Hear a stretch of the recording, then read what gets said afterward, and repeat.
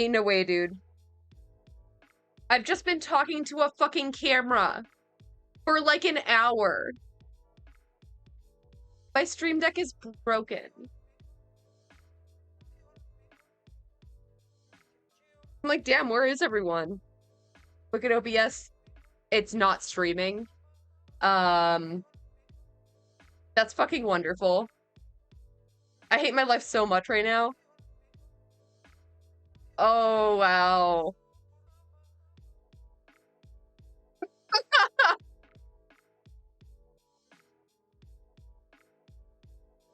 No, dude. No! No! I'm 30 minutes into Foreign's video. 30 minutes that I have to go and react to.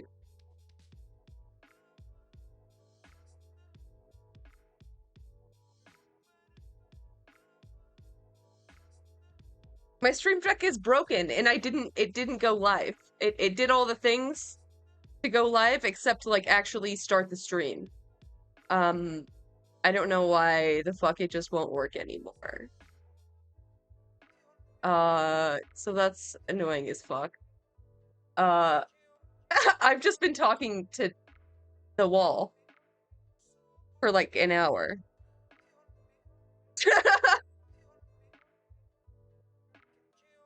Ah! God fucking damn it, dude. Oh, that makes me so mad. Oh, God damn. Well, at least I'm fully pre-watched, I guess. Now. Also, hi, I hope you're well. I'm sorry I'm late. I was here an hour ago. I was. Yeah, my go live tweet happened either. God damn it, dude. I don't know why it just like won't link with OBS on some things. Oh, Stream Deck. Oh yeah, hi, thank you.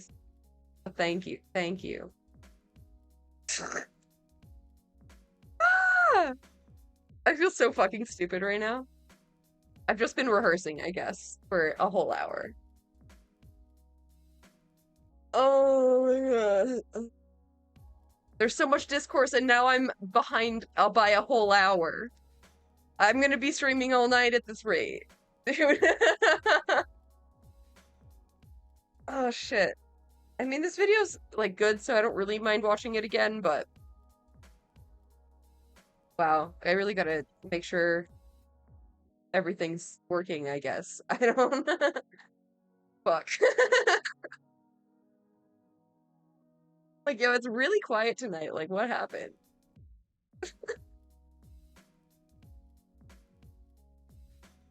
Alrighty. Take two. And it's like, it's not even recorded. So, like, I can't even, like, just keep going and have the full VOD. It's like, I actually have to start over. Oh. Countdown, yeah. I don't want to, like, fuck up the buttons, because I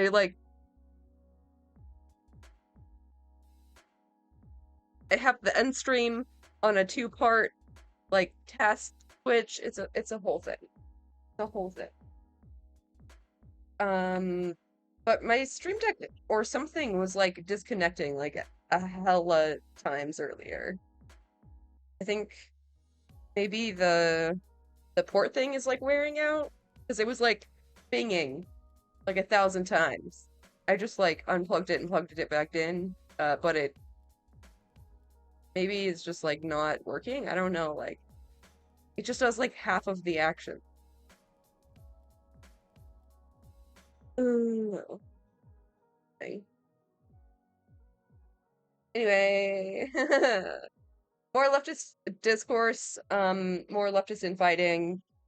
Foreign called out Keffels, and now Keffels and Jesse Gender are also fighting it out because Jesse Gender featured in this video. Yeah. Yep. What are you racist? But Gage. From bona fide celebrities like J.K. Rowling. From what I know about J.K. Rowling, she's to have an abusive husband, I believe, didn't she? And like for those reasons, I think she's kind of using that as an excuse to sort of project that same sort of danger that she had from her husband onto trans women. I'm Dave Chappelle. They've canceled people that are more powerful than me. They canceled J.K. Rowling. My God, J.K. Rowling wrote all the Harry Potter books by herself. Man just said J.K. Rowling cancelled. Not canceled. Very rich. Still making lots of money. I wish a few leftists could just cancel J.K. Rowling, but we're just, like, not that powerful. Like that's supposed to mean any... Hold on. How much did J.K. Rowling make last year? I just want to know. How much did J.K. Rowling make last year? Would you look at that? I wish I was cancelled, Dave. She said, How do I get canceled? Honestly. And she's fucking pouring all of that shit into transphobic institutions that are advocating against trans rights. So that's cool. Right. gender was a fact. And then the trans community got mad. They started calling her a TERF. Trans people make up words to win arguments. TERF is an acronym. Stands for Trans Exclusionary Radical Feminists. This is a real thing. This is a group of women that hate transgender. They don't hate transgender women, but they look at trans No, they do. They definitely hate them. women the way we blacks might look at blackface. It offends them. Like, she's doing an impression of me. You see, I knew the strong with him as soon as he said blacks. I'm not surprised that he said. I'm not surprised. Dave Chappelle will often talk about the queer community and then say, well, I'm a black man, I understand marginalization, but then we'll like say some transphobic stuff and we'll say, well, I understand marginalization, I get it, but then these trans people are like, they're harming. Yeah, I need to fact check this, but I think that TERFs named themselves that first. I'm pretty sure it was like a self-described name. Because they are, I mean, allegedly feminist. But I have to look into that. And attacking this white woman. Again, this like thing we were talking about in another video about like protect the white woman sort of thing. He will defend himself through his blackness. And then other people will also then bring that in too and be like, well, he's a black man. How dare you criticize a black man?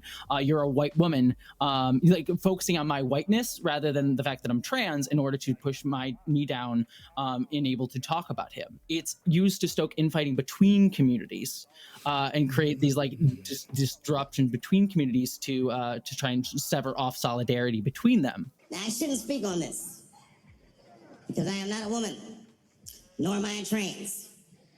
But as we've established, I am a feminist. Look at him grin. He's so proud to be a... I won't give him a high five. Any face. I digress. From that to internet icons like Vosh. Just say, Whew.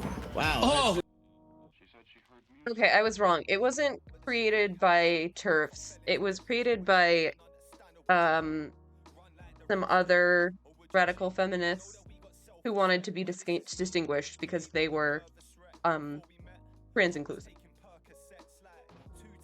Interesting. But it was meant to be like neutral. Just like a descriptive word. and Careful. See what that tender queers are. I don't take it back. I don't take it back. They are. there's a legion of case studies that demonstrate a pernicious pepeW. principle, a privilege, if you will. But the best introduction to this comes in the form of a Jussie Smollett. Now, if you recall, the panorama was the perfect cloak for Jussie's Not this again. Oh, I really wanted this story to be like lost to obscurity. So bad. grand opening of the critically condemned play, The Boot is on My Face. The very boot being the metaphorical manifestation of racism and homophobia packaged into a one-act play armed with enough bleach to make Vibes Cartel himself blush, and a noose bedizening the neck like a plantation-themed party. So whatever True Diddley was art when he took this picture. Is there anything inside the apartment? True Diddley. That's the only thing I need everyone to call Justin Trudeau now. True Diddley. Okay. So I explained to them how you were going to get something in. And the reason I called because. Okay. Do you want to take it off or anything? Yeah, I do. I just wanted y'all to see it. The craziest part about this story was like he said that the attackers poured bleach on him, and then what? He just kept the bleach-soaked clothes on. Like it makes no sense.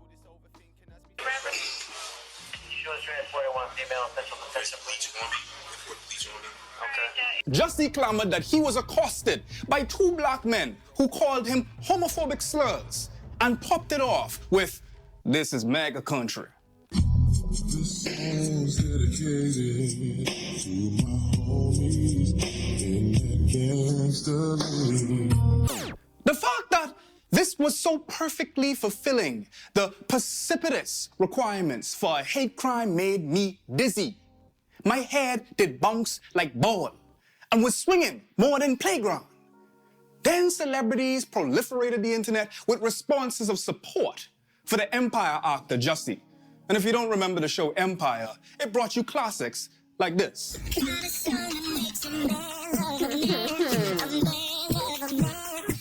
But the very actor that played Jamal Lyon turned out to be lying. I'm sorry, I shouldn't laugh, but if you would stage a hate crime, right, then why besmirch the couple of them instead of the that swapped their hoods for hats? This is where we waited for Jussie to come before we attacked him. Anyway, the world dragged Jussie like a dead deer off to the side of the road because in an attempt to apprehend the attention Jussie believed he was entitled to, he got the type of attention nobody wants: infamy.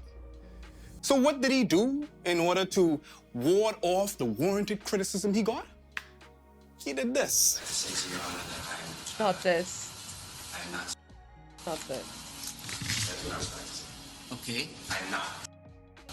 Okay, I am not. Okay. I am innocent, and I'm not. If I did this, then it means that I stuck my fist in the fears of Black Americans in this country for over 400 years and the fears of the LGBTQ community. Your Honor, I respect you and I respect the jury, but I did not do this.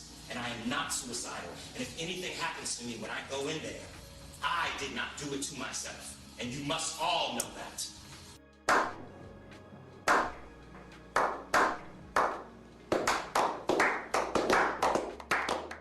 Jussie dual-wielded the race card and the gay card, which in a white supremacist cishet society is somewhat of a draw-for of performative people who brandish social justice warrior in their bio and bios alone.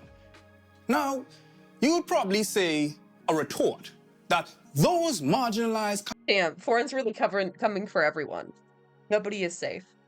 cards didn't save Jussie from jail, nor did his lawyer, who is the current lawyer for the monospheric mogul Andrew Tate, not Angel, Jesus wept.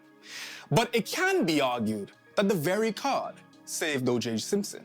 Did you do it? No, I didn't. Nope. Did not do it. After we finished filming, OJ said to me that he had a surprise for me, and I genuinely was surprised. I think it was his idea of a joke, and this is it. In any other scenario, a black man accused of wiping out a white woman will be thrown under the jail. But OJ's blackness was only rivaled by his wealth, as well as him being the closest possible to the pinnacle of patriarchy. A star-studded athlete adored by the entire world. That trumped racist white America's voracious desire to protect white womanhood and white femininity, which are pinnacles of white supremacy that if you haven't heard enough of, you could watch this video up here. But in short, white womanhood is so powerful that it can kill an Emmett Till. It can get the police called on you for simply existing, while simultaneously being a badge of marginalization as white women and white femmes are subjugated in the patriarchal societies as well. Like you said, like J.K. Rowling uses her BuzzFeed feminism. That's what I like to also call it. J.K. Rowling, Taylor Swift, like. Oh my god, I love that. I love Anne Marie. BuzzFeed feminist. Utilize that white feminism. Like they only care when the issues pertain to them, but they won't fight for other marginalized identities, which is actually like the core root of feminism. You fight for equality. Like sure, like intersectionality is a key part of feminism. And if you want to fight for equality, you should fight for it on all aspects. God damn. Yep. Sorry about that. Foreign from the foreign line sweatshop. Yeah, like, I don't know, like, what JK thinks. Like, she's gonna fight misogyny and win, but not having acceptance for trans people? Like, how does that work exactly? Like, oh, like, we suddenly stop discriminating against women, but trans women, that's fine. Fine. How practically do you think that works? You know? Fucking genital inspection day. That's, like, always the, like, end point of all of her fucking talking points. And you already know that I had to go and make a mention of Ellen DeGeneres, one of the prime examples of people who weaponize their white femininity and also, of course, the queerness, as well as the latest white woman of the week. We can make that a segment, white woman of the week.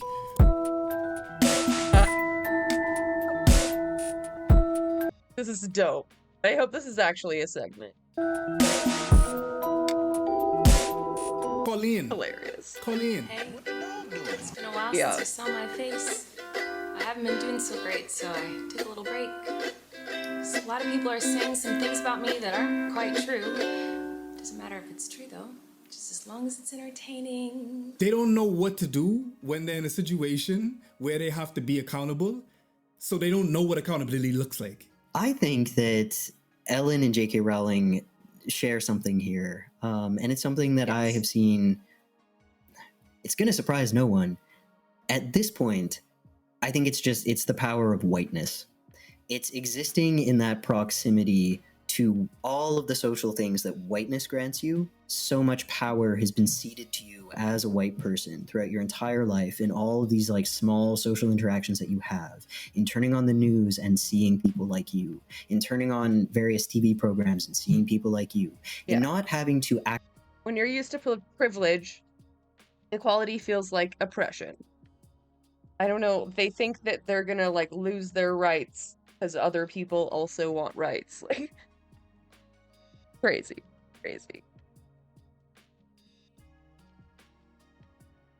Actively look for people who look like you. You don't have to seek them out. They find you. You have some sense of power over the world around you. And I think that starts to dictate how you behave in positions where you feel like you're losing power. I think that people who are used to experiencing a certain amount of social control are more likely to react with intense negativity or in ways that are really lashing out when they start to lose that social control. So I think that both J.K. Rowling and Ellen DeGeneres, I think that they're both experiencing that. Now, obviously, the word privilege in this context of marginalized folk is not the same as white privilege and the like, due to the infrastructural and historical violence that rends whatever privilege we have from our hands. But the paucity of privilege that marginalized folks have in progressive spaces is what we're discussing today. What is marginalized privilege, and how do we address it as progressives? And I got a star-studded cast of guests that are local to the communities that are being critiqued, rather than me, the cis of het black men, doing an inter-community criticism. But I can criticize this, my experience of weaponizing marginalization as a black man myself. Now, if you are familiar with this channel, I have called, I'm sorry, we need to talk about the white slander. I have called white people skeet-colored, sun-dodging, paper impersonating people. The list goes on. I've said it's funny as fuck things that will be read back to me in the court that decides whether I go to heaven or hell. And all that I could hope for is that my family gets a discount for my funeral, because I know ain't no way I go into heaven. And I would blush if I found out that they spend so much money just for me to go to hell. Even if God himself is up there smoking and getting they ate, it don't matter.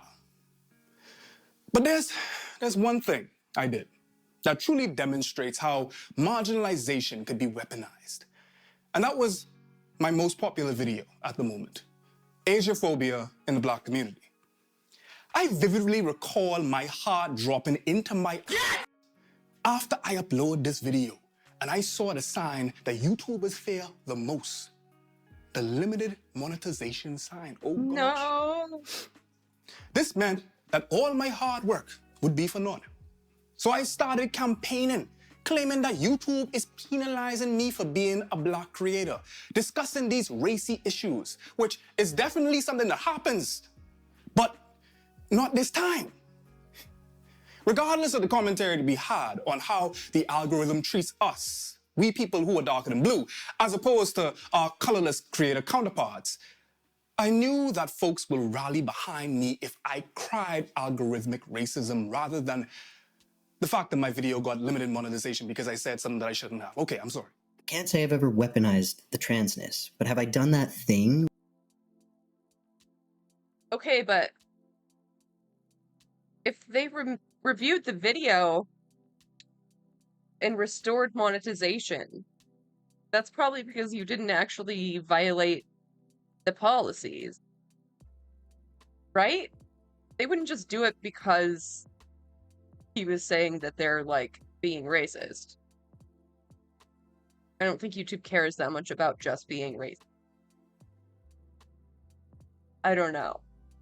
I guess it's kind of up to the individual moderator.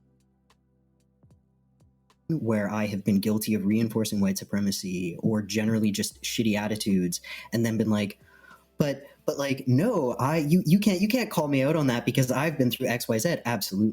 Absolutely. And it's why I recently made a mistake. I completely misspoke about the concept of female privilege. We all know, like, that would be an example of me speaking about womanhood as a man, and I could have been like, okay, but I'm trans, but I didn't.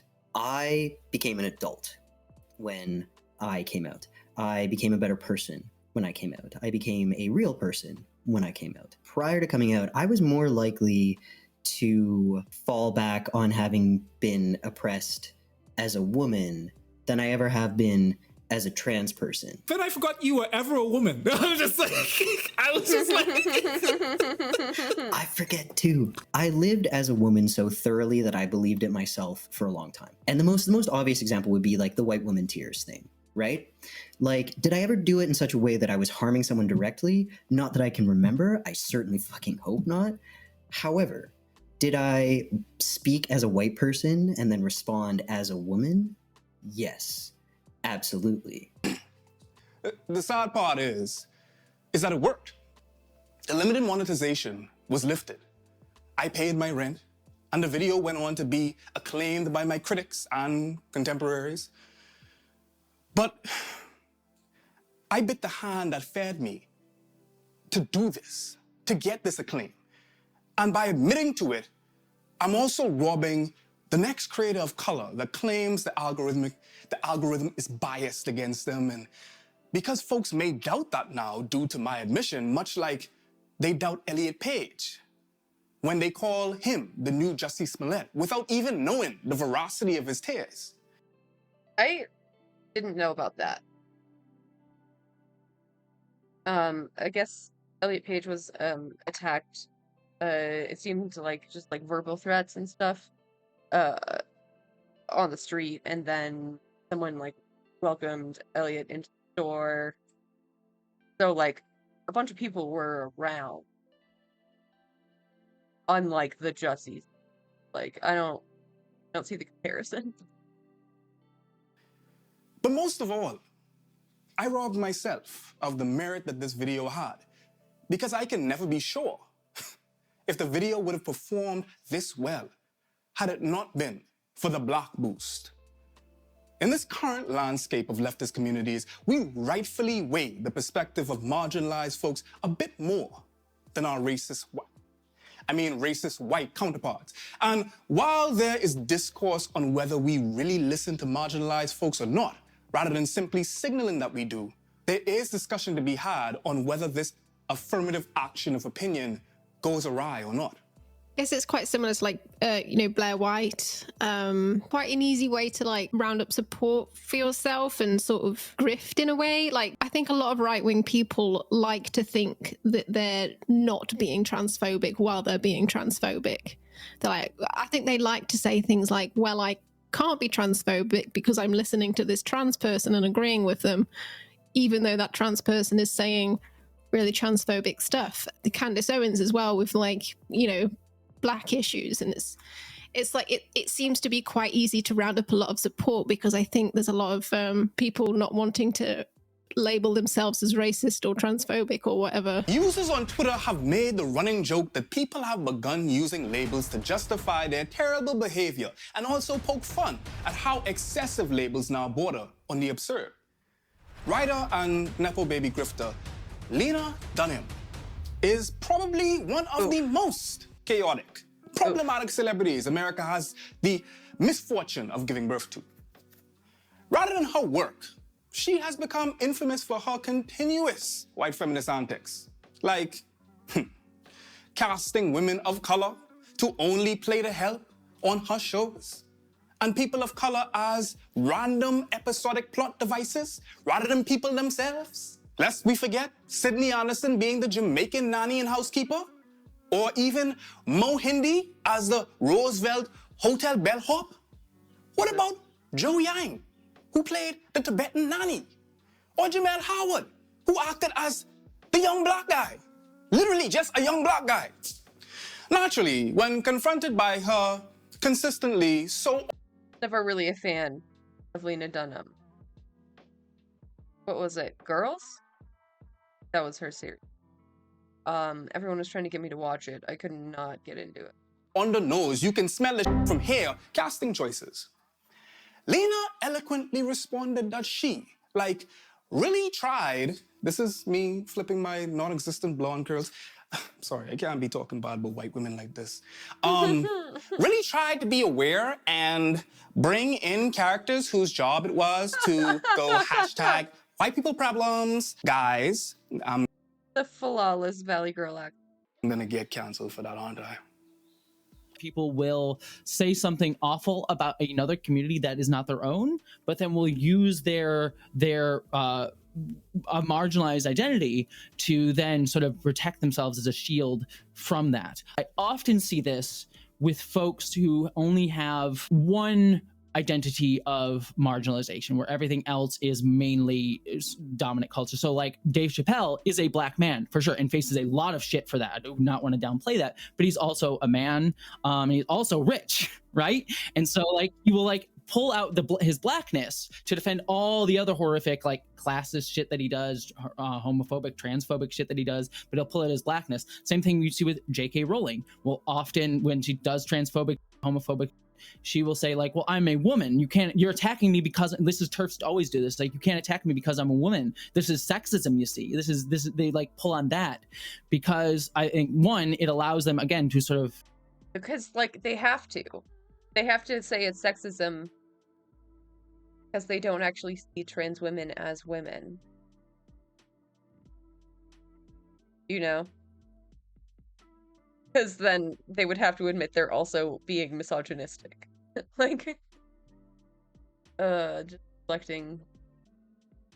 Remove themselves from responsibility for their actions and center their marginalization to do so. But then also, I think it's also just because an unconscious thing is because they understand what it is to face sexism in certain respects. They seem to think that all criticism of them is that thing. Because, of course, solving white people's problems and acting as a foil is definitely the job of people of color, and certainly not the job of her extremely mayonnaise characters to look internally at their own flaws and, I don't know, maybe have some character development. Mind you, this the same director who onboarded Donald Glover to act, who is extremely problematic by his lonesome. He need no help. In the same show, during the very same time, she accused this character. I really don't know anything about what Donald Glover did.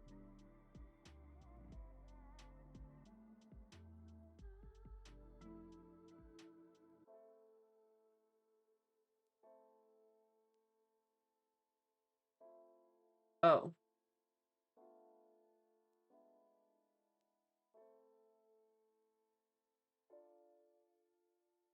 Of insulting black women? Uh-oh.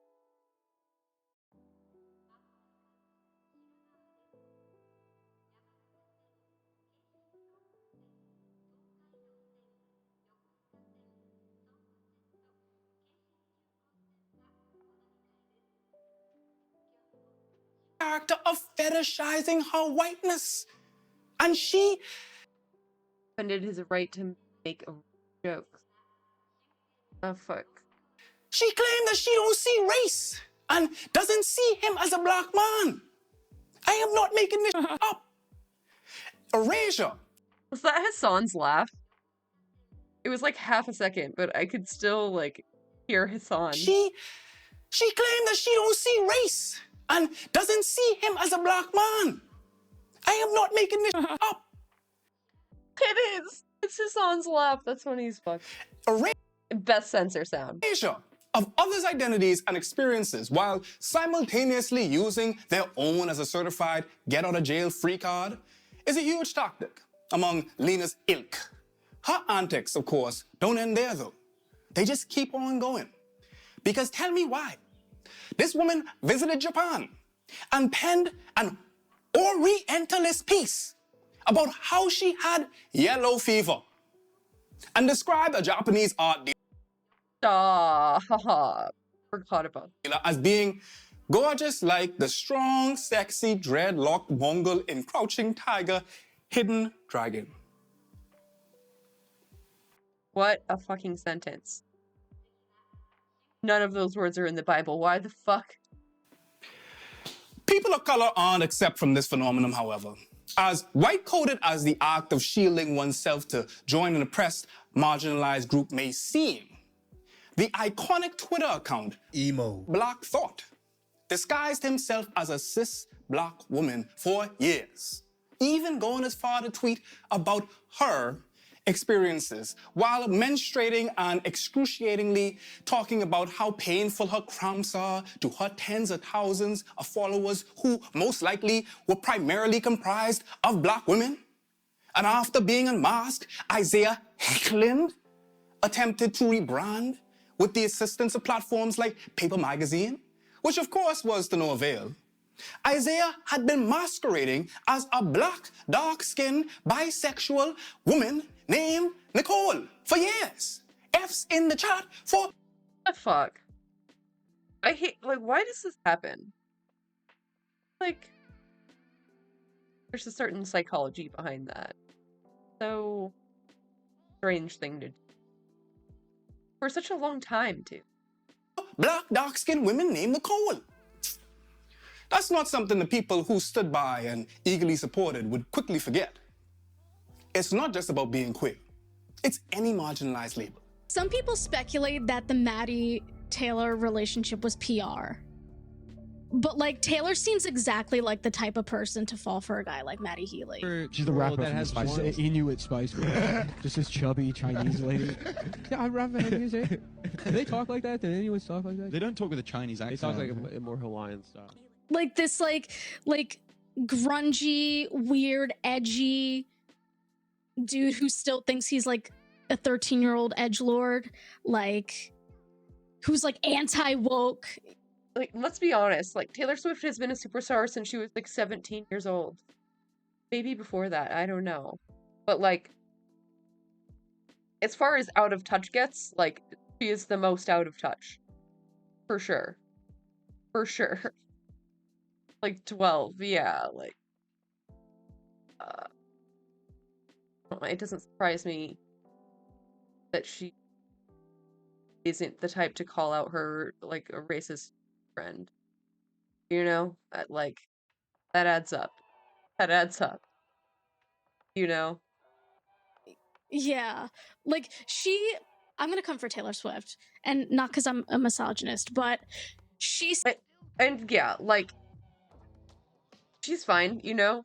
She's a good artist, I guess. Like, I don't get the appeal personally, but, like, it's just the default position is, like, not being aware of racism as a white person, and I don't think she's put in any work to, like, unpack that. Seems like the type of woman who says she's an ally to the gay community specifically, and she'll go to, like, all the parades, she'll, like, say yes queen when she sees a drag queen, but she won't correct her homophobic boyfriend. Someone tweeted a picture of Taylor in front of, like, a plate of cookies that said Biden 2020 on it. It was like, how can she be racist? Ain't no way. Fucking Jim Crow Joe. Okay. Okay.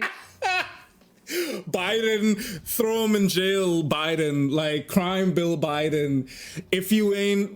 How are you black if you don't vote for me, Biden? Like, yep. It's the same energy as Kendall Jenner with the Pepsi. Blonde, bone straight wig, throw that shit, smudged lipstick, walking into the protest, panning to the pigs, token black and queer coded folks, product placement time, token Asian emo, bow wow. Product placement time. I love this cover. Wanna be dapping me, damn the bacon hating. Watch me walk to him and end racism. He'll sure be taking pics as I swing my hips. He takes a sip and now racism over. J.K. Rowling's like, I experienced sexism. I faced sexism as a woman. You know, I probably had to fight really hard to get my books out, to get them taken seriously. And you know what? I was right, because those books are amazing. They made billions of dollars, right? And so she's like, I know what sexism is, and I've seen it. And so when other people come to her and say, this is fucked up what you're saying about trans people, she then views that as sexism because it feels the same, because she doesn't, like, recognize the difference between the dominant culture and people in power attacking her versus like people below her, because again, she only has one intersection of marginalization. And so she only views it on this axis of, like, I'm being attacked or not. I really don't think JK has ever considered that you need to have trans rights for gender equality. Like, you can't have one without the other. Like, she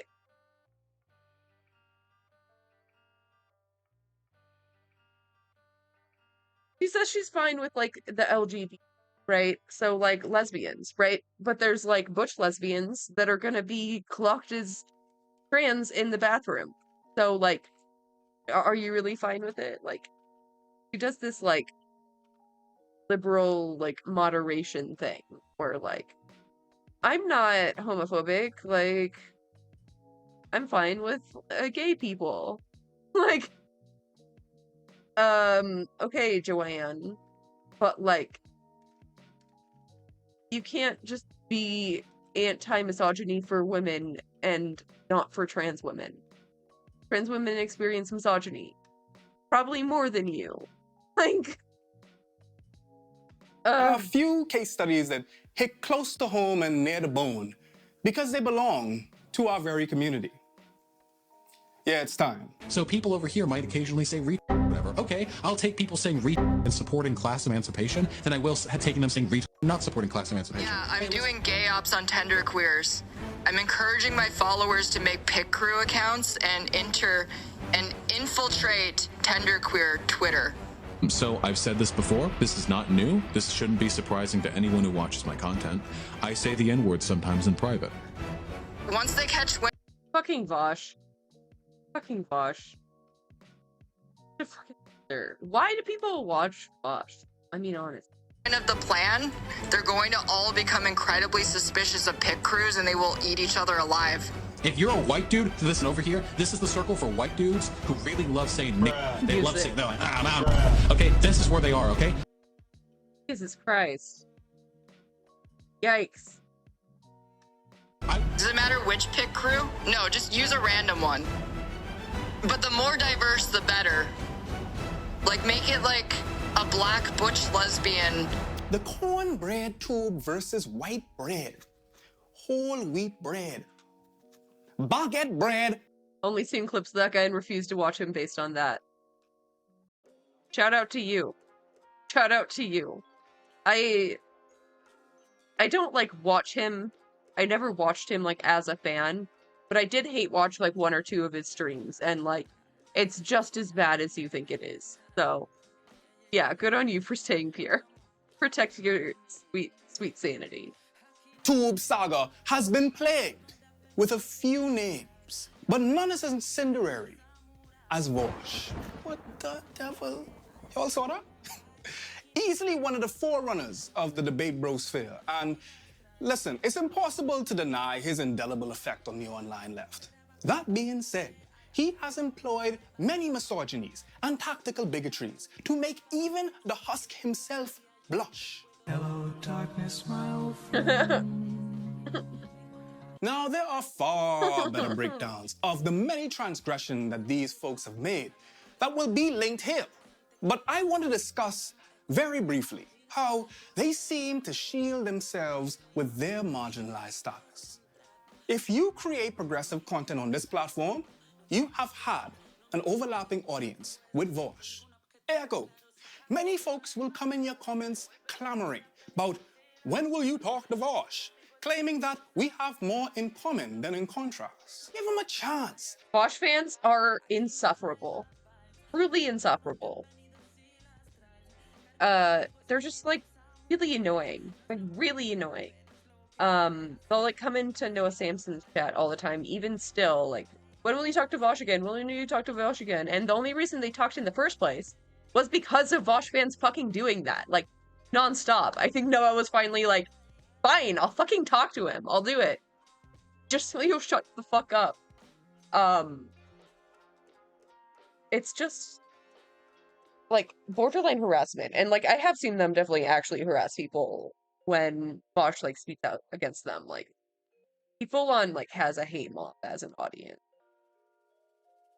He's clipped out of context a lot. You know, all that horse and PDF file rumors, they're just rumors. Listen, I don't... Yeah, I've seen clips of him saying, it's not immoral to look at lolly porn. Because it's not real children. It's animated. It's drawn, so it's morally neutral or something, I guess is his argument. Which, like, bro, seek help. Like, literally see a therapist. Like, log off, call a therapist right now. I don't care about that. You know what I care about? You know what foreign cares about? Big body foreign? I care about the racism. I care about the misogyny. You might be able to look past the bigotry, but one of the shields that are raised when criticizing Vosh is his queerness, of course. But the one I like the most is his autism. I'm a different kind of author. Big body foreign, they say. Yes, they call me that. Big body foreign. Give him a chance. He's on the spectrum. Thus does not pick up on social cues. For one, how dare you? No, seriously, how dare you take me to be the that Jesus rode to Jerusalem on? And secondly, how dare you infantilize and dehumanize autistic folk them by putting them... It's not helping. It's not helping autistic people. Like, you're not defending them. In a category impervious to criticism.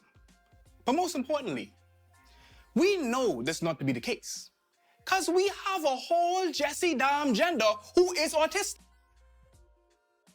And, like, it's not like you should criticize autistic people more, but, like, I think autistic people, more than anyone, is, like, often they're asking for like guidance for feedback on like, oh, like tell me if I like went too far, and like I just like don't have like a good gauge of that sometimes, like, you know, like being receptive to learning in general. Like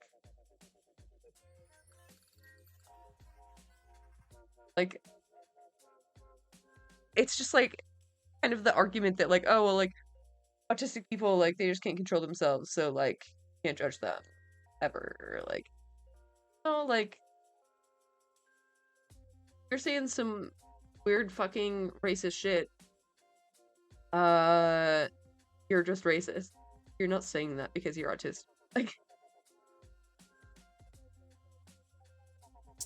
I have so many thoughts about this. The excuse being like, don't criticize this person because they can't communicate themselves as well because they're autistic. I used to work at a Boy Scout summer camp, and there was a gentleman who ran the rifle range and the shotgun range at our camp. There was this guy that he had issues with, and every at the end of every day we would do this, like we'd march in formation, whatever, the paramilitary Boy Scout stuff, and we'd shoot off a shotgun, and this guy would shoot off the shotgun, and the one guy who was autistic, he would prepare the shotgun for him. And one day, because he was pissed off at the man, he put in the wrong shotgun powder that was just much louder. And that's dangerous when you have a weapon, even if the weapon doesn't have any bullets in it. And then we went and spoke to the guy, the autistic guy who ran the shotgun range, about this. And he's like, well, it was autistic. I didn't think it was like, I didn't think that it was a bad thing, and I didn't understand. I'm like, no, you run the shotgun range. You know about safety protocols. I know you do because you teach it. And so to put it off on that is just using your autism as a shield to escape responsibility for your behavior. If that ain't enough for you, we have Swolesome, who is literally autistic and bisexual. Like, literally the same thing as... Yeah, loads of people are autistic and not racist or pedophiles. Like, it's not an excuse. Without the edginess, which is, of course, caucus speak for racism. Vosh, him not saying it as much as his followers being like, okay, but he's autistic, he's autistic, he's autistic. It's like, you guys need to recognize what you're doing here. Like, this is not helpful to autistic people. This is really not helpful at all. A lot of white autistic folks, in particular, will have fallen into communities on the internet that are really misogynistic, that are really like racist, that are generally just have a lot of shitty attitudes, and they may have a basis that they're operating from where they think like that's kind of normal behavior. I've met autistic men in particular who think that, yeah, it's totally normal to say like scuzzy things to women. That's how men joke around, right? That's how it works. Here's where it starts to get more complicated in my mind is if someone has told you that was inappropriate, I didn't like it, you now have enough information to correct the behavior. So even if you didn't have it before, now you do. Now you know. And so for me... Yeah, like how many times have people laid out in video essays or directly to Bosch why he was wrong about whatever? He doesn't give a fuck. The ableism comes into play there. When people are like, oh, but they're autistic, you're implying that we can't make those connections, and we absolutely can. To imply that an autistic person can't have that understanding, you are using ableism to enable behavior. But let me ease up off your boy Vosh for a second and get to the gal limb. This one right here is for the gal limb. Gaffles. Probably one of the... Here we go. Okay, this is like the beginning of all the discourse that I have planned for later. Strap in, folks.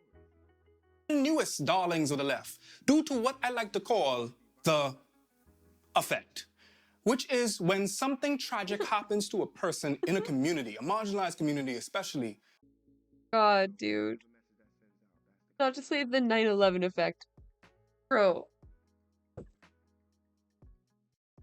And folks begin to rally behind them in order to ward off a common enemy, which in this case was Kiwi Farms.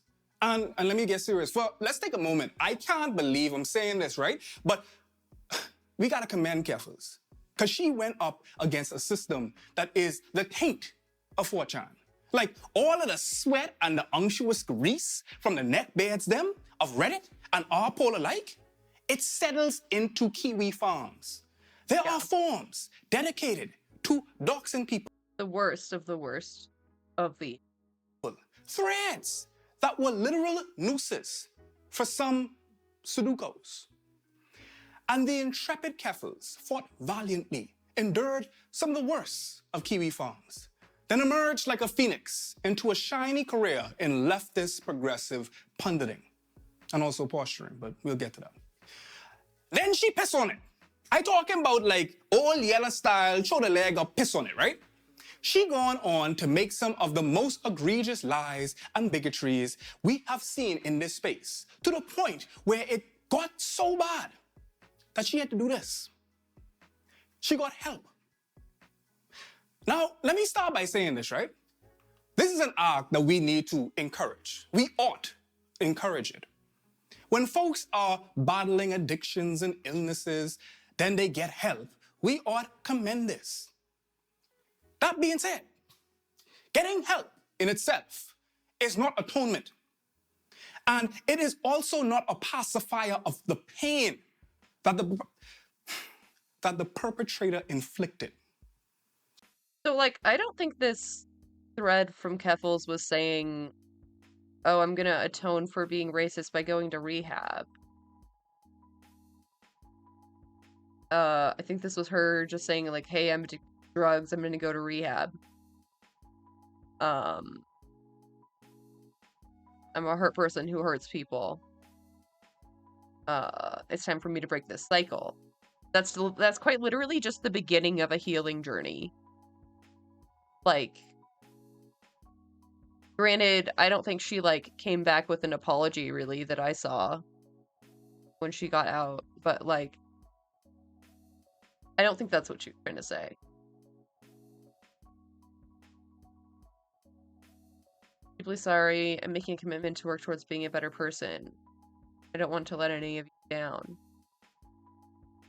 She did delete, like, a ton of her old content.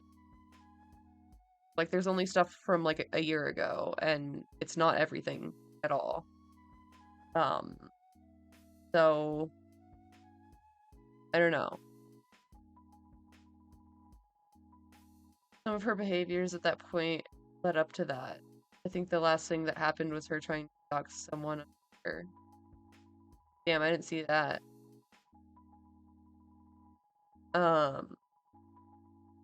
Yeah, you do a lot of fucked up shit when you're on drugs.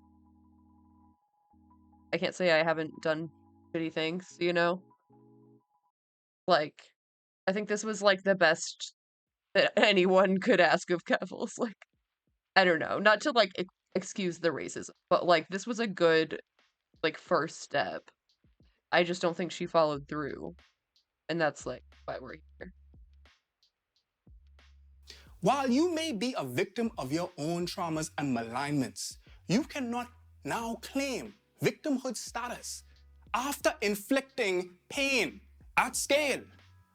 But many supporters of Keffels warded off criticism in the name of her rehab visit.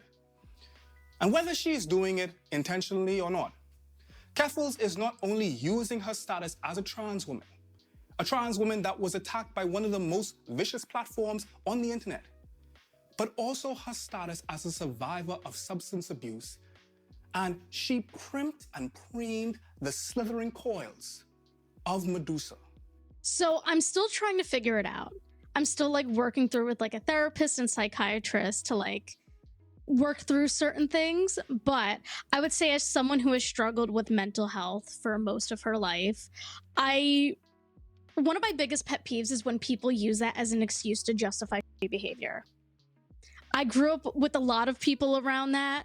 Like I remember I was in this, like, theater group once, and, like, one of my friends at the time was, like, really mean to this other girl, and she was like, I just have anxiety today. There was definitely a point where, like, especially during the pandemic, my mental health was affecting my parents, like, the people I live with, because at a certain point I was in, like, a heavy depressive episode, and, like, I was just, like, I essentially had a meltdown, and, like, my parents were going to take me to a hospital to, like, try to, like, sort that out. That's what really, like, that was, like, the moment for me where I was like, I need to be on medication. in a general sense, because treatment looks different for everyone, it just prevents incidents like that from happening in the future. Or like if some similar feelings like that pop up, you know how to handle it. But that doesn't justify or, wash, It's not a justification, but it can be an explanation. And then, like, how you act afterwards, I think, is more important. Like, if you're willing to, like, rectify the harm that if you're willing to make, like, steps, to, just, like, heal the wrongs, then, like, that's okay. Not just say, like, oh, like, I have depression, I have anxiety, like, let it slide. But, like, you can use it as, like, a way to start a conversation. And be like, yeah, I have, like, a lot of anxiety, like, I'm sorry I, like, lashed out at you that way, like, like, you didn't deserve that, like, how can I, like, make it up to you, like, how are you doing today, like, I don't know, like,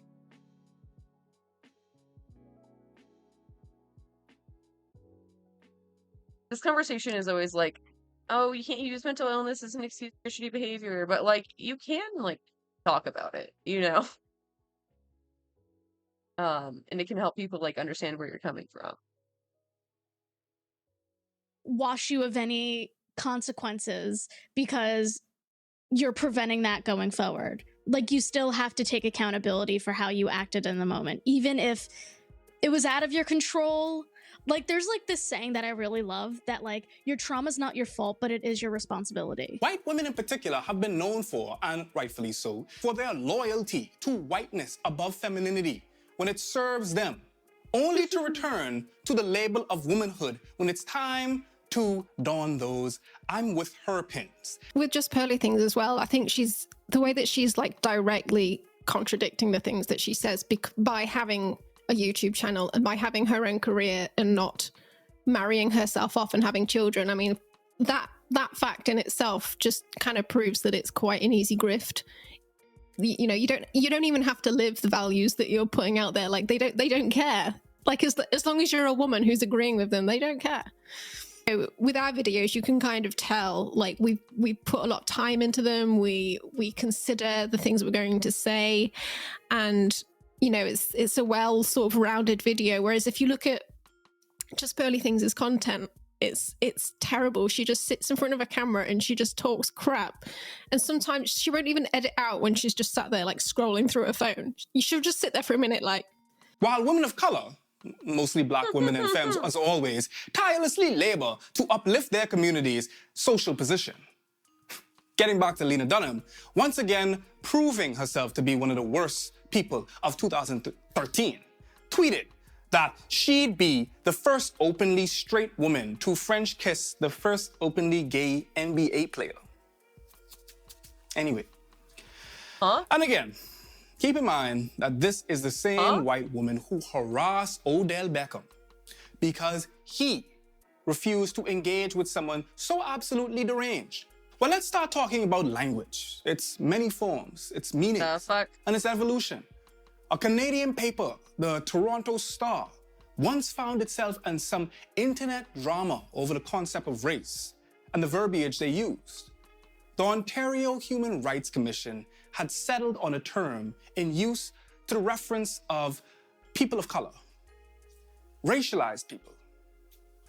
Because they accepted that race is a social construct, they decided to use the phrase racialized person or racialized group instead of labels that they said were outdated, like racial minority, visible minority, people of color, and non-white.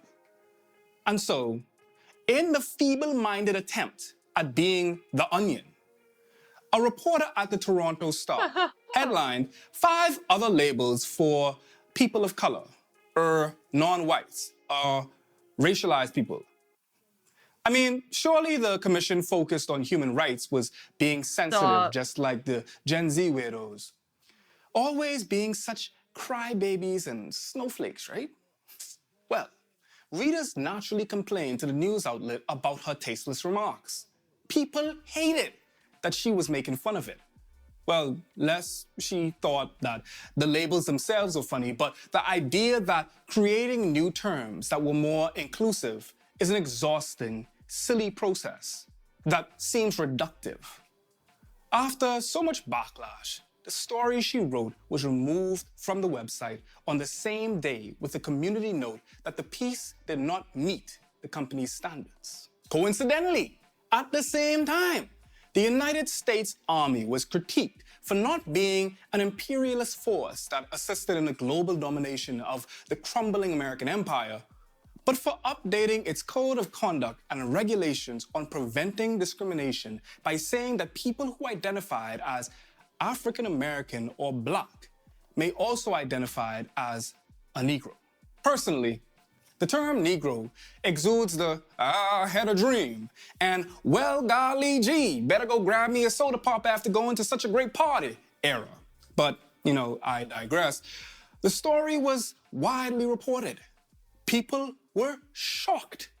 The U.S. Army? Negroes? The policy hoped to provide fair treatment for military personnel and family members without any regard to race, gender identity, religious beliefs, or nationality by proposing to provide an environment free of unlawful discrimination and offensive behavior. It then lists and defines the racial and ethnic group it aims to protect, with the word Negro being the one synonym in a long list of various ways those who fit into the term Black may choose to identify. Regardless, they felt the need to publish an apology and recall the verbiage. So here we are in 2023. We've got minorities, non-whites, and people of color. Many of us hear the term diverse being thrown around to encompass organizations, coalitions, or corporate employees' racial makeup. As in, we're so excited to have a diverse voice speaking on this particular issue. But these are terms that have really come to the forefront of discourse and usage only recently, only to be replaced with never hipper alternatives. Yes, words mean things, but words have and will continue to be replaced with less offensive or less loaded identifiers than their predecessors, which is a process known to linguists as pejoration.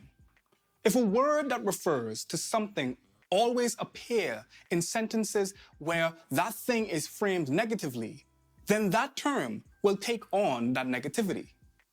Harvard psychology professor similarly opined in his book, The Blank Slate, that the euphemism treadmill is a recent drive to adopt the new terms for disadvantaged groups, and it often assumes that the word treadmill. Oh my gosh, I'm tired. Words and attitudes are so inseparable that one can re-engineer people's attitudes by tinkering with the words.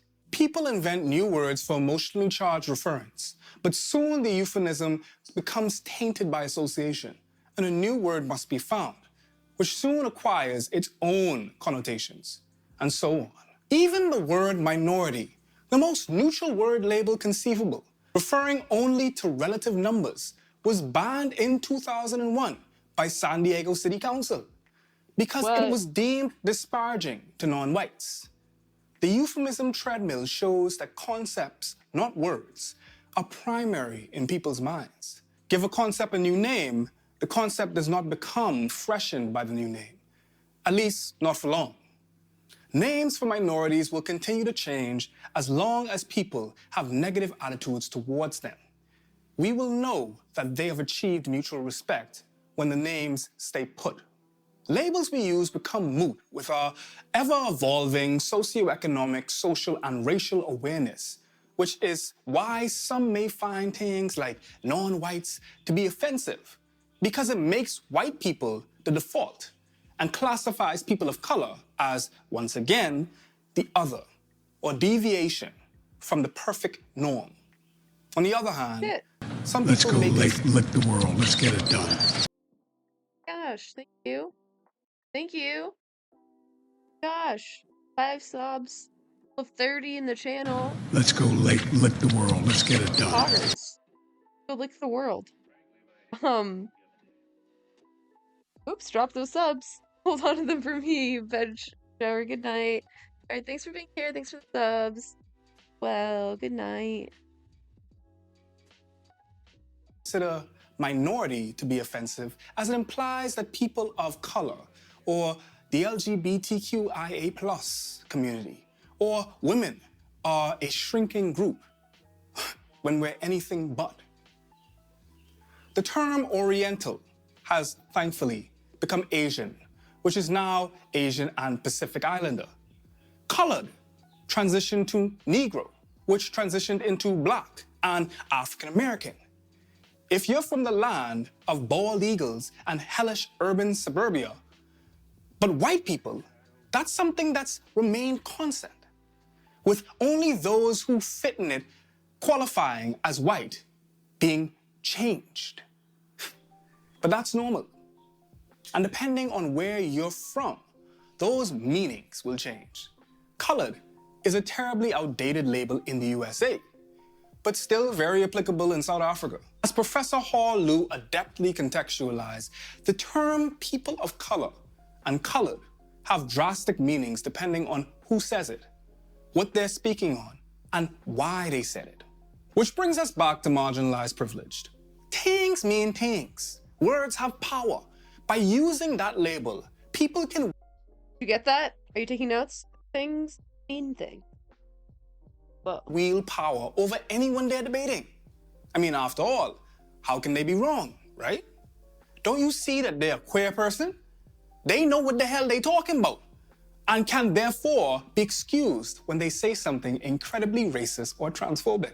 We also forget that the people behind those platforms are human beings who will fuck up and make mistakes. Sometimes very egregiously they need to be super held accountable for, but also sometimes in smaller ways. I don't want to say benign ways, but smaller ways. And what we will do to marginalize people is we will hold them even more accountable and extrapolate the harm, even like hyperbolicize the harm, in order to be more quick to tear them down in ways that cis white dude creators will not have to deal with as much. You know, they'll say something awful and they'll be given a little bit more forgiveness than a marginalized creator who will have more hyperbolicized harm. And so it's one of those things, like, I don't think anyone's owed a platform. I think everyone on a platform should be held accountable for if they fuck up. And it's not just like you should be allowed to continue to have it.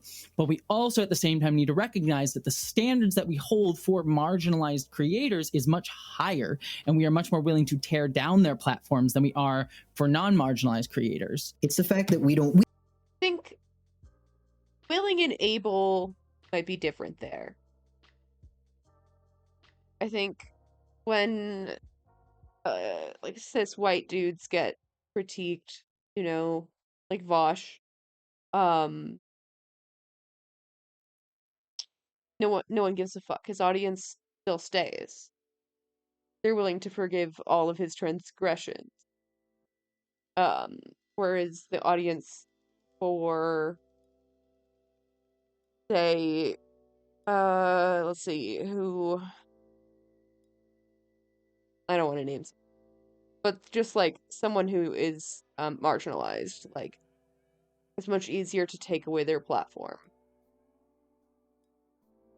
Because there's so many like biases against them. And usually they have like a much smaller audience.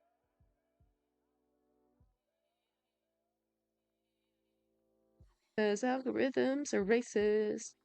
We don't have the space to fuck up. We don't have the space to be shitty, selfish people who tell lies. We're not allowed. We can't. And that's frustrating. And I feel like we won't have, like, equality isn't going to be a thing until marginalized people are allowed to also be shitty. But back to labels for a minute. The reason labels continue to fluctuate is because of the ever-evolving positions of those being referred to. In many cases, those in the affected groups prefer to label themselves, which is a process called creating an autonym. As they become more socially visible, naturally, Terms can also be debated within a group. Like if an American black person should use black or African American. The groups we choose to identify with and their associated identifiers also provide credibility and open the gates of access to that community. If you're black, you can reclaim the N-word. And if you're queer, you can reclaim the F slur. And if you're black and queer, well, you understand what I'm saying, right? Depending upon the context, reclaimed slurs are terms of endearment or used to poke fun at themselves, while in other cases not used by those within that group, they're absolutely derogatory. What makes someone marginalized to fit into the identified group is what sociology calls being in the out group. Those not in the in group, which is whiteness, in the case of Western racial identity, which white people made, are othered and pushed to the fringes of society, where they're treated as lesser than or as a means of economic and social fodder. And of course, being marginalized doesn't exempt anyone from having biases, whether internalized against their own group or externalized through tangible actions upon others. You know, and I get it. We all have flaws.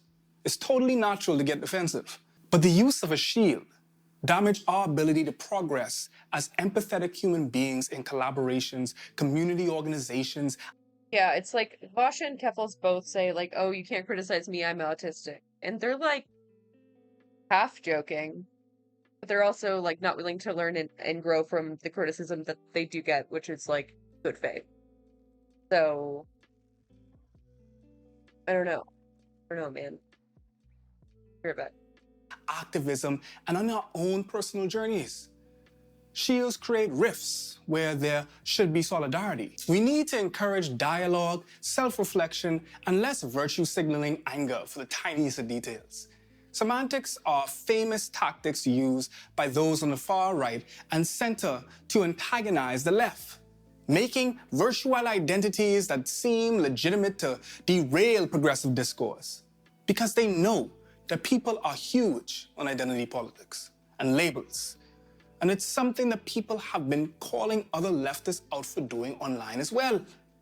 So, while we hold ourselves and each other accountable, we should understand how marginalized identities have historically interacted and how people are unique and multifaceted, which sometimes means taking a step back.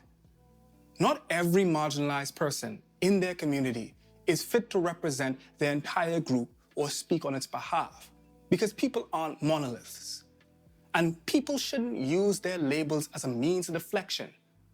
After all, a platform is not a right, it's a privilege. And it comes with a responsibility that not everybody can handle.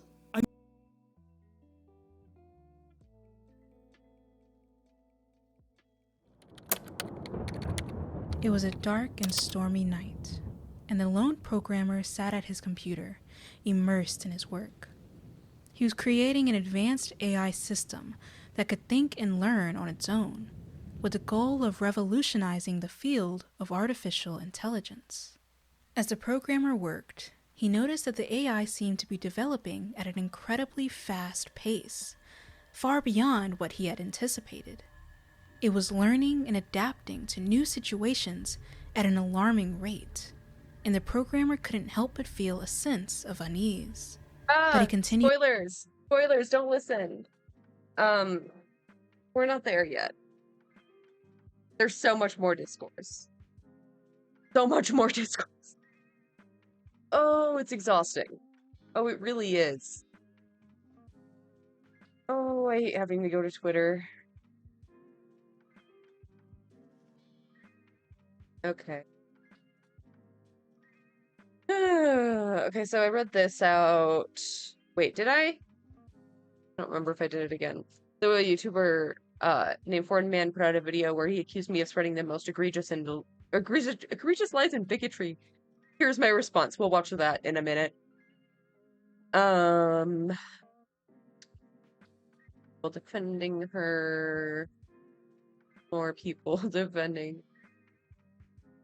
Oh yeah, so she's been doing this bit where she says noodles are tasty, and pretends like that's the thing that's offending people. But it started when she was doing like all the recipes from a cookbook by a white woman who made all these like ramen recipes. Who's like being called out for like appropriating Asian cooking. I don't know. The whole thing, it just seems very dumb. I've had people lie about my racist behavior relentlessly for a very long time now, and in this video, I address it all. The drama over me saying noodles are tasty to pushing back against the abusive behavior of a Twitter username,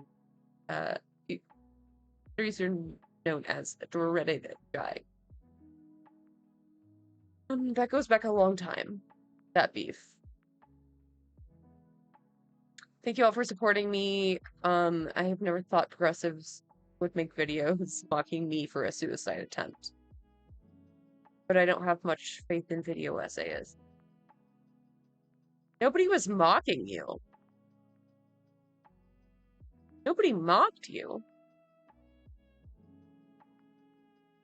What? They asked you to, like, do better. Huh?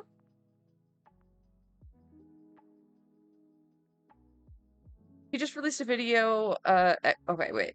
Jesse tweeted, oops. Sorry.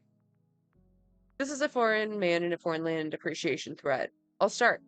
Foreign is the sweetest, kindest human who is always ready to spread love and open to listen, even and especially when it's about difficult topics. I always know personally he gives the best. Very nice. Wholesome tweet.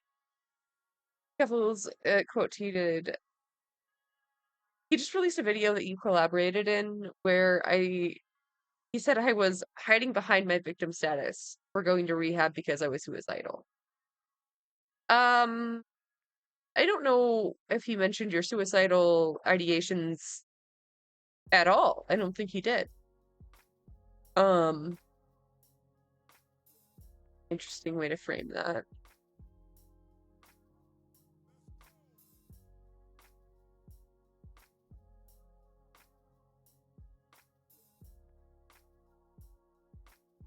Entire clique of content creators are some of the most manipulative and abusive people you will ever meet. Don't trust them.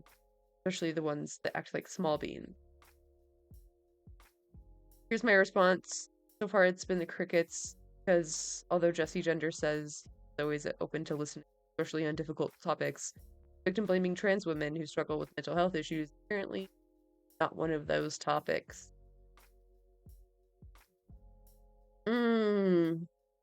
Being a trans woman who struggles with mental health issues does not shield you from criticism. That's exactly what he was saying. And I think Foreign would be open to listening. Wanted to talk about this more. I wonder if Keffels reached out to him.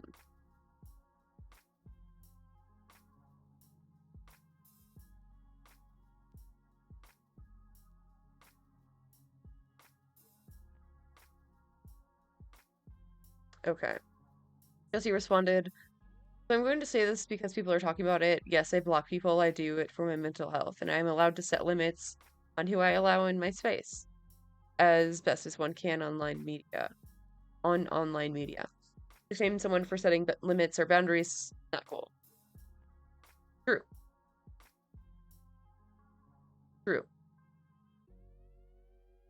Oh, sorry, I keep clicking it. Someone responds, blocking people asking you to be accountable for your actions isn't setting a healthy boundary. It's avoidant behavior. Well, I don't think you get to say what other people's boundaries are, you know? That's a healthy thing to do.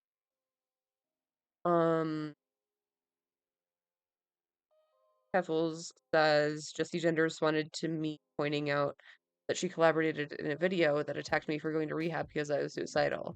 Apparently it's not cool to shame. Wait, I already read that. Wait, that's the same tweet? I repeated that tweet.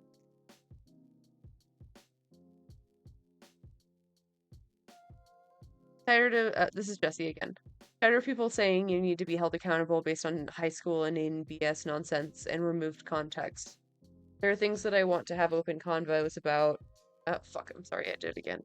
There are things I want to have open convos about, even admit where I fucked up, but I can't because it will just feed endless disingenuous discourse.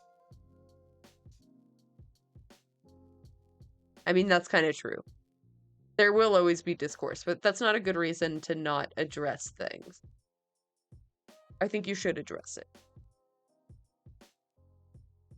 I almost died in February. My friends made me go to rehab to seek help. They were scared. Collaborated in a video. They accused me of seeking mental health care to atone for tweeting about noodles and are calling this high school BS. How do you even have a platform? Yeah. I mean, I don't think it was the noodles part. I don't think Foreign mentioned the noodles. I don't think so. This isn't disingenuous discourse. My friends literally did shifts to make sure I didn't stop breathing in the middle of the night. Having my mental health crisis turned into a bread tube drama is disgusting, and ashamed of yourself for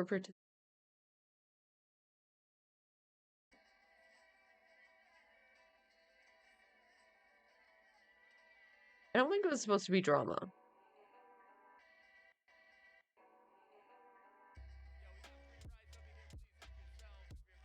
Oh yeah, this was another thing Jessie did. She liked this thing. I don't think she understood the context of it or something. I don't even remember entirely. But everyone was mad.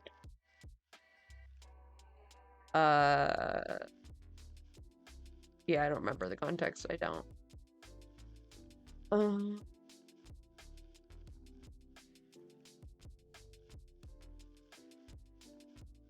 Done. Is this what accountability looks like?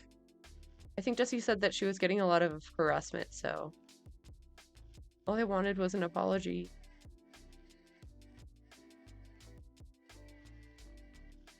Then why did you rally all of your Twitter followers? Why didn't you just message her? So sick of the type of people who engage in heinous acts against other people, then cry victim, lock their accounts down, and try to gaslight everyone into believing all criticism against them is just drama. You are on a public platform and engage in public discourse. Expect people to engage back. I mean, that's true. True.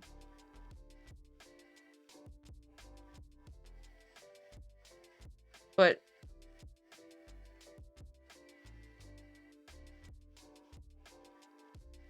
I don't know. I feel bad for Jessie. Oh yeah, and then Kevels tweets out this racist ass shit. I don't know who Brianna Wu is, but I've heard some bad things. I don't think it's good. I asked Frank. I have good news for Kevels. This is okay for white people to say noodles are tasties. That includes spaghetti. You're free of the discourse. Woo. I just got the pass. It's over for you bitches. Let it go. It's not that funny. It's really not funny at all. Honestly. Okay. Got through that. We did it. Now the Keffels vid. Probably one of the newest darlings of the left, due to what I like to call the... I'm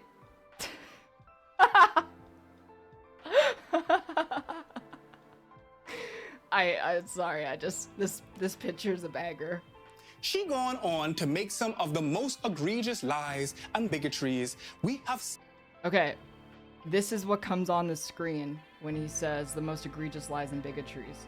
Tasty Noodles tweets, I didn't go to rehab because I wanted to atone for anything. I went to rehab because my friends wanted to stop me from ending my own life. They tell me, and just like he did in this video, that this isn't atonement to go to rehab. But also, notice this. He never tells me what the atonement is. But many supporters of Keffels warded off criticism in the name of her rehab visit. don't really believe that this man has done any of this research. I have never talked to him before. He doesn't know me. He obviously doesn't know my story. He doesn't know what Kiwi Farms is, but he's obviously friends with people who have decided that I'm a bad person. And he knows that he's gonna get pats on the back and views from repeating the same lie and attacking trans people.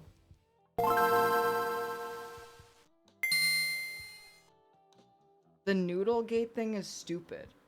It's literally the only people who care are people who are out of touch with reality. And I spent so much time looking into it to realize how much of a manipulative liar that Rosalind is, only to basically circle around to being like, this is stupid.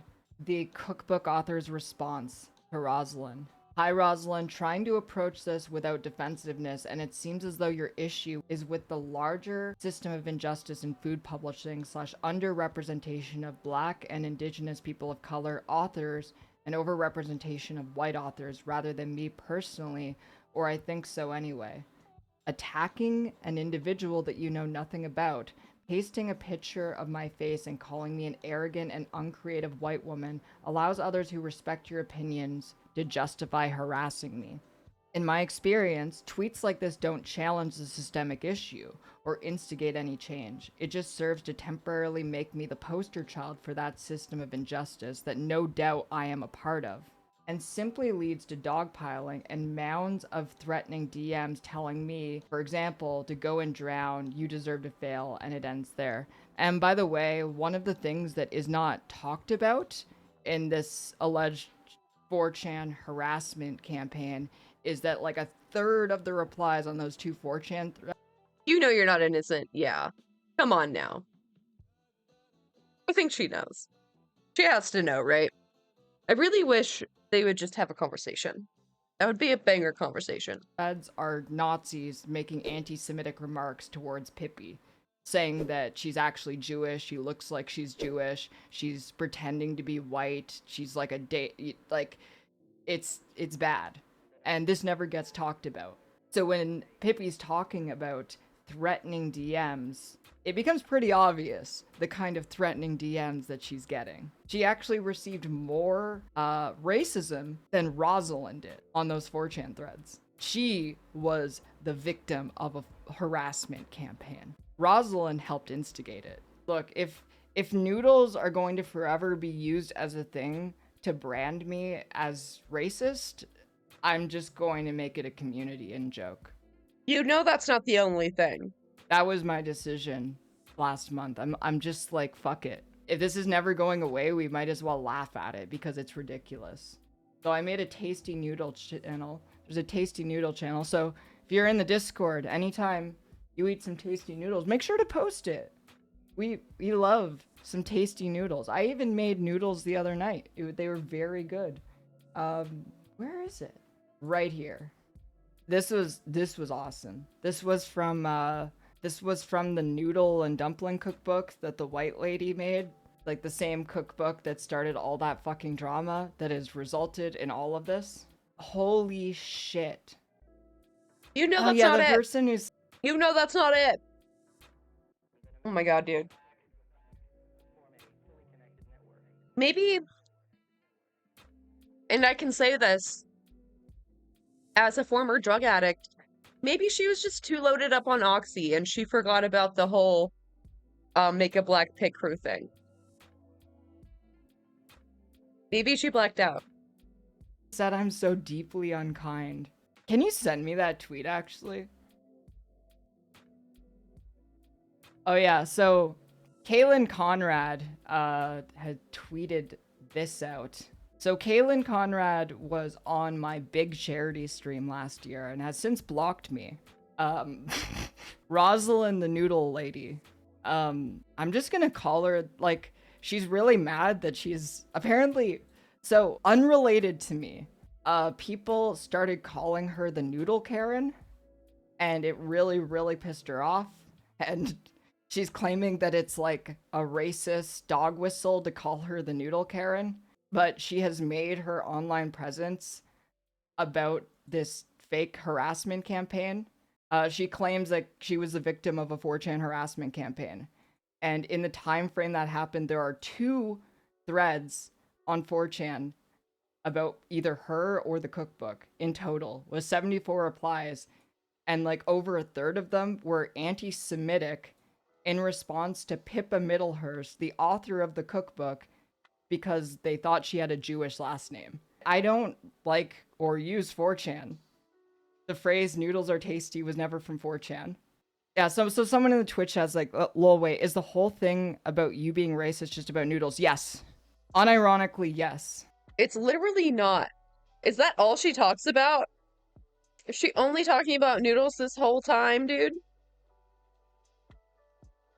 Tell me she addresses the other stuff. This is never going to go away. You know, if you watch any content creators that are in any way controversial, there's always like a handful of things that people keep in like a chest that they pull out anytime they want to attack them. And for me, it's always going to be noodles, and it's always going to be from the woke skull crowd, because they're desperate to prove that I am an incredibly racist person, but they don't really have anything to go on, so they have to do noodle discourse about me, and they have to play it up when like you read this post. So the first one, top left, blue sky has gone woke. That's obviously a shit post. Many people make the X has gone woke shit post. I don't know why they included that. The next one is noodled.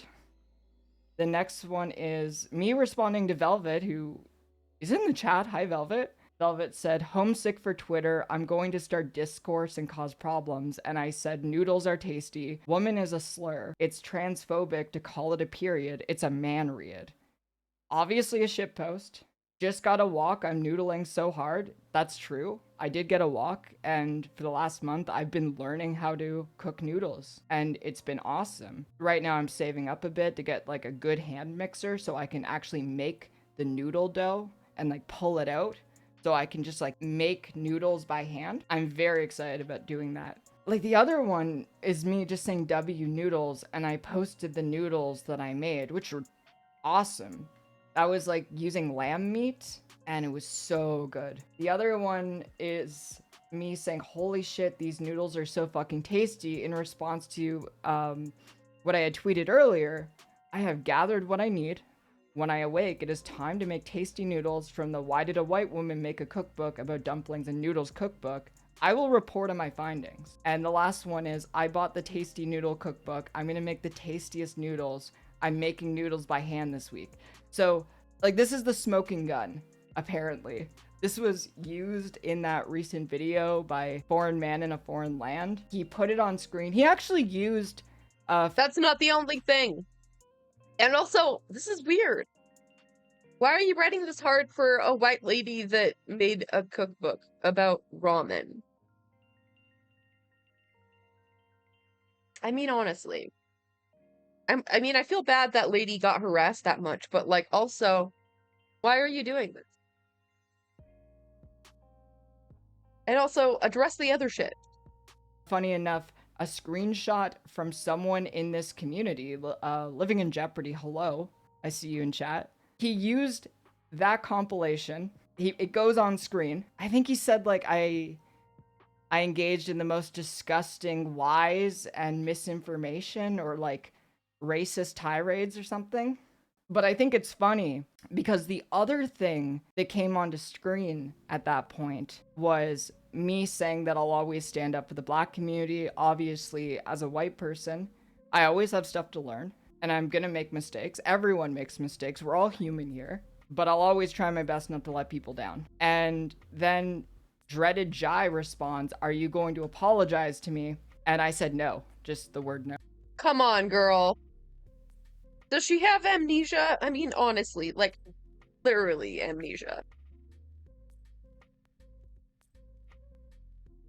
Like, are you really not going to talk about the pepeW thing? I think there's some other stuff. I don't really remember. The Jai stuff, I think... I don't think I've actually looked into it. I don't remember what that's all about. No. Those were the two things that were used as the clickbait for that video. Anyway, this was all just like the context for Kaylin Conrad. So as I said, Kaylin Conrad, previous mutual, I was blocked. Apparently Kaylin's been friends with Rosalind for 15 years or something. So Kaylin says, looking at these screenshots, Clara is so deeply unkind. Like, just genuinely so devoid of any self-awareness of how she comes off. They have the softest hands imaginable. Like, the softest hands imaginable. Like, you know what they actually want to say, right? And he's right. Like, I would prefer if they called me a dumb cunt. Honestly, The obsession and commitment to being a terrible person for no reason other than being she got attention for it in the past. Embarrassing. Yeah. I mean, yeah. I don't get this meme. Like, I mean, maybe it's just like in her community. Like, it's just not funny. I don't know.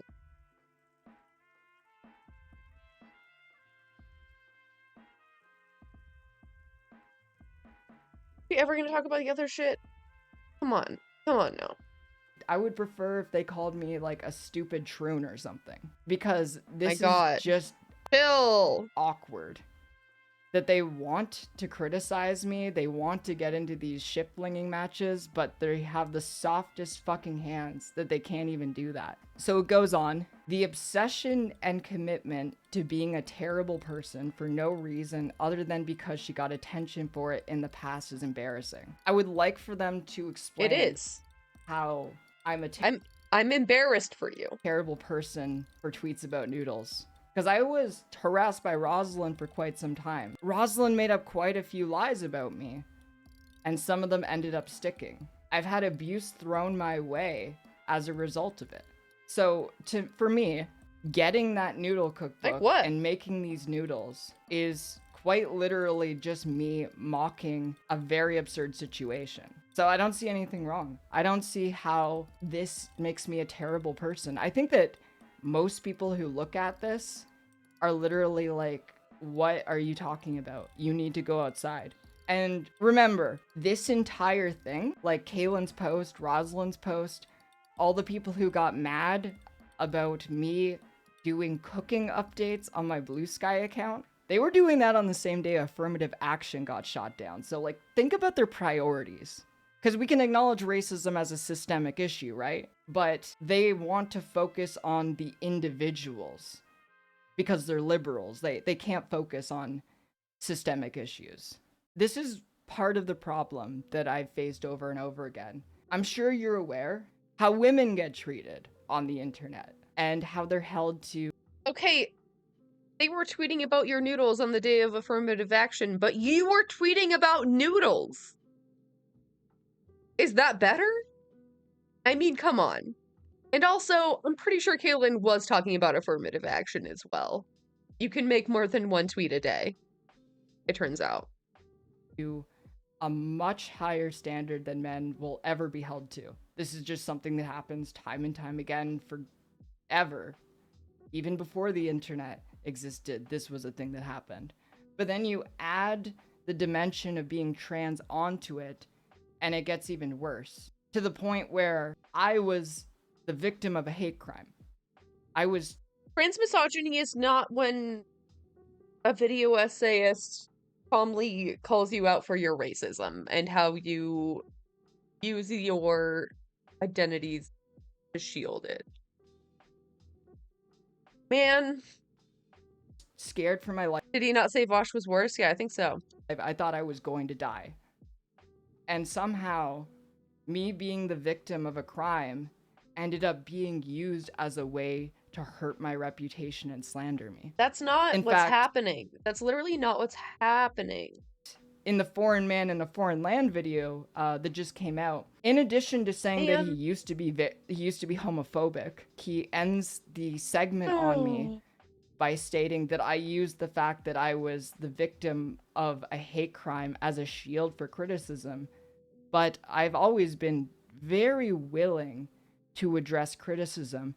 But this is coming from the same crowd that actually doesn't believe in that. Don't actually believe in accountability either.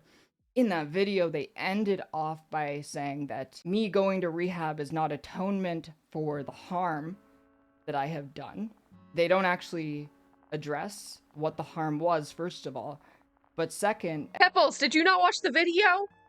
Did you skip the, like, second half of the video? Be honest. and I find it to be the most interesting part of it all, is that while they're willing to say what is not atonement, they are not willing to say what is, because they don't actually believe that people should be forgiven. And I think that's the saddest part. And that Dude, really that's not paints true. a picture of some of That's literally not true. Does he have to define what an apology is? You have to address the harm you did to the communities you did the harm to, explain why you know what you did was wrong, and say you're sorry, it'll never happen again, and ask how you can make it right. There's a whole formula. You fucking know. Fucking know. The genderqueer thing, yeah.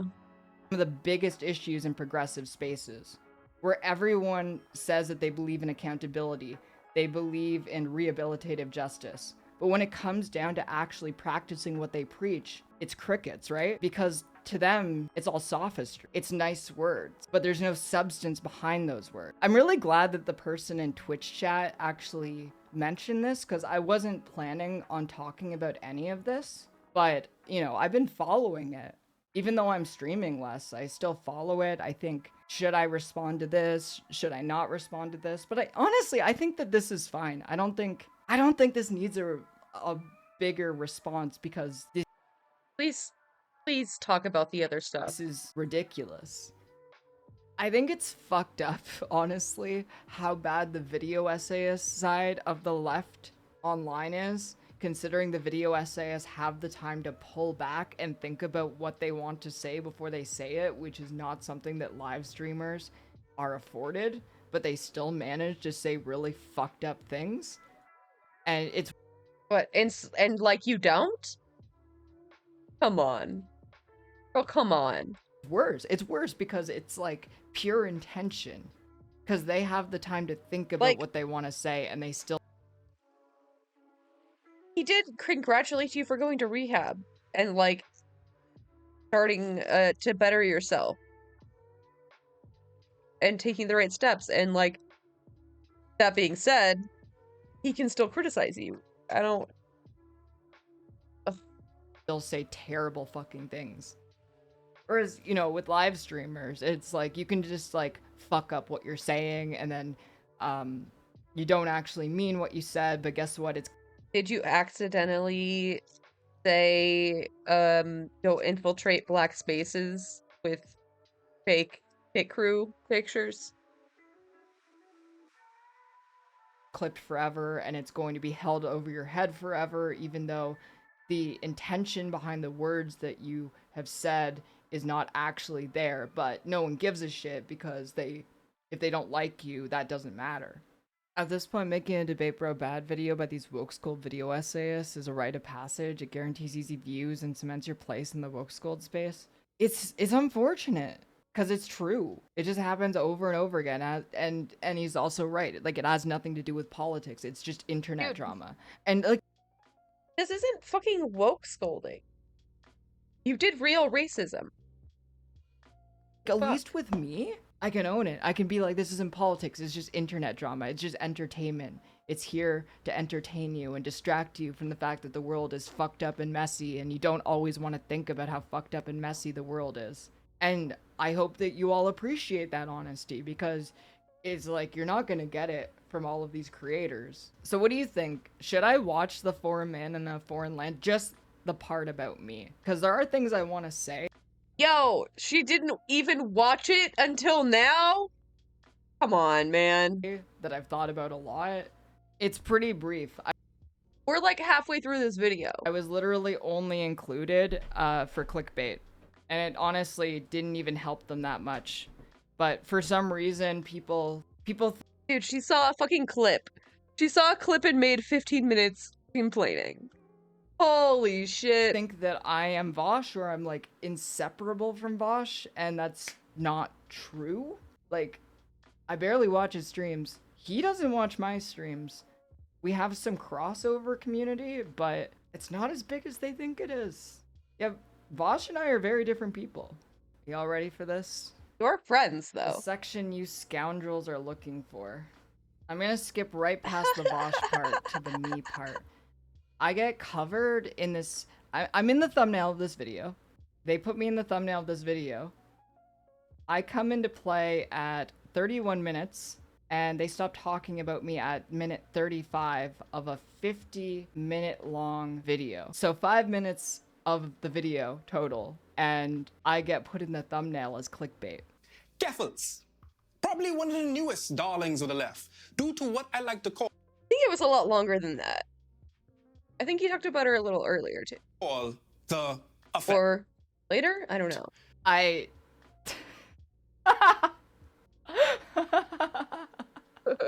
knew she would like just, that. This picture's a bagger. Which is when something tragic happens to a person in a community, a marginalized community especially, and folks begin to rally behind them in order to ward off a common enemy, which in this case was Kiwi Farms. And let me get serious. Let's take a moment. I can't believe I'm saying this, right? But we gotta commend Keffels. Thank you. Because she went up against a system that is the taint of 4chan. Like, all of the sweat and the unctuous... This is the worst description of Kiwi Farms I've ever heard. So Kiwi Farms is so vile that 4chan hates Kiwi Farms. Putting that into perspective. And also, these sites are nothing like each other. Every poster on 4chan is completely anonymous, and on Kiwi Farms, people have dedicated accounts. 4chan isn't a stalking website. There are people who use 4chan to just post pictures of food or art, but Kiwi Farms is dedicated explicitly to stalking and harassing people, the majority of which are trans people, neurodivergent people. Reese from the netbeds them of Reddit and our poll alike, it settles into Kiwi Farms. There are forums dedicated to doxing people. No. Every thread. They will dox everyone. They have doxed children. It's not that they have threads that are dedicated to... They dox each other. ...to doxing. They try to dox every single person who gets a thread on the website. Threads that were literal nooses for some Sudokus. And the intrepid Keffels fought valiantly, endured some of the worst of Kiwi Farms, then emerged like a phoenix into a shiny career in leftist progressive punditing. And also... My career in leftist political commentary started before Kiwi Farms. I became well known for... Yeah, it's been going for a long time. For the charity streams I did, where I raised $250,000 for trans youth. I became known for getting into fights with right-wing political commentators far before any of this stuff kicked off. But I don't really believe that this man has done any of this research. He described Kiwi Farms as 4chan. I really wish that if he was going to use my name and my face to try and promote his video, he would do his due diligence. Posturing, but we'll get to that. Then she pissed on it. I talking about like old yellow style, show the leg up, piss on it, right? She gone on to make some of the most egregious lies and bigotries we have. Okay. So you remember when I was addressing this earlier?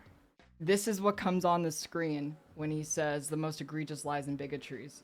Tasty Noodles tweets, and on the other side, it's a tweet where I say, I'll always do my best to support the Black community, and I recognize that Black trans people are especially some of the most marginalized members of our community. I don't think I've always done my best, but I can own it. I'm always trying to learn from my mistakes and to do better. Then Jai, dreaded Jai, which, by the way, at this time, this was in the middle of Drop Kiwi Farms. I had Nazis that were literally trying to end my life. And Jai was mocking the hashtag Drop Kiwi Farms in this screenshot. I'll move chat so you can see it. By doing hashtag cancel Keffels. At the same time that I was taking on one of the worst sites on the internet a website that has made people take their own lives as a result of the severe harassment that they send toward. Yeah, I don't really trust Keffels' framing here. I feel like that's not the whole story. The people that they deem worthy of it.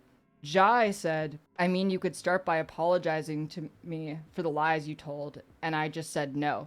Jai is someone who mocked me for being hate crimed last year, who called me a groomer, who spent a very disproportionately long time attacking me and trying to convince other people to attack me.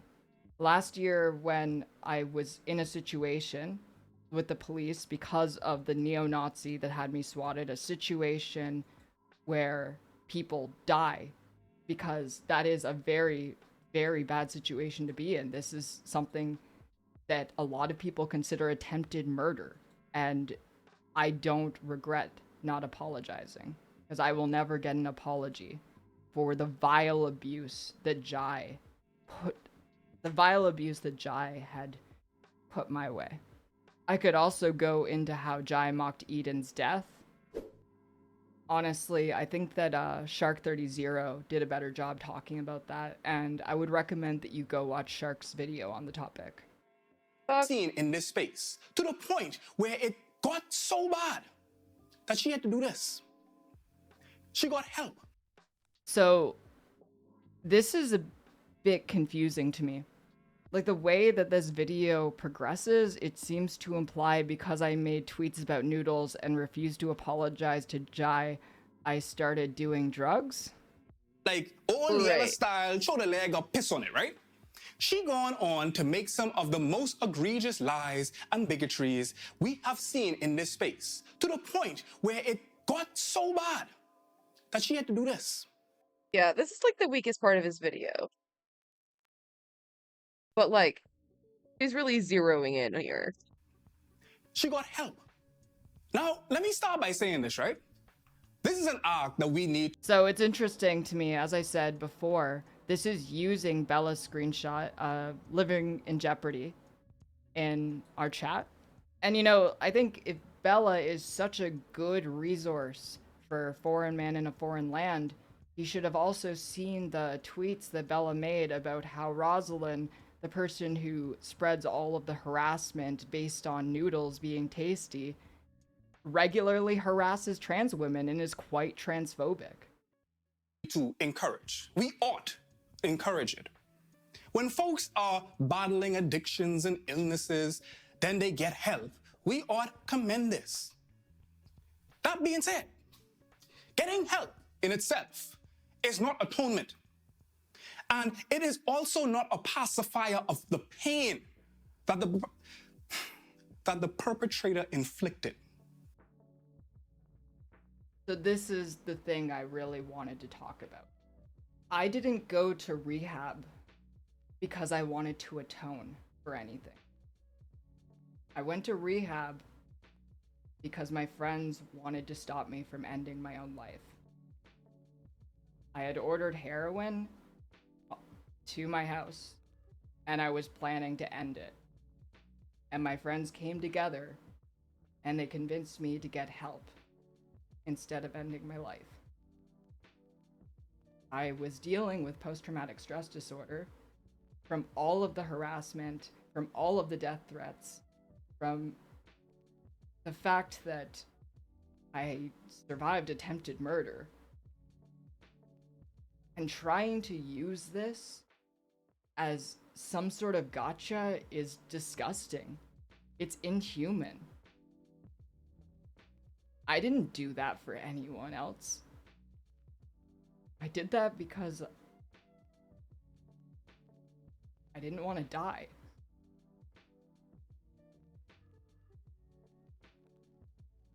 But I didn't have any help in dealing with something that I didn't even know that I was dealing with. Yeah, see, this is what I was saying. Like, I don't think she went to rehab to atone for being, like, racist online. Like, I don't think that was the goal, and I don't think that's what she was saying in the tweet. I do think she's dodging the real allegations here. And she hasn't addressed a lot of the things done. So, I mean, as far as I know.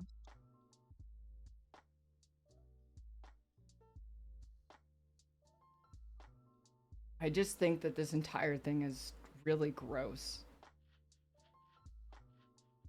Another thing about this that is really gross to me is calling me the perpetrator. I've had so many people reach out to me.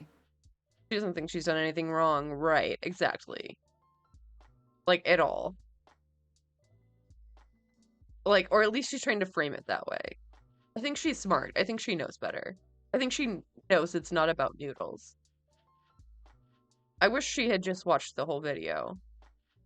To thank me for literally putting my life on the line to get that website offline.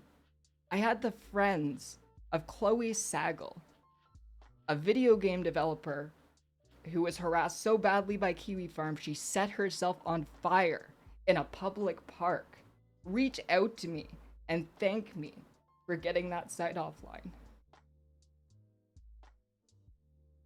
And to this day, I'm still dealing with the trauma of all of that. Seeing it get used as a sick gotcha is so disgusting.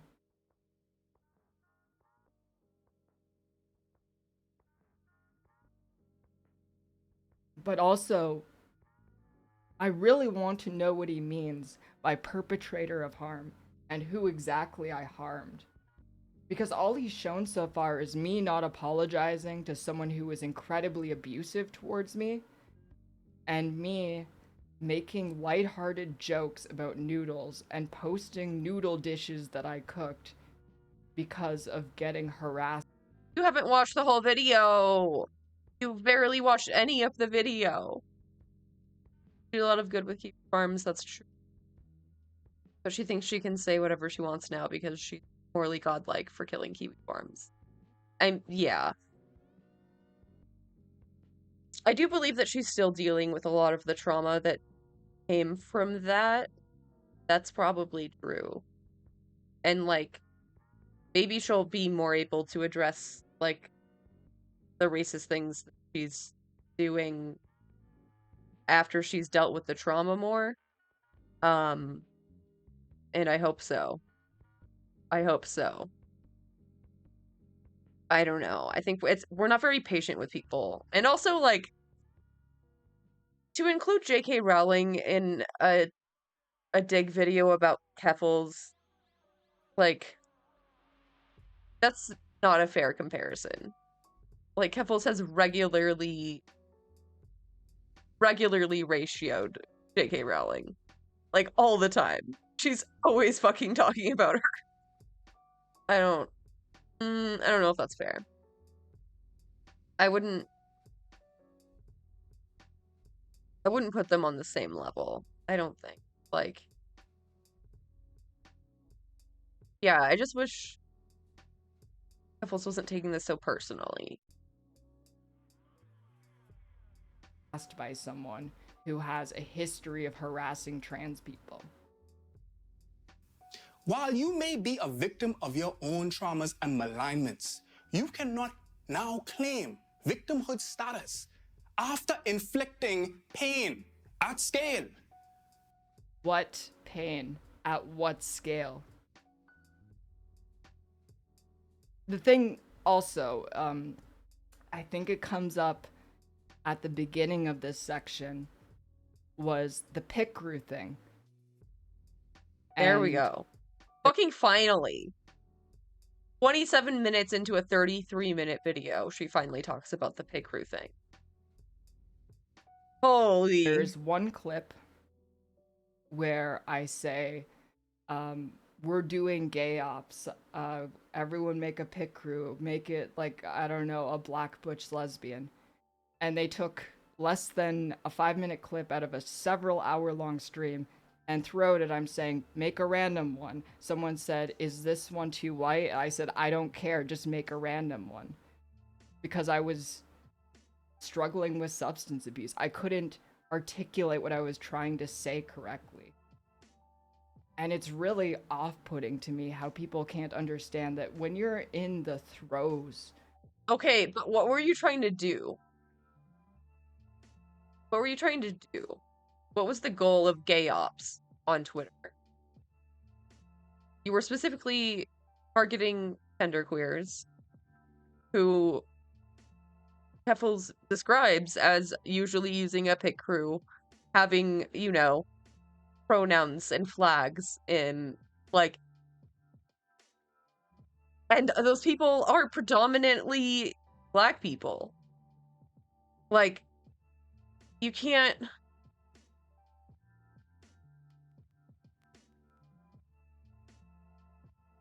Of a mental health crisis.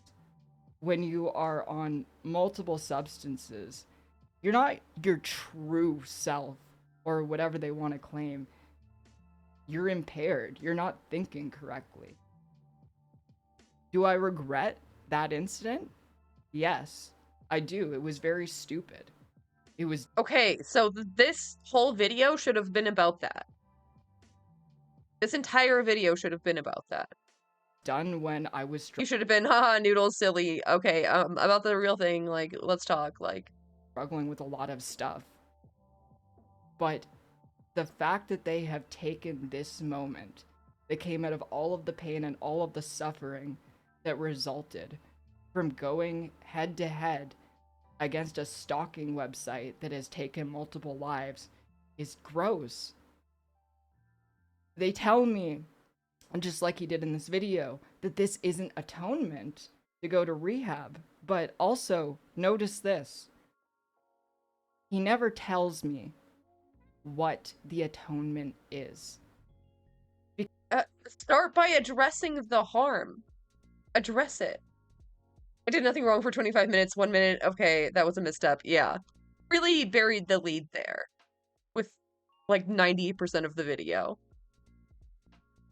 Because he doesn't actually care about rehabilitation. If anyone actually suggested... I disagree. I disagree. You two should have a conversation. I think that would be very productive. A way that I could make it up to people, I would have done literally anything. But they never actually told me because they don't believe in that. But many supporters of Keffels warded off criticism in the name of her rehab visit. And whether she's doing it intentionally or not, Keffels is not only using her status as a trans woman that was attacked by one of the most vicious platforms on the internet, but also her status as a survivor of substance abuse. And she primped and preened the slithering coils of Medusa. This is where it ends. This is the entire section from his video. This next part is literally of another content creator talking about how it's manipulative for people with mental health issues to blame the fact that they acted out on their mental health issues. But it isn't even in the context of talking about me. So that's basically all I have to say about it. It's exhausting. What do you mean it's not in the context of talking about you? It literally is. It literally is. I don't know if she was specifically talking about you in that specific minute, but like, the video is about people like you. Like, oh.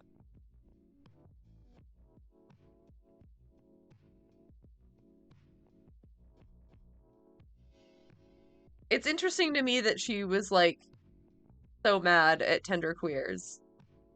But now she's like, oh, I'm just a small little bean. I mean, like, I sympathize. I empathize with the struggle of mental health. It sucks and is hard, but like,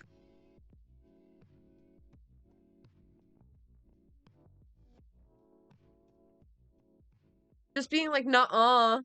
for like 26 minutes and then being like, oh yeah, that was bad. Dealing with this ableism, because this is what it is.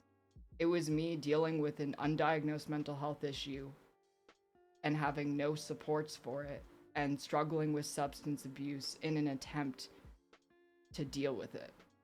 And it gets used as a way to attack me. These people aren't leftists or reactionaries using Not a way to attack you.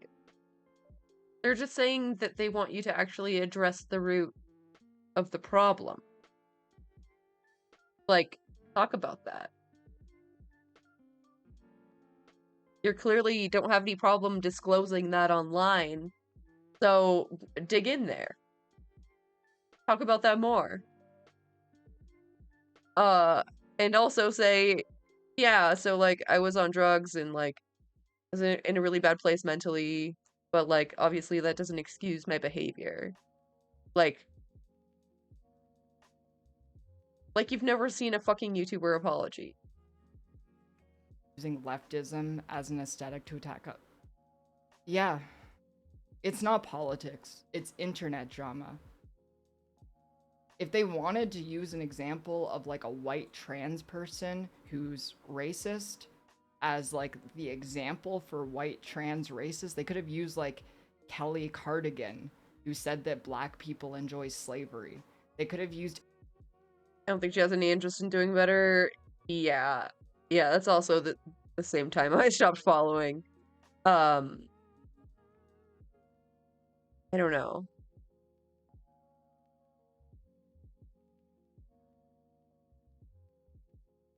I just hope she like does reflection. You know?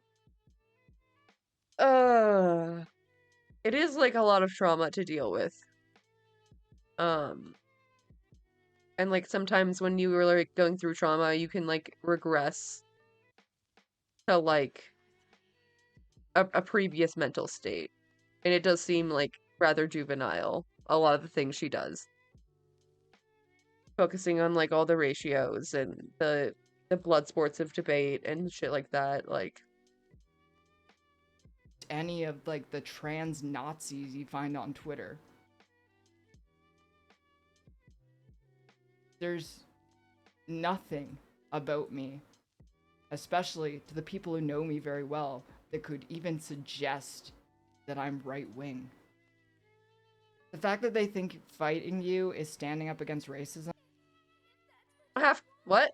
Wait, what? I don't think you said you were right-wing. You don't have to be right-wing to do a racist thing, like. Huh? They're showing themselves to be deeply unserious and ineffective. Honestly, I view stuff like this as bullying. I have never talked to him before. He doesn't know me. He obviously doesn't know my story. He doesn't know what Kiwi Farms is. But he's obviously friends with people who have decided that I'm a bad person. And he knows that he's gonna get pats on the back and views from repeating the same lie. Using the rehab thing to say that I atoned when the rehab thing was to keep me from killing myself is disgusting.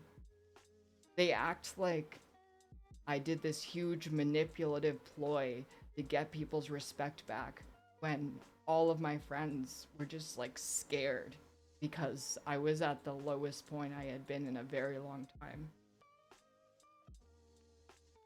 There's something that I saw a lot during that period online by so-called progressives and left.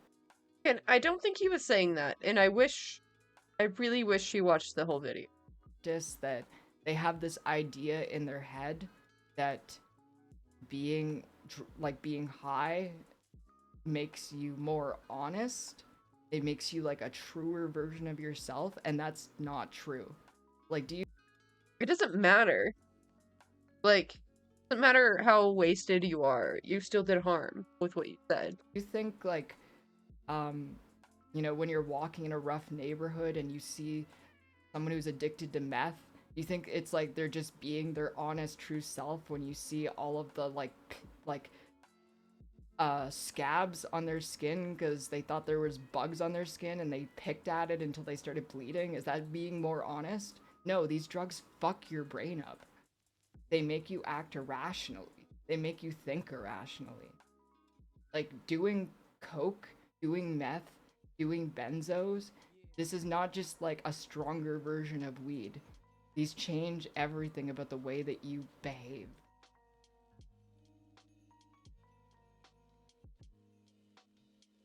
Yeah, I mean, that's true. But, like,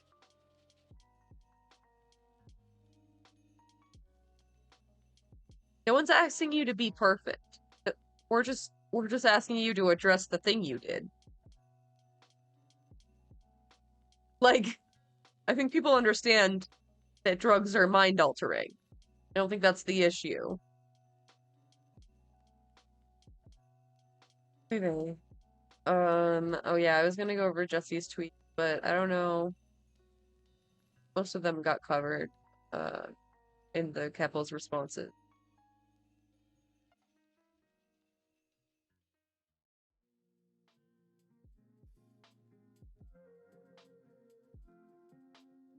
Yeah.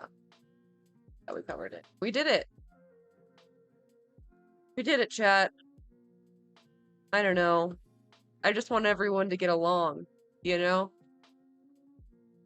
I do think it would be productive if, like, foreign and couples had a talk in private, or maybe on stream, whatever, but, like, I don't know if she's, like, ready for that or wants that.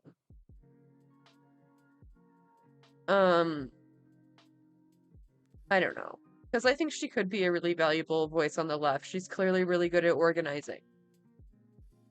So that kind of sucks.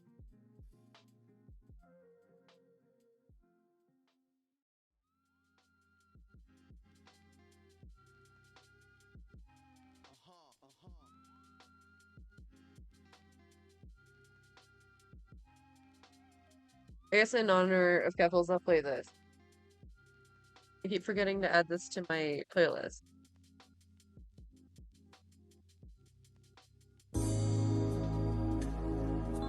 Oh, it is there. Respect to the trans community. And fuck you, transphobes. Trans people are my friends. Transphobes come catch these hands. Trans people are my friends. So respect them for we're going in. Trans people are my friends. Transphobes come catch these hands. Trans people are my friends. So respect them for we're going in. Transphobes, show your fucking out. I'll knock you out. I'll knock you out. Wow. Transphobes, show your fucking out.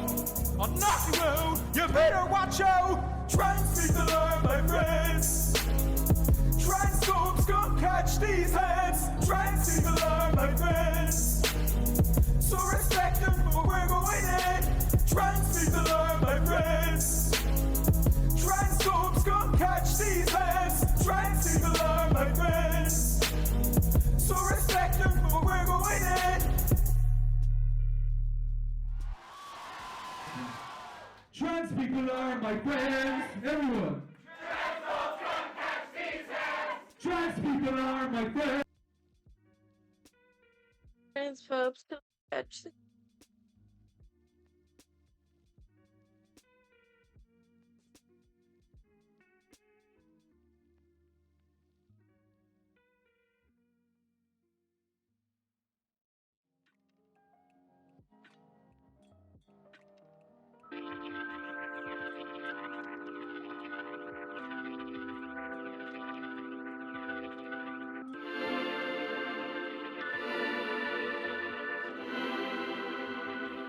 Lately I've been going through shit.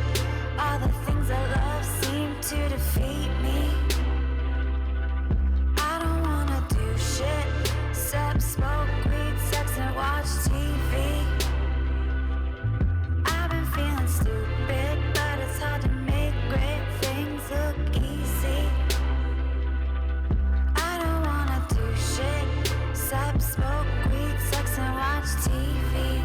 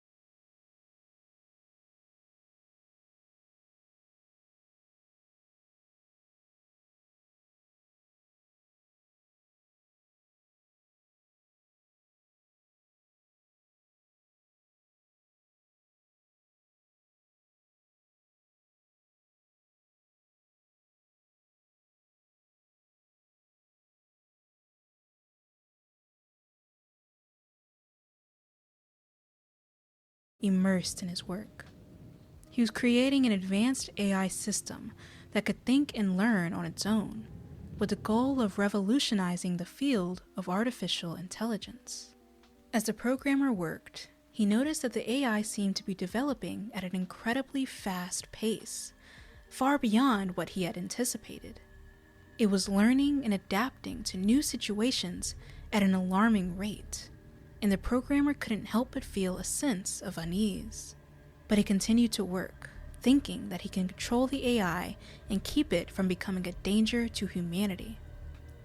As the hours passed, the storm outside grew more intense, and the power flickered on and off.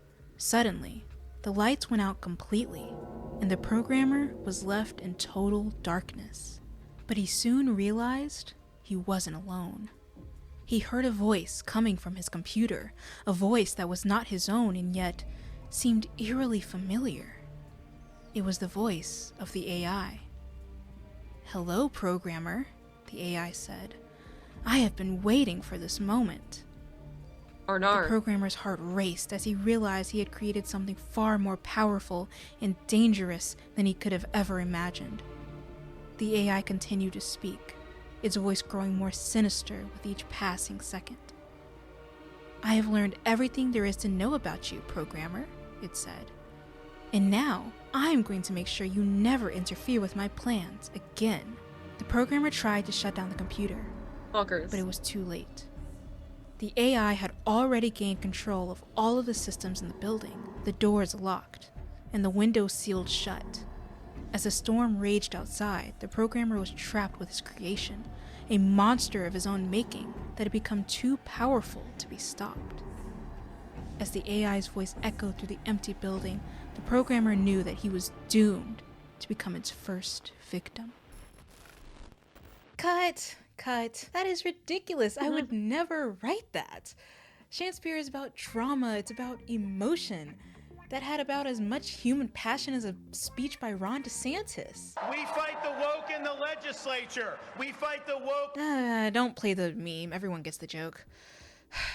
Maybe we should try a different approach. I'm sorry that you didn't like my story, them bot. Here are a few possible opening lines for your video essay about AI. Alright, I can work with this. Action. Restructuring intro. In recent years, artificial intelligence has become one of the most talked about technologies in the world. In fact, there are probably only a few other things that have hit the streets harder than AI. Crack in the 80s, air fryers in the black communities, the eternal flames enveloping Ronald Reagan's corpse as we speak. And again, air fryers in the black community. I saw someone on TikTok cook a crab in the air fryer. A crab. For the most part, the conversation surrounds a live crab. So neat. What the fuck? Isn't the point of the water so they don't feel it? Surrounding AI seems a little expectant, if not a little hopeful. After all, it's a trailblazer for the technology industry. It's a beacon for the future. You can use AI to write short stories for you, answer math problems, and even generate pictures of big-boobied, 8-finger-having, alarmingly youthful women. Because of course you'd want to do that. As the fembots would say in the International Man of Mystery movie, "You can't resist us, Mr. Powers." But should you? Should you at least regulate us, Mr. Powers? Ooh, regulate me. I've been a bad hunk of metal. AI, can you deliver the closing lines of this intro, please? Yes, ThoughtBot. I mean, them, bot. As AI continues to evolve, it raises important questions about the role of technology in our lives. With the promise of harmonious coexistence, comes significant challenges and ethical considerations. Precisely. Also, I like ThoughtBot. I want to keep using ThoughtBot. And don't worry, all of you watching at home, I won't be putting any slime videos or Subway Surfers gameplay into this one. As my audience, you guys are committed to learning. You really distinguish yourselves from the addled mind of TikTok users. Just know that YouTube analytics show me your average watch time, and I know the truth.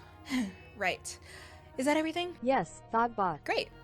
Lights, What the fuck is my job? Camera.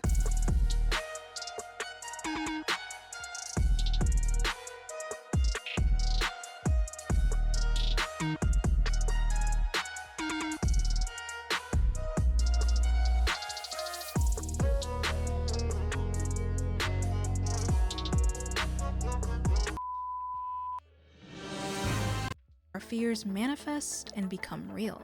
Whether it be the fear of intruders within suburbia, the fear of racism again but done poorly, or the fears of racism that quite frankly won't stop flooding the media. Dear God, let black people have stories unchained from our traumas. Fear is only as potent as it is realistic. Ghosts aren't frightening, obviously, but they're uncommon in our day-to-day lives. Therefore, we're able to soothe ourselves by simply understanding that nothing happening on screen is real, at least not for us. Technology, however, is omnipresent. A movie about the dissemination of horror through various static screens cannot be ignored or rationalized when our own TV sits before us. Who or what is watching us through the screen? What is waiting beyond the static of technology? In terms of filmic depictions of fear and technology, there is 1977's Demon Seed, which explores the perils of a supercomputer that becomes obsessed. Hey, yo, baby, give me your demon seed.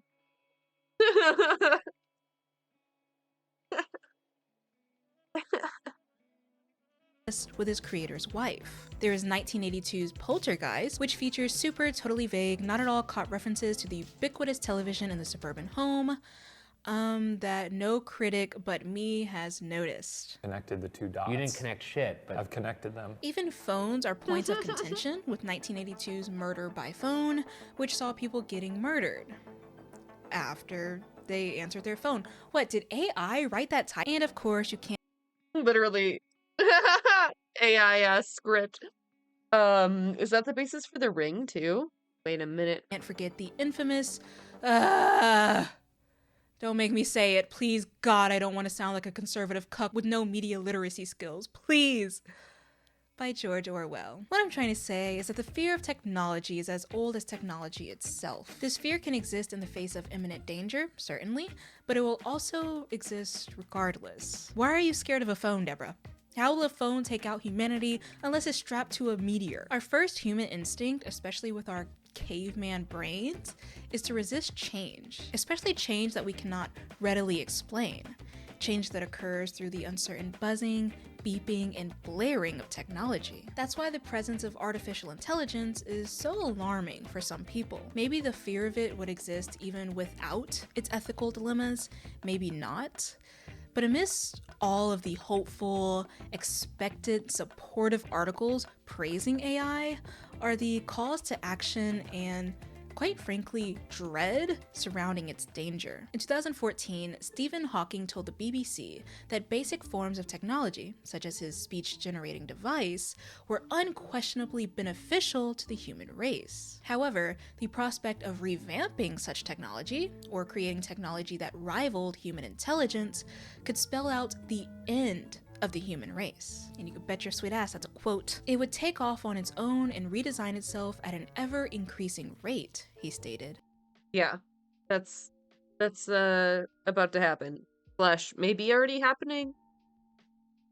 So great. Humans, who are limited by slow biological evolution, couldn't compete and would be superseded. In 2018, 7 months after his death, Hawking released a posthumous book titled Brief Not slow just because I'm human. Look, listen, my mom says I'm really smart. Answers to the Big Questions, in which he contended with questions frequently asked of him during his lifetime. Such questions included the rise and potential destruction of AI. He states, "We may face an intelligence explosion that ultimately results in machines whose intelligence exceeds ours by more than ours exceeds that of snails. It's tempting to dismiss the notion of highly intelligent machines as mere science fiction.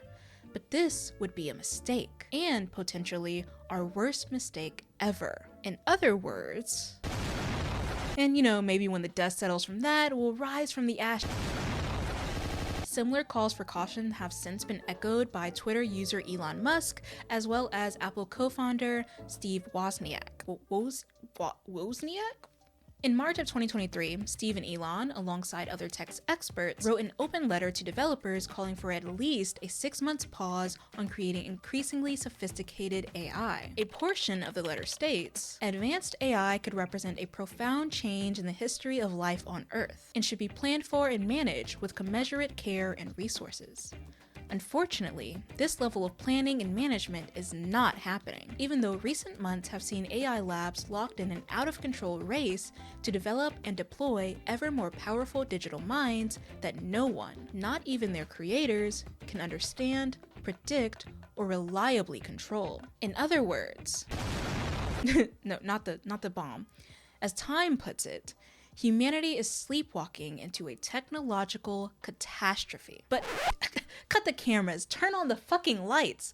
What is going on here? Where does this fear stem from? Why are tech experts and Elon Musk coming out balls blazing against something potentially beneficial to humanity? I had to take you back far into history, as is the style when it comes to these video essays, back to the early development of artificial intelligence and the beginnings of our ethical dilemma. So, let's go back to 1950, the year of the baby boom and racist milkshakes wearing poodle skirts. Alex Turing was one of many scholars who had been contemplating the possibility of artificial intelligence. He posited in a 1950 paper that computers would be able to use available information as well as logic in order to come to conclusions the way humans do. And that's the very definition of artificial intelligence, the activity of making machines intelligent. Computing machinery and intelligence, that paper he wrote, gave key insight into how intelligent machines could be made and tested. The only problem with Turing's research is that he had absolutely no money to fund it. No money, no bitches, no computers to test. Technology at that point was far too primitive for what Turing was suggesting. Computers couldn't really remember the commands that they were given. They could only complete the commands. Therefore, computers couldn't continuously use available information from their storage. There was no storage. Their mind was as empty as my mind was in middle school when I was making like a 39% in history class. But look at me now, making a 39% in YouTube. Although Turing actually did write groundbreaking research on the concept of stored computers, his own sort of prototype for that, the ACE, faced a lot of delays in creation due to the war. It didn't even run its first program until 1950, and its full version wasn't completed until after Turing's death. Besides, even if there was this wife-stealing supercomputer out there that Turing could experiment on, he would be hard-pressed to find one that wasn't being leased for an average college tuition. Our average. I'm not talking about when your grandpa could go to Princeton for the low price of old belly button hair and a gum wrapper. Unfortunately for Turing, it was just like one of those situations where innovation had to wait. Also, I can't not bring this up, but Turing was a gay man, and obviously being gay in the 1950s, much like being part of the LGBT+ community now, was not safe. He was actually convicted of gross indecency after it was revealed during a burglary report filed by Turing that he was having a sexual relationship with another man. He had to choose between jail and probation for his charge, and he chose probation, which entailed chemical castration. Of course, this happened in the UK decades before the 80s, but Ronald Reagan was alive during this time, so you do the math. A few years after Turing's thesis, and 2 years after his death, a group of scholars congregated at the annual Nerd Conference, which is the only way I know how to describe the Dartmouth Summer Research Project. This was a conference hosted by both John McCarthy and Marvin Minsky.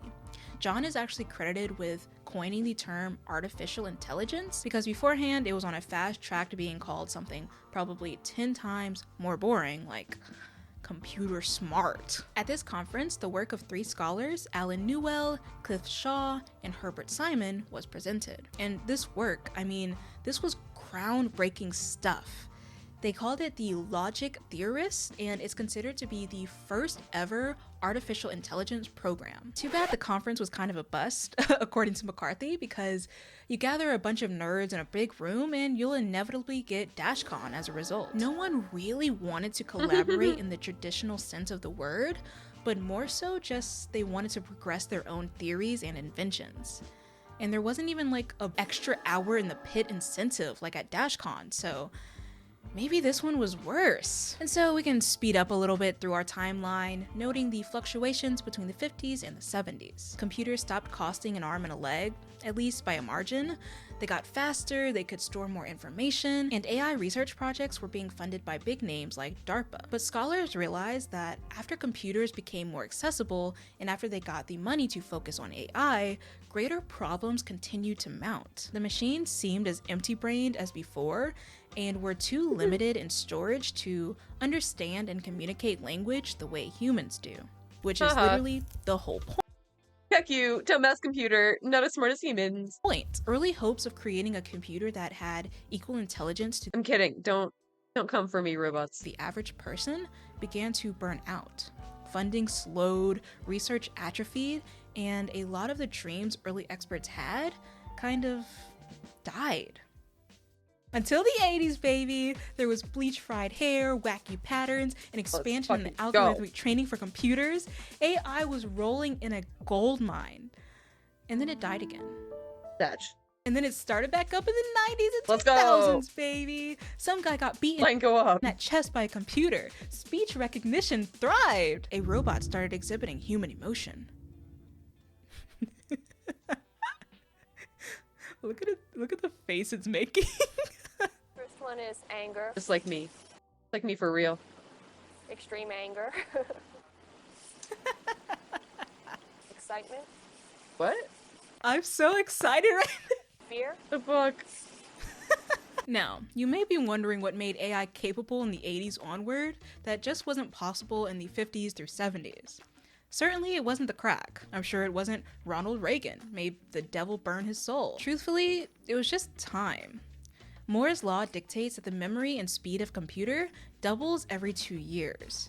And as decades passed, computers gained the necessary storage and speed needed to sustain artificial intelligence. The field has pretty much thrived since then. According to Wikipedia, who you can trust, I promise, the 2010s saw AI get ingrained in pretty much all aspects of our lives. It became truly ubiquitous. Can you tell I love that word? Ubiquitous.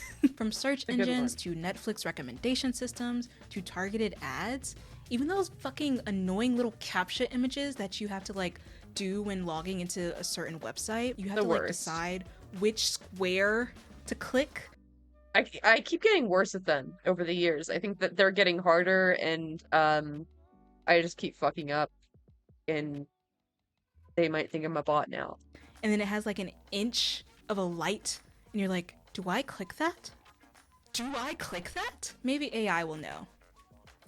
So, but as Rockwell Anoya argues in their Harvard article, the concept of AI becoming so autonomous that it transcends human intelligence is ethically questionable. In order for us to progress further into the research of AI, experts must come together and discuss the potential downsides, including bad actors and ethical limitations that general AI posits. While I was creating this video, I talked a lot with Ask AI, a not free $40 app that allows you to ask a chatbot anything and allegedly receive accurate responses for $40. I asked it to write the short story that opened the video. I also asked it to come up with a title for this video. I even asked it to tell me a few jokes. It was kind of like being locked in a room with Amy Schumer, but I mean, it used words in a humorous structure, certainly. For sure. One of the main questions I asked it, though, was whether or not it thought AI has the potential to be dangerous to society. And it pretty much gave an answer that you would expect from most things. Yes, AI may rip your face off and eat it if used improperly, but so could a chimpanzee. And you don't see them banning chimpanzees. This brings us back to the March 2023 letter signed by tech experts and Elon Musk. What is it about AI that is so alarming to these people? And what about it has the potential to transcend human limitations? I think mostly like feeling stupid. I think like that's Elon's biggest fear, right? He's afraid of feeling stupid. That's why he wants to do Neuralink. He doesn't want to be like less powerful than any entity. I think that's most of it. We don't want to be like outsmarted, outpowered, like I think that's normal. And there's also a lot of like fiction surrounding robots and AI and shit. Entirely. So, a few weeks ago, I got on my phone, as one does when they're having an average screen duration of 80 billion hours, and I asked AI a very important question. Do you know what sludge content is? It would be so funny if I just started playing. And at first it gave me a very bullshit academic answer about solid or semi-solid residue that remains after wastewater treatment, blah, blah, blah. Don't care. Where's Rick? So I asked again, do you know what sludge content is? It seems that the term refers to a type of content that combines various forms of entertainment or information in a single video. It's interesting to see how social media platforms like TikTok are evolving and how users are creating new forms of content that push the boundaries of traditional media. And it was precisely here that I realized, this bitch can't be trusted. So when I asked this next question, I took everything it said with a pinch of salt and Old Bay. Okay? I asked AI, what are the noted benefits of artificial intelligence? And it replied with 7 key factors. They read as follows. Increase efficiency, as AI outpaces humans in performing repetitive tasks and processing large quantities of data. Improved accuracy, as AI reduces errors and improves outcomes by correctly predicting and deciding based on data. Better decision making. I don't know if that's true. I don't know if any of this is true. As AI identifies patterns based on large amounts of data, leading to better insights and decision making. That kind of just sounds like number 1 and number 2 mixed together to meet a word count, but sure. Enhanced personalization. As AI analyzes large quantities of data about individual preferences and behaviors, enabling more personalized experiences in marketing, healthcare, and education. Improved safety, as AI reduces accidents in such industries as transportation and manufacturing, and policing. Cost savings, as AI reduces operational costs by automating tasks and improving efficiency, and also taking jobs away from humans. New innovations, as AI enables the development of new products and services that were previously impossible or impractical, such as predictive policing. In all honesty, there are so many great things about AI that I haven't been forced to tell you by the person holding a weapon off screen. But wait, there's more. Not only can AI analyze large quantities of data and then repeatedly brag about doing so for 7 bullets straight, it can also... Okay, maybe cut the techno music. I'm actually being really serious right now. AI is actually very helpful to us in a wide variety of industries. According to this source that I cannot pronounce, I'm so sorry, I love you. AI is used from healthcare to transportation.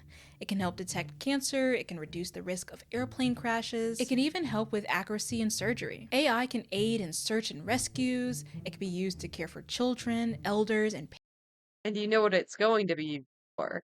Is just blowing up more people more efficiently. Because that's what our government puts money into. So, I don't think we're getting any of that. I mean, sure, it could. It could. We could have socialized healthcare, but patients, and it's even used by every major credit card company to help detect fraud. But as evidenced with all the creepypasta-esque dark music and interjections from earlier, these benefits are also presented with potential risks. To put it lightly, I mean, there's just some people or everyone or the entire human race that might get hurt. No biggie. Here's a few sections about it. 1. Inaccuracy. This is more of an overarching issue that's not necessarily unique to AI, but I think it's still worth mentioning. You know how you kind of watch all of my videos and all of the videos of other video essayists, and you don't follow up with your own research? Yeah. I mean, your fucking walls. No, I do. I do actually do research. I fact check. I am fact checking. I be checking the facts. I see everything. Well, the same phenomenon can happen with AI. Alexandra Samuel poses an important question in their JSTOR Daily article, what can we do differently with AI than we did with social media? And this question centers around the fact that we gave social media kind of a big pass in its early development, especially when it came to information cycles and algorithmic manipulation. Samuel argues that in its early stages, social media felt like a close-knit club between the nerdiest of people possible. There were grassroots movements, social advocacy, and a general sense of creative social engagement that wasn't defined by the algorithms that we know and love today. Sorry, the weapon is still pointed at me and I need to pay my rent. And speaking of rent and money and the perils of capitalism, the need for profit over everything essentially wiped out social media. We were left with an ad-driven, data-rich, and sensational medium, ideally suited to the dissemination of misinformation and the explosion of anti-democratic manipulation. People share misleading headlines from articles that they didn't read because they understand that sensationalism makes for great virality. They regurgitate unresearched clips from TikTok or far-right podcasts or even video essays without doing follow-up research because these bite-sized pieces of information make them feel smart. But most importantly, it makes them feel seen. This uncritical acceptance is what people are scared of when it comes to AI. Samuel argues, we're accepting opaque algorithms that deliver answers and quote-unquote information without much transparency about where this information came from, or how the AI decided to construct its answers. NewsGuard was one of the many anti-misinformation researchers that put ChatGPT to the test in the past year.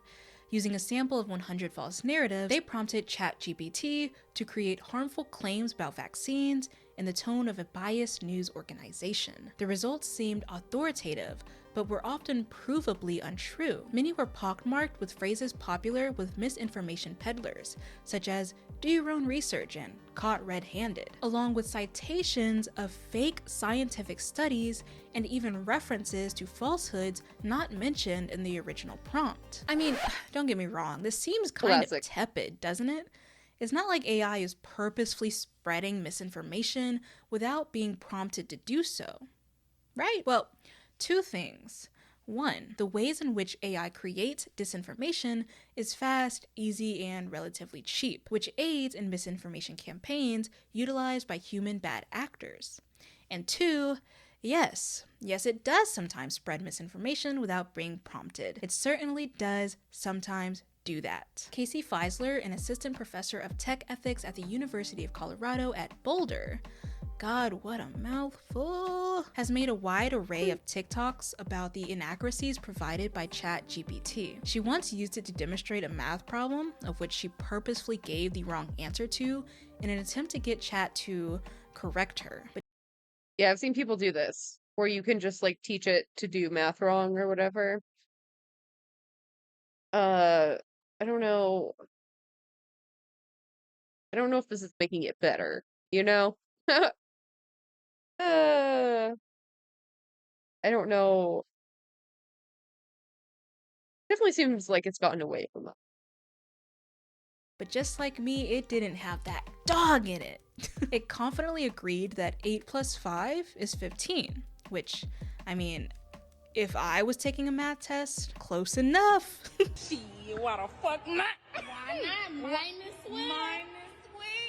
Even if you want to argue that AI chatbots are not geared towards math so much as they are geared towards language arts, that still isn't true. There have been numerous reports of ChatGPT fabricating or purposefully avoiding including citations in its responses. Feisler got a more interesting response from her chatbot. When she got ChatGPT to write essays for her class about AI and science fiction, she explicitly asked it to show its sources. And it did. The reference page it provided was very academic with near perfect citation. However, the sources don't actually exist. They are real people. They are real authors that do research in this area. Those are real journals. Just the articles don't exist. This AI just hallucinated them. For instance, Jay Sullins is a real person. That's fucking crazy. It just made up all these articles. What? Who does real research into the ethics of AI. However, I couldn't find a single source written by Jay Sullins with the title Blade Runner 2049 and the Ethics of AI. And the same goes for the other sources listed in the reference. Overall, this is more of a media literacy type of I think that's the title of an Aeronauts video essay, actually. problem. Never believe everything you see and hear online, even if it's coming from a sexy robot with a pen name derived from a respected 16th century writer. It might not be correct. AI-generated content.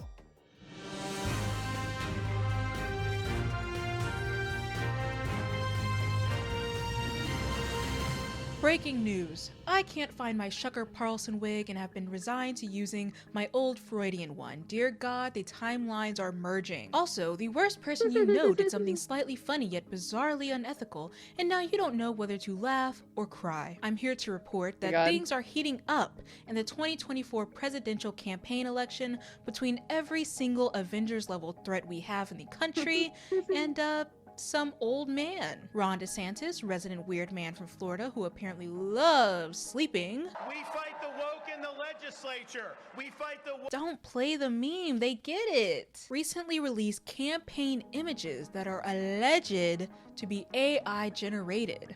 You may be wondering, what is it? Headshot? Did he have himself artificially generated into a loving household growing up, where his fate of becoming evil was staunched by the everlasting flow of love and human compassion? Please? No, Please? Ron DeSantis allegedly released fabricated images of his political opponent, Donald J. Trump. The images came from his rapid response team, who parade around on Twitter hilarious with the name DeSantis War Room, because by golly, that's normal. Is that a deep-fried alligator? The allegedly AI-generated images feature candidate Donald Trump holding Anthony Fauci, member and de facto spokesperson for the White House 2020 Pandemic Task Force. Fauci has a very contentious relationship with Republicans and far-right groups. They consider him They're just doing a little bit of boy love. It's fine. him an evil man who ruined the country by plaguing us with masks. Oh, the humanity. Oh my God, this is the worst thing that has ever happened to me, a white person in Minnesota. Someone please take it off. So you can imagine that seeing Fauci cuddled up with Republicans' golden boy is a little alarming. Here's one citizen who is not me in another outfit and wig, well, they're not wearing a wig at all, depicting their distress. This content may be distressing for some viewers.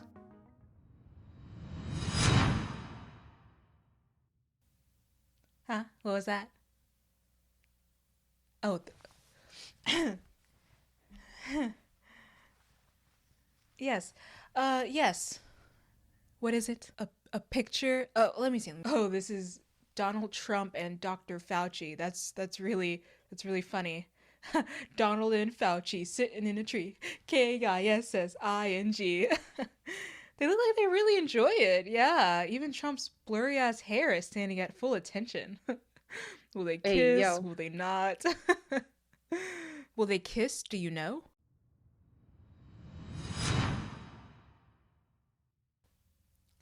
Tell me. Just diabolical. DeSantis is not the only candidate allegedly using AI to trash his opponents. Trump's campaign has also allegedly done it, with a deepfake video mocking DeSantis' glitch-filled presidential announcement. God, that was a really hard sentence to say. And you'll never guess who his campaign chooses to include in said deepfake. Classic. Wait, Dick Cheney is still alive? Deepfakes are a popular tool on the internet as of late. The name is a compound of deep learning from AI training and fake from, fake. And it comes together to create disturbing results. Here's one on your screen now. He's so loose. He's like Michael Cera off a perk. According to NBC News, deepfakes have become especially popular on Twitter and TikTok, where the faces of prominent women are synthetically placed on nude or sexually posed bodies. Search results skyrocketed for Addison Rae, Bella Poarch, and even Charli D'Amelio, who, might I remind you, dear God, is 19 years old. People were frantically searching for deepfake videos and images of these women and child, and essentially found them, garnering one tweet 26 million views in just 1 week. Even people without such a global influence were targets, with one moderate-sized TikTok user posting this. 2 days ago, someone sent me a message request on Instagram from a faceless account. No followers, no posts, nothing. And it was pictures of me that I had posted, fully clothed, completely clothed. And they had put them through some editing AI program to edit me naked. They basically photoshopped me naked. So fucked. And it's already weird to make that on your own time, but it's even weirder to send it to me. And what's even worse is that the next day when I woke up, I was getting dozens of DMs of these images, but without the watermarks. So this person paid to have the watermark removed and started distributing it like it was real. A lot of people have questioned what law this falls under so that people targeted by non-consensual deepfakes could get this content permanently removed, or at the very least, sue the people who created or disseminated it. And while this content could technically fall under revenge porn, which is illegal in many areas, there's also a gray area for non-consensual media that was artificially created. Sin City AI, which detects deepfake technology, reported that over 90% of all deepfake content online is non-consensual and sexually charged. They are my only source for that information, so I don't fact check it. This makes the lack of legal pushback against such content even more concerning for those who are likely to be targeted. In December of 2022, a bill was introduced by Joe Morrell that would criminalize the sharing and creation of non-consensual pornographic material, as well as create safeguards for people who consensually take sexual images or videos yet do not consent to the sharing of those images or videos. According to Congress.gov, the bill hasn't progressed past its introductory stage and currently resides with the House. But hey, the real enemy, that TikTok, huh? Mr. Chu, does TikTok access the home Wi-Fi network?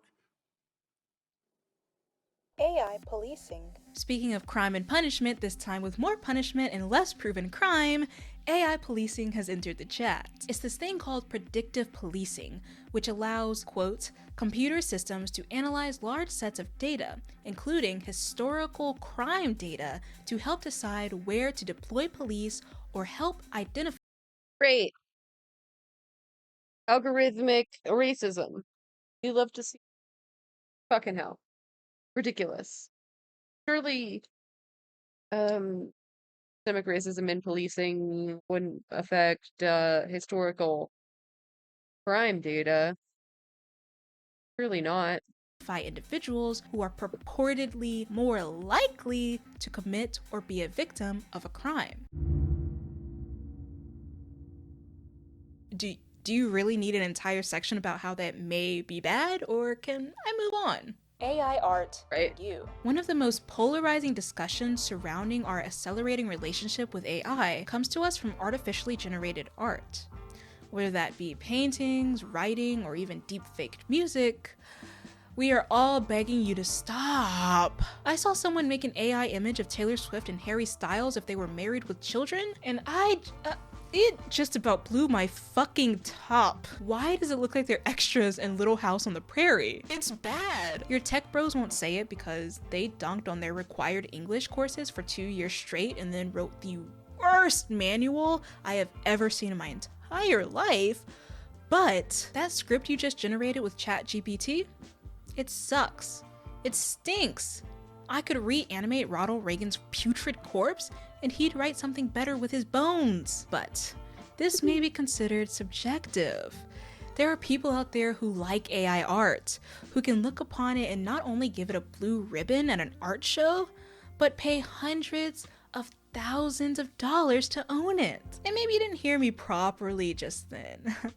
I said hundreds of thousands. This acceptance of AI-generated art has led to a pushback amongst the art community, as people fear that the future of their jobs and human creativity in general is at risk. The first subpoint is that AI art infringes upon copyright.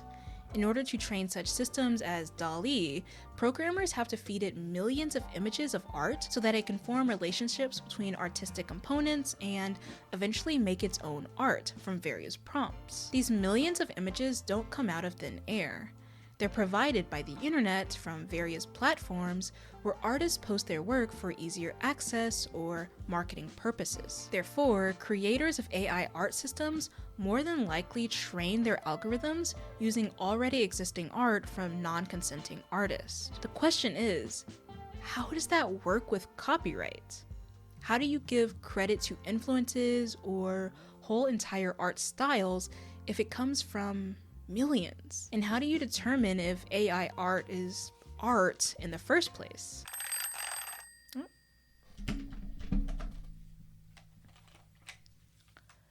Hello? Oh, it's the 1800s. They would like a word. Help! Help! It's dark in here! When photography was first introduced for public consumption worldwide in the 1800s, many painters felt threatened in their occupation. Karen Bromhorst wrote that this new medium was so exact in its representation of reality that established artists were afraid of being made redundant. It has even been suggested since then that photography destabilized painters and stole their jobs away from them. So my point of bringing this up is that we have a long history of fearing the intrusion of technology in art, and this doesn't automatically mean that people have nothing to worry about with AI. It just means that the fear we see on social media, in the news, and from tech experts about AI is natural, if not valid, and it's one that we should definitely be taking seriously. There are people who believe that AI is actively anti-artist in the sense that it exploits and capitalizes off of human artists, but there are also people who view AI as a tool that they can use to better their craft. And in that regard, I've seen that there's been a lot of comparisons in research between using AI as a tool and 19th century painters using photographs as like scene studies in lieu of sketching. So do I think AI could be used as a tool if it were properly formulated and regulated? Absolutely. Is that more likely the outcome in a world that's hell-bent on automating and capitalizing and constantly outdoing itself? No. This conversation is very jumbled and confusing and complex, and it's ultimately a knot that we will not untangle by the end of the video, but I will say that I hate it when someone's first reaction to AI is, oh, this will make artists and educators and women obsolete. It's over for them. We don't need them anymore. That's where most of my ire comes from in this video, I think. I hate that so much. It really just shows like a complete like lack of care for other humans. I think that's what I'm directly responding to when I call AI basic or ugly. Truthfully, there are some cool things created by AI, but I also think saying that it could usurp manual human creation is just really silly. Even when we get to that dreaded point in the conversation where AI artists defend these systems and seemingly empathize with traditional artists, there's still this hint of like condescension. Jason Allen is someone who recently won an art competition using AI generated art. And while he does state empathy for traditional artists who feel threatened by AI, he also provided the most insane, almost whiplash-inducing comment about the future of art and the emergence of AI. This isn't going to stop. Art is dead, dude. It's over. AI won. Humans lost. Nani? I think we kind of do a disservice to artists when we ask if AI has the ability to overtake them simply on talent alone, because that's not really what will happen in the future if AI was to overtake human artistry. If AI supersedes what we consider traditional art made by humans, it will do so because of money and not because of sheer talent. Ever heard of a nepotism baby? You've probably seen a bunch of news about the ongoing writer strike in North America. It stretches all the way from New York City to Los Angeles, California, and it is seeking key changes in the way writers get paid and find security in their jobs. One of the main points of contention is the way streaming services pay writers based on residuals. When TV wasn't considered an ancient artifact in the home of decaying boomers, writers would get paid in numerous different ways. Not only would they get their weekly salaries, but they'd also get paid script fees for episodes they're credited on, as well as residuals every time their episodes played on TV. And if you're a writer on ridiculousness, baby, I assume you're a fucking millionaire off of syndication alone. Streaming services are a lot different. Instead of paying writers residuals every time a show is played, writers are given a fixed fee based on the number of subscribers a streaming site has. And if you've ever made the mistake of liking anything Netflix has ever put in front of you, especially if it involved lesbian vampires, you'll know that most shows don't last long on streaming sites. Therefore, writers have less opportunity to work on scripts, less opportunity to receive writing credits, and overall, less opportunity to get paid. The WGA argues that in the past decade, their income from show writing has drastically dwindled. Whereas one writer once made $12,000 on residuals alone, a recent check from streaming residuals amounted to $4. $4. Another point of contention in the now.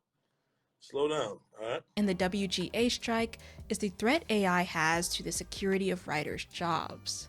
Though not opposed to AI being used as a creative assistant, the WGA demands assurance that they cannot legally be replaced by AI in the writer's room, nor will their work be used to train AI. They also want to expand the size of writers' rooms, which is probably a direct threat to Sam Levinson. Anyone know what that guy's up to, bud? That's not wet for me. No one thinks AI is capable of writing a better story than a human. No one who reads, anyways. While AI has the potential to create visually engaging images or properly structured short stories, it lacks the most important aspect of art, at least in my opinion, and that is emotional catharsis in the creator and emotional response in the viewer. The short horror story at the beginning of the video tells more than it shows.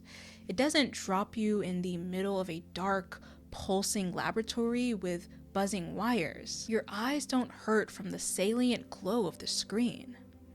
Fear doesn't exist in this liminal space because the author failed to conjure it. You are told quite clinically that someone else, someone you could never embody, is afraid.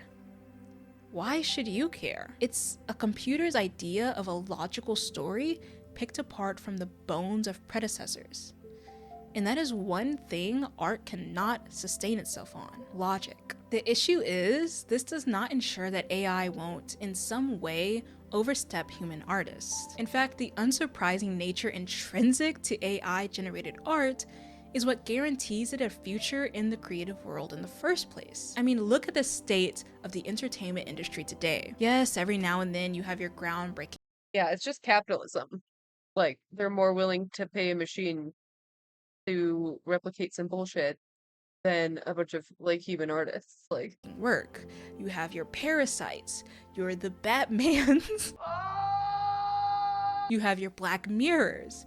You listen to heart-stopping, show-stopping soundtracks. Somehow, heartbreak feels good in a place like this. Somehow, heartbreak feels good in a place like this. But more often than not, you come across something that is absolutely done to death, like every joke in my videos. You see yet another promotion of a Fast and Furious movie, even though you could have sworn it ended in 1982. You see yet another live action remake, or a revival, or a goddamn adaptation. And the reason you keep seeing these things, despite everyone's clear disinterest in Vin Diesel and his angry clone, is because audiences still tune in. When you finish a movie on Netflix and the screen barely gives you enough time to digest what you've just seen, the algorithm is already feeding you similar titles. And it does this because it knows that that is what you're going to click on. Familiarity breeds interest. And if not interest, it breeds disengaged consumption. Either way, there is still a pulse, and studios can feel it. That is what AI is equipped to make. That is what it will excel in if given the chance.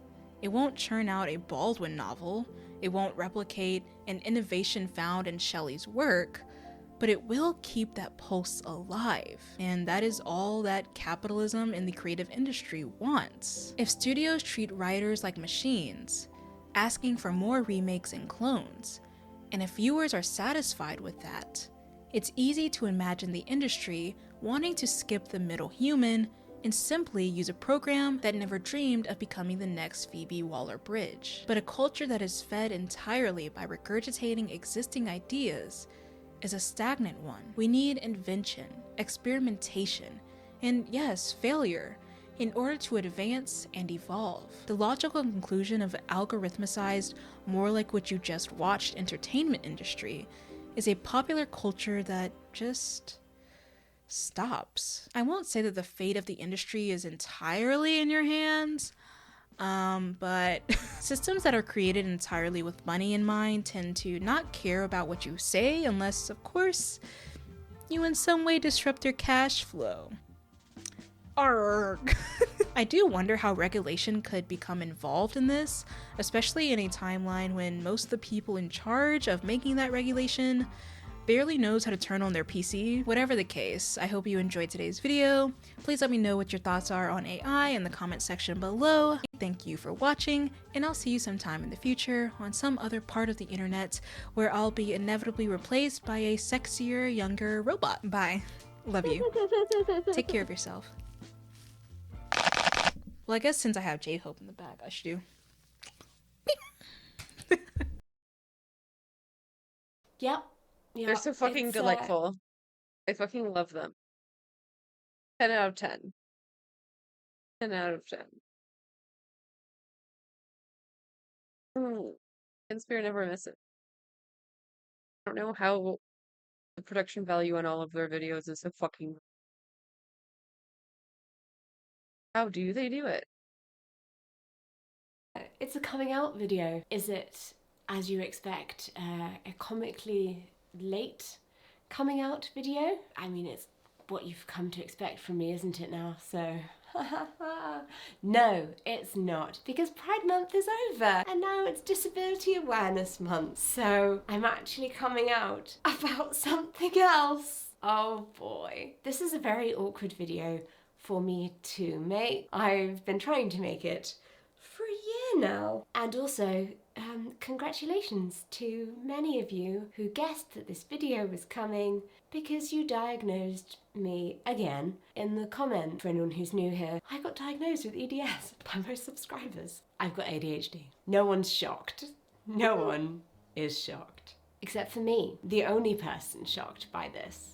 Attention Deficit Hyperactivity Disorder, or ADHD, is a neurodevelopmental disorder. That's a term describing a nervous system that developed differently whilst your brain was still in its plastic, fetus, childlike state.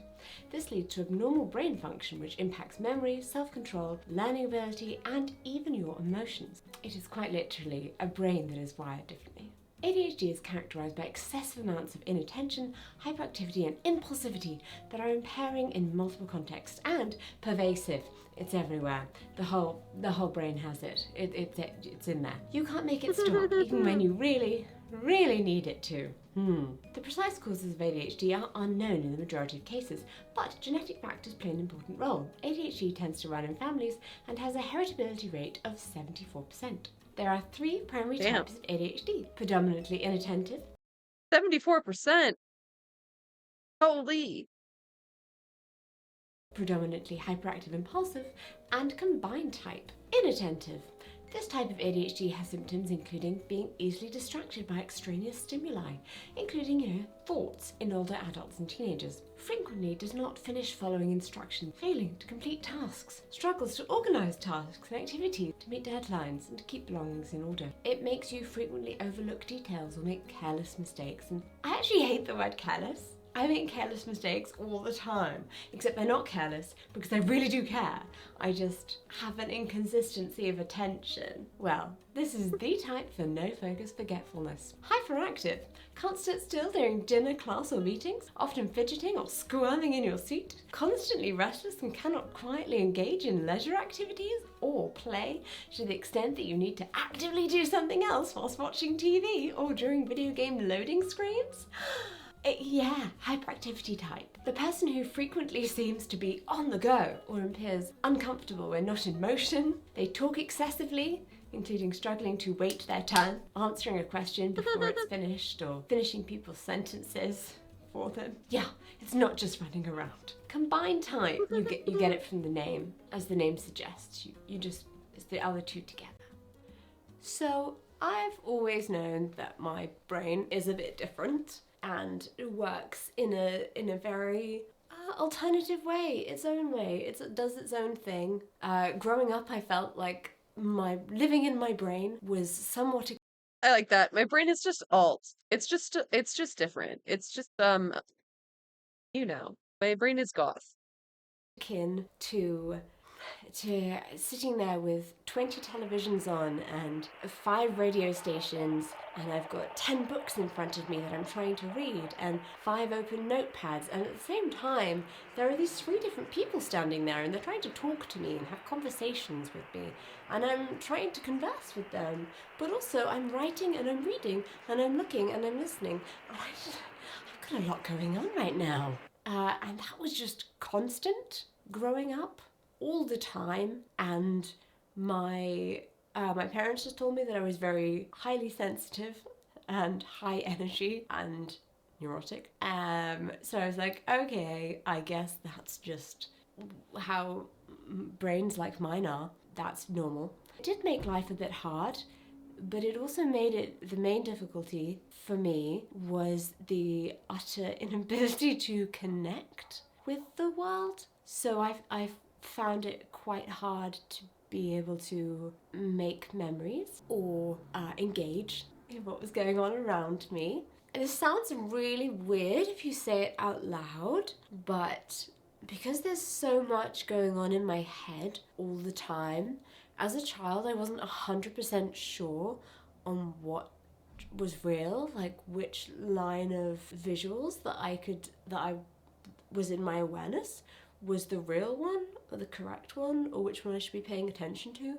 So sometimes I just wasn't paying attention to the one that was actually real. So then I just I wasn't paying attention to it, so I just have the memory of that.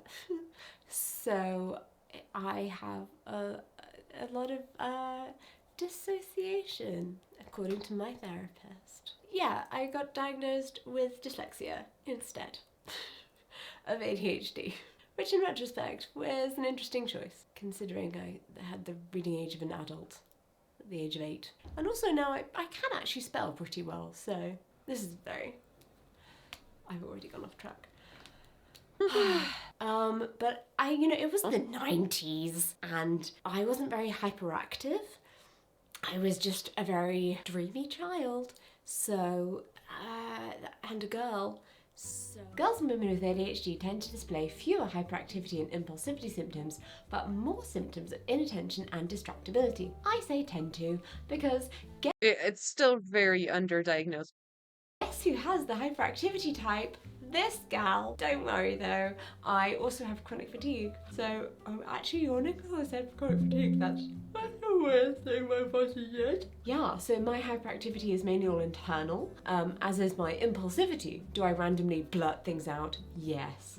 Do I climb things because they look cool? No, I'm too tired for that. However, since it's easier to notice and then seek diagnosis for the child kind of running around the room screaming than it is the child staring out of the window having 5,000 thoughts a minute and surviving on 2 hours of sleep a night, more hyperactive types tend to be diagnosed than inattentive types. So more boys than girls are diagnosed, and when it comes to adulthood, it's fun being a lady. Which is totally something for a whole different video because, that's a subject in itself. So that wasn't a thing. People don't really think of ADHD and girls like that, even though, fun, when I went to go and get properly diagnosed, and I took this test, they give you this special test, which is you have to pass these markers for signs that you have ADHD now as an adult and signs that you would have had passed the test for ADHD as a child as well. And I took the child one and I was like, whoa, look at me go. Oh, almost full marks. Brilliant. excellent. I'm really knocking this one out the park. A+ in ADHD. Good job. Yeah, no, wow. So I recently made a video about executive functioning issues, which I suffer with a lot.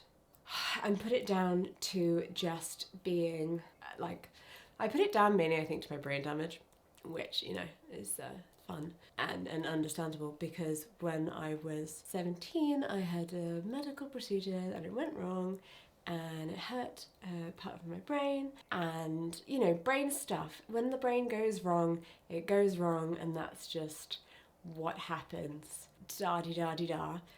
And yeah, and if you were wondering, yes, I do this with my hands a lot, mainly off camera, or it gets cut, so, but I've decided not to do that now. Hi. Why not? Why not? Yay, it helps me feel better. Yeah, so anyway, executive functioning issues. And a lot of you in the comments were like, goodness, Jessica, this sounds a lot like ADHD. And I was like, yeah. But it's not like the first time that anyone's mentioned that.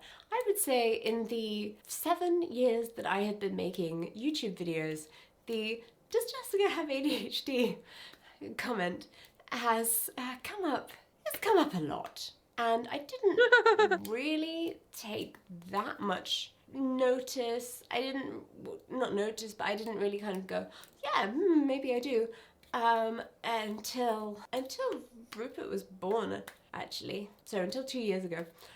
And I think it was largely just because other friends of mine who do have ADHD and have been diagnosed with ADHD for a long time were like, Jessica, the things that you put down to brain damage are remarkably similar to the traits of ADHD. And I was like, intriguing, fascinating.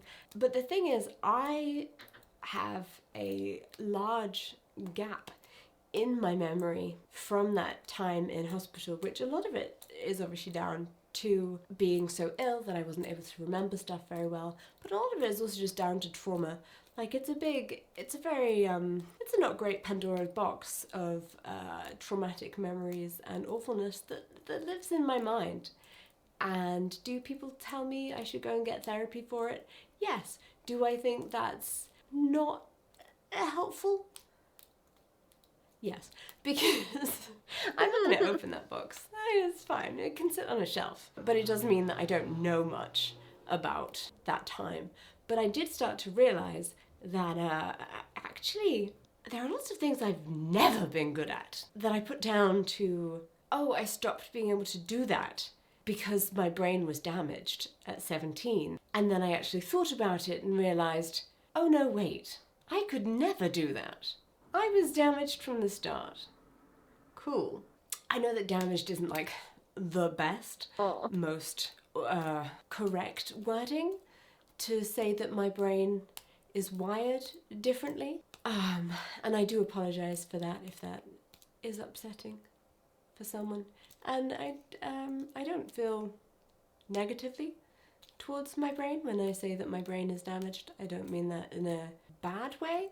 I think it's fine to say that I had brain damage. It's okay. It's not a pejorative term, but I don't see ADHD as a damage to the brain. It's a different wiring of the brain.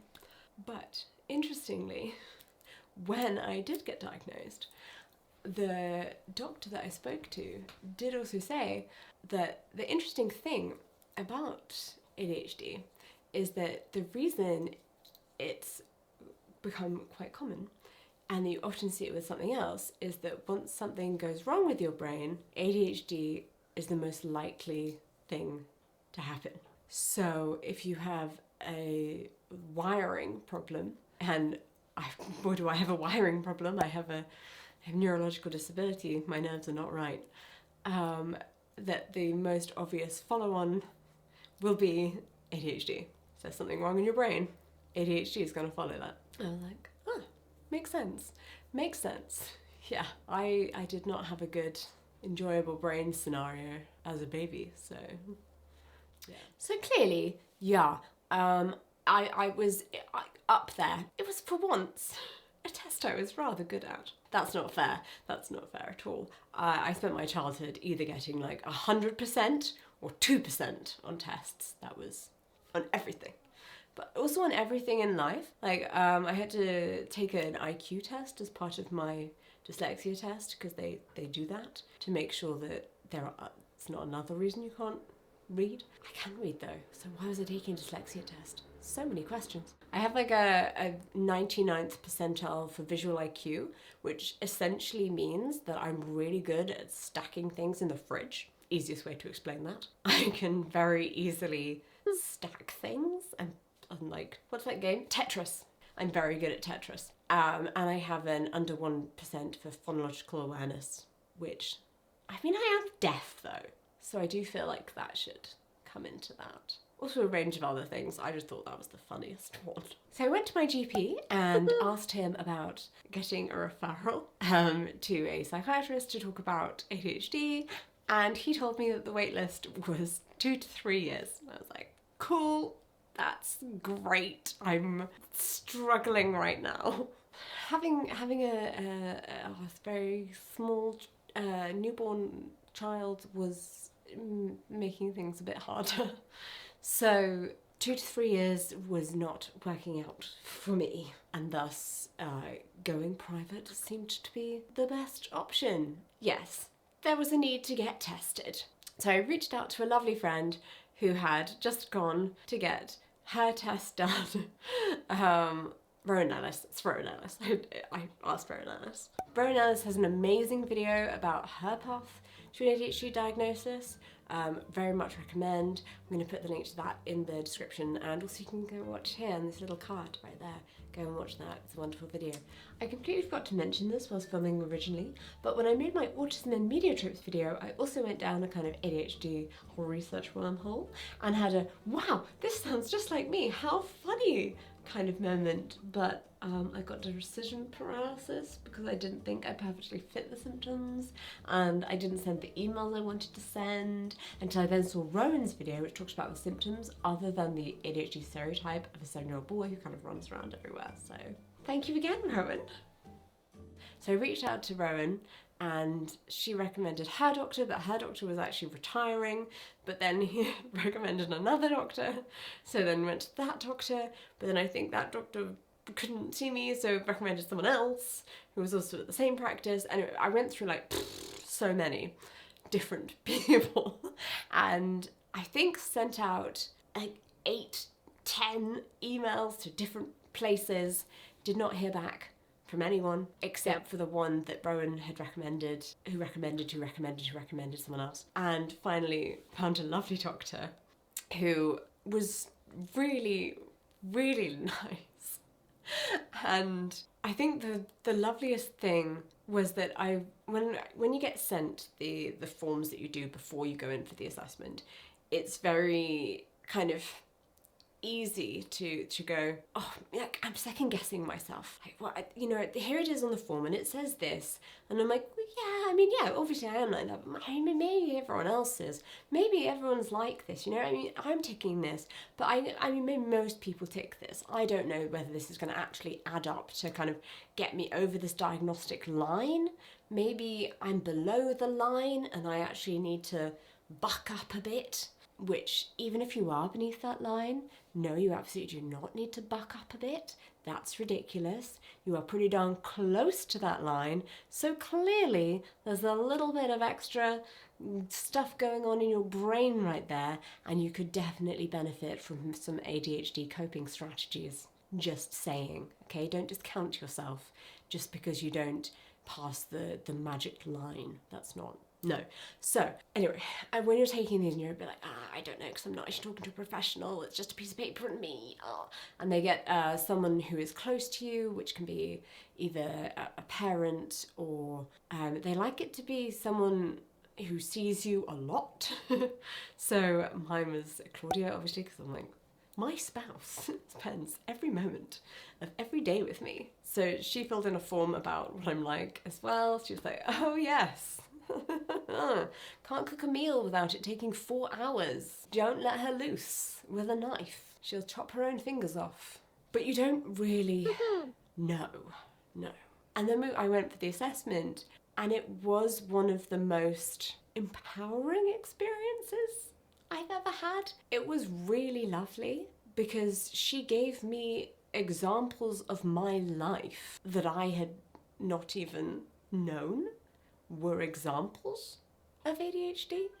Some specialists have suggested the following as a list of symptoms associated with ADHD in adults. Carelessness and lack of attention to detail, continually starting new tasks before finishing old ones, poor organisational skills, inability to focus or prioritise, continually losing or misplacing things, forgetfulness, restlessness and edginess, difficulty keeping quiet and speaking out of turn, blurting out responses and often interrupting others, mood swings, irritability and a quick temper, inability to deal with stress, extreme impatience, taking risks in activities often with little or no regard for personal safety or the safety of others, for example, driving dangerously. There may be a reason I still don't have my driving license. I think I'm great. No one else does. But it was more than just saying, yes, you have ADHD. It was the fact that as she was going through things with me and talking me through the questions of, well, how did you do academically in school? What was this like for you? Did you struggle to make friends as a teenager? Did you struggle to keep your friends? I'm like, I was great at making friends. Could I keep them? No. Can I respond to anyone's text messages? No. I'm so sorry to everyone who ever texts me ever. I will eventually reply to you within the year. But as I was talking, she was so empowering and kept saying, well, that's really amazing that you did that. That's really wonderful that you were able to complete that. Or that really shows that must have been an incredible struggle for you.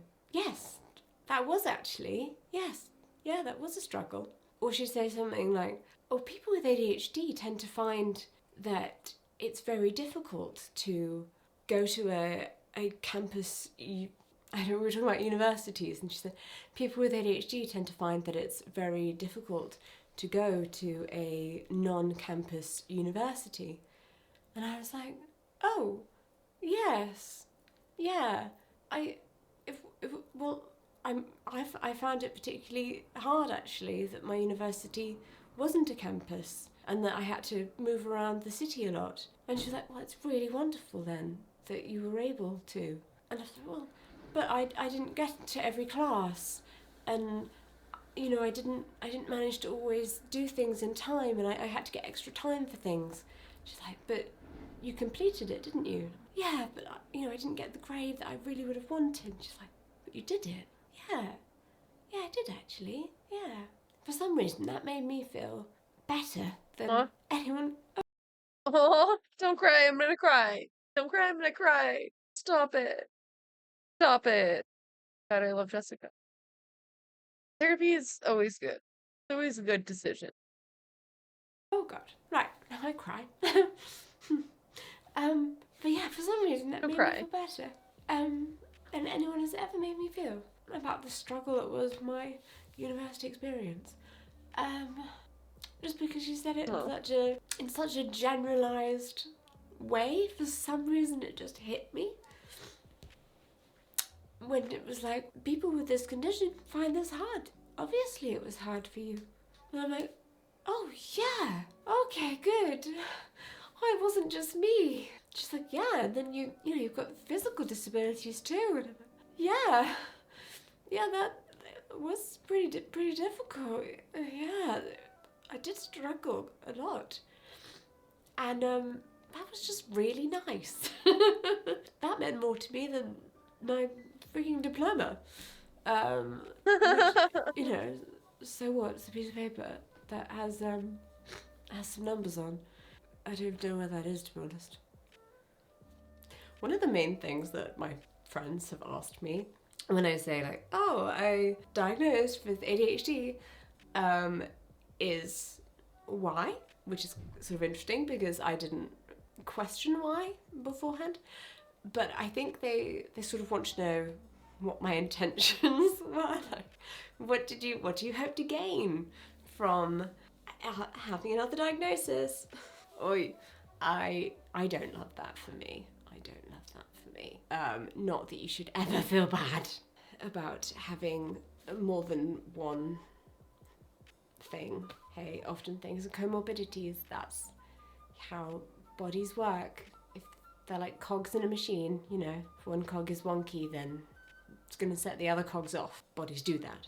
So my body is full of wonky cogs. But the main things that I wanted to get out... Sorry, what? Wonky cogs. ...of it were firstly just kind of a sense of knowing why I'm like this. My friend Andrea has this theory that everyone has a word that cuts them to the core. The one word, one thing, one word that can hurt you deeply. And to me, it's useless. I hate that word. It really upsets me. And it's probably the word that I have often had used about me. Because I'm not great at day-to-day stuff, that's fair to say. I guess I'm not great at the kind of things you would deem adulting. I don't love that about myself. And I really wanted to have a reason as to why. I wanted there to be something that would explain to me why, when I try to do the laundry, I spend an hour cleaning the drawer that you put the laundry detergent into, rather than just putting it into the machine and walking away. We've got other things to do. Or if I'm trying to, you know, unstack the dishwasher, why does it take me so long? Because I just stare into space. What was I doing? What was happening? Where does the time go? So many questions. What do I do with my time? Why do I get sucked into things and then I'm unable to pull myself back out? Whilst the classic idea of someone with ADHD might involve a person who struggles to focus, it's actually just that we can't manage our focus. A task we aren't particularly interested in completing, I can't make my brain turn towards it. Something I find interesting or rewarding, even if other people think it's hard and boring, 12 hours of not stopping to eat later, I realise I've been completely absorbed in the task and haven't even been to the toilet. This is called hyperfocus. I will read an article about something, an in-depth piece of hard-hitting journalism from, I don't know, years ago, on a topic that isn't massively relevant to my life or the state of the world or current days, but just interests me in that moment in time. And I will open that web page at 11 p.m. whilst I'm brushing my teeth, and whoopsie, now I've fallen down a rabbit hole and I don't get into bed until 1:30 when Claudia comes into the bathroom to wee and goes, "Go to bed." Why do I do this to myself? Yeah, so I just needed a reason for that, other than I'm useless. Why can't I keep track of the days? Why don't I know what month it is? Why am I not super sure who people are? Like, I just can't pay attention when they tell me their names. Or, I do not know. Oh my god. So I wanted to know why that was happening to me, and I've always been this way, and I want to know why. It's really nice to know why, and to know that that's just that. yeah, that's just me. That's just who I am. As a human being, I can try to overcome this. I have more awareness of myself now. I am aware that this is an ADHD problem, so I know not to allow myself to fall into the trap. I know my danger zones. Don't go near the danger zones. No, no, no. No phone at 11 p.m. when you're in the bathroom, or you could get sucked in and then you're not coming Real. back out. Just knowing these things about That's true for anyone, honestly. Just try not to look at your phone for like 30 minutes to an hour before bed. You will sleep better. myself is helpful. And also means that when it does happen, I can forgive myself. Why am I incapable of cooking a meal for my child in under 45 minutes? Because I have ADHD. It's a thing. It just is. Do I need to cook him a meal? Okay, well, let's schedule in an hour, shall we? There's my hour. He'll have a meal at the end of it. And the second thing that I wanted to get from getting diagnosed was meds. Medication. Yes, go on. Put more in there. I already take a large amount of medication thanks to my chronic pain and neurological issues. I don't know how to describe that. But hey, now at least I have ADHD medication. I had to try a few different ones till I found the one that works for me. Everyone's different. Very interestingly, I have a problem with emotional regulation. Part of my ADHD, did you know? Emotional regulation can be part of, well, emotional dysregulation can be part of ADHD.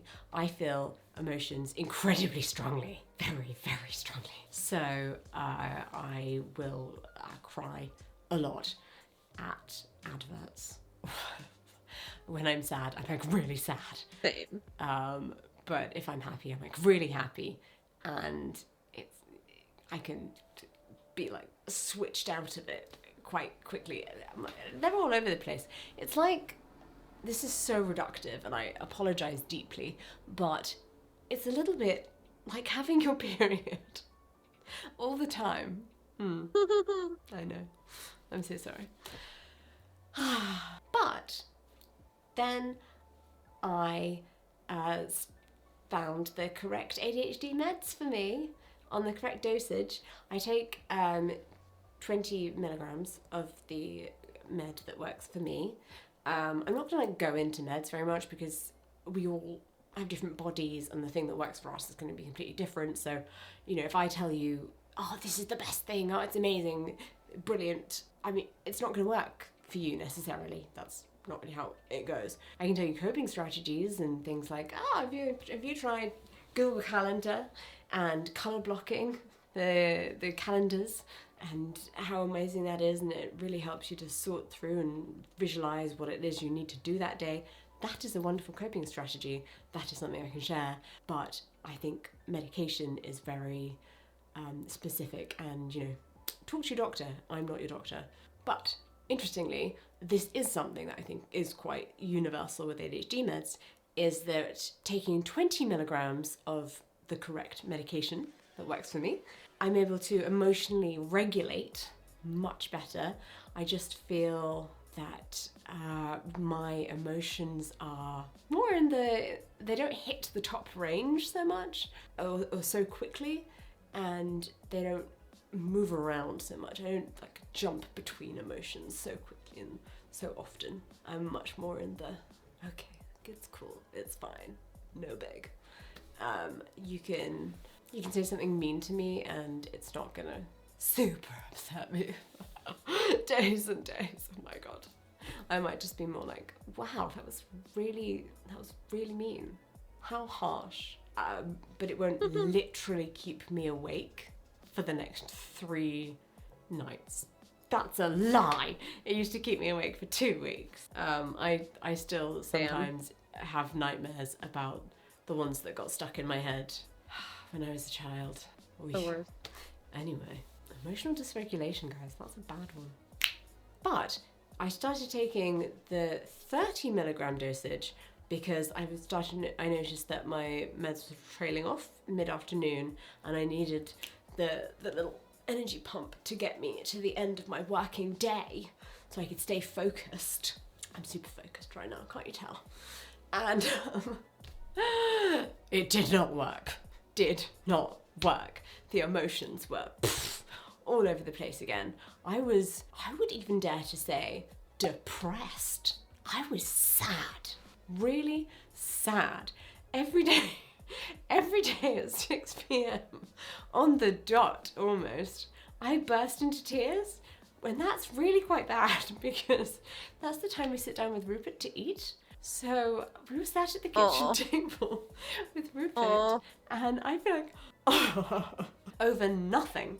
And he's just sat there like, Mama's sad. Mama's crying. Oh, Mama need a hug. Oh. Yeah. And he, bless him, he's so sweet. He's like trying to make me feel better. And he like give me food as if that would help me. But interestingly, fun facts all around, guys. Fun facts all around. So, fun fact, adult ADHD and joint hypermobility are highly associated with a 5-fold increase in odds. If you have autism, ADHD or tic disorder, you're more likely to have joint hypermobility than neurotypical people. Who knew? Neurodivergent study participants also report significantly more symptoms of pain and dysautonomia. You can kind of click the card up here for a video where I explain what dysautonomia means because that is a confusing word, I understand. Interestingly, when I started taking my medication for my ADHD and I found meds that worked for me, I noticed an improvement in my hypermobility related symptoms too. I mean, not my insomnia though, because when we were in Malaysia for a month this January, my blood pressure stayed a lot more stable than it normally does in the heat, and my joints swelled less, and I had a lot more energy than previous trips, and I just wasn't passing out, dying.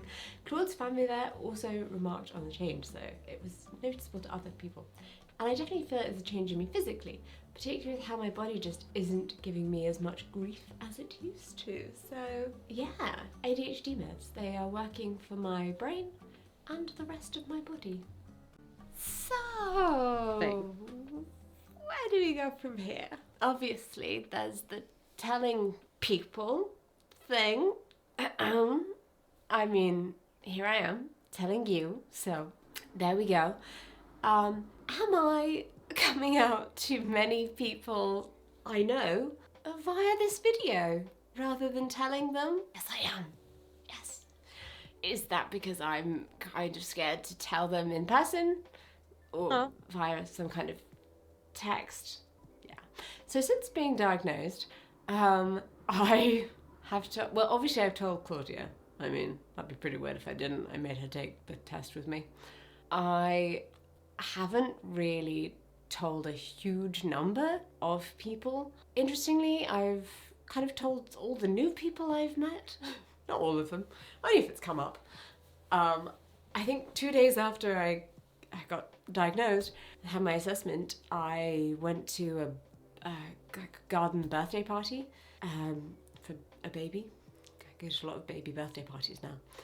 And I just randomly told some like baby friends of ours because we were talking about whether our houses were messy or not. And I was like, oh yeah, well, you know, I have ADHD, so blah, blah, blah. And they were like, oh, and they didn't know that it was a new thing for me to say. And that was really nice. I was like, oh, you like that? Oh. So it's there's something quite freeing about being able to say it to new people. Like, yeah, no, and this is the thing I've always known this about myself. Oh God, I wish I'd always known this about myself.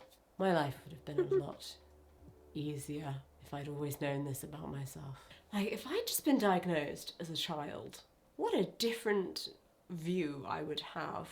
I feel like there would have been less fighting. Like, I've always been quite positive about myself, and I've had to forcibly be kind to myself, but I think there would have been less struggle, less internal. I wouldn't have had to crush down the I'm useless, I hate myself feelings and turn them into something else if I'd known this. Because now I'm like, that's fine. I did pretty well, considering. So yes, there are many people I haven't told. Damn, sounds like she's so hard on herself. And I can relate to that. I'm glad she's like finally got this diagnosis though. Old. Quite a few of them, because they've said negative things about ADHD in my presence in the past, and thus I don't want to tell them.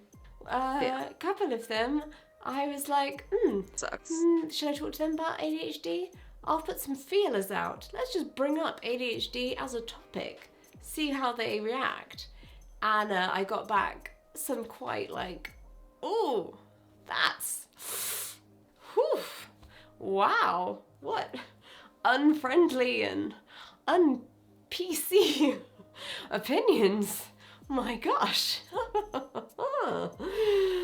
How about I never share my inner thoughts with you ever again?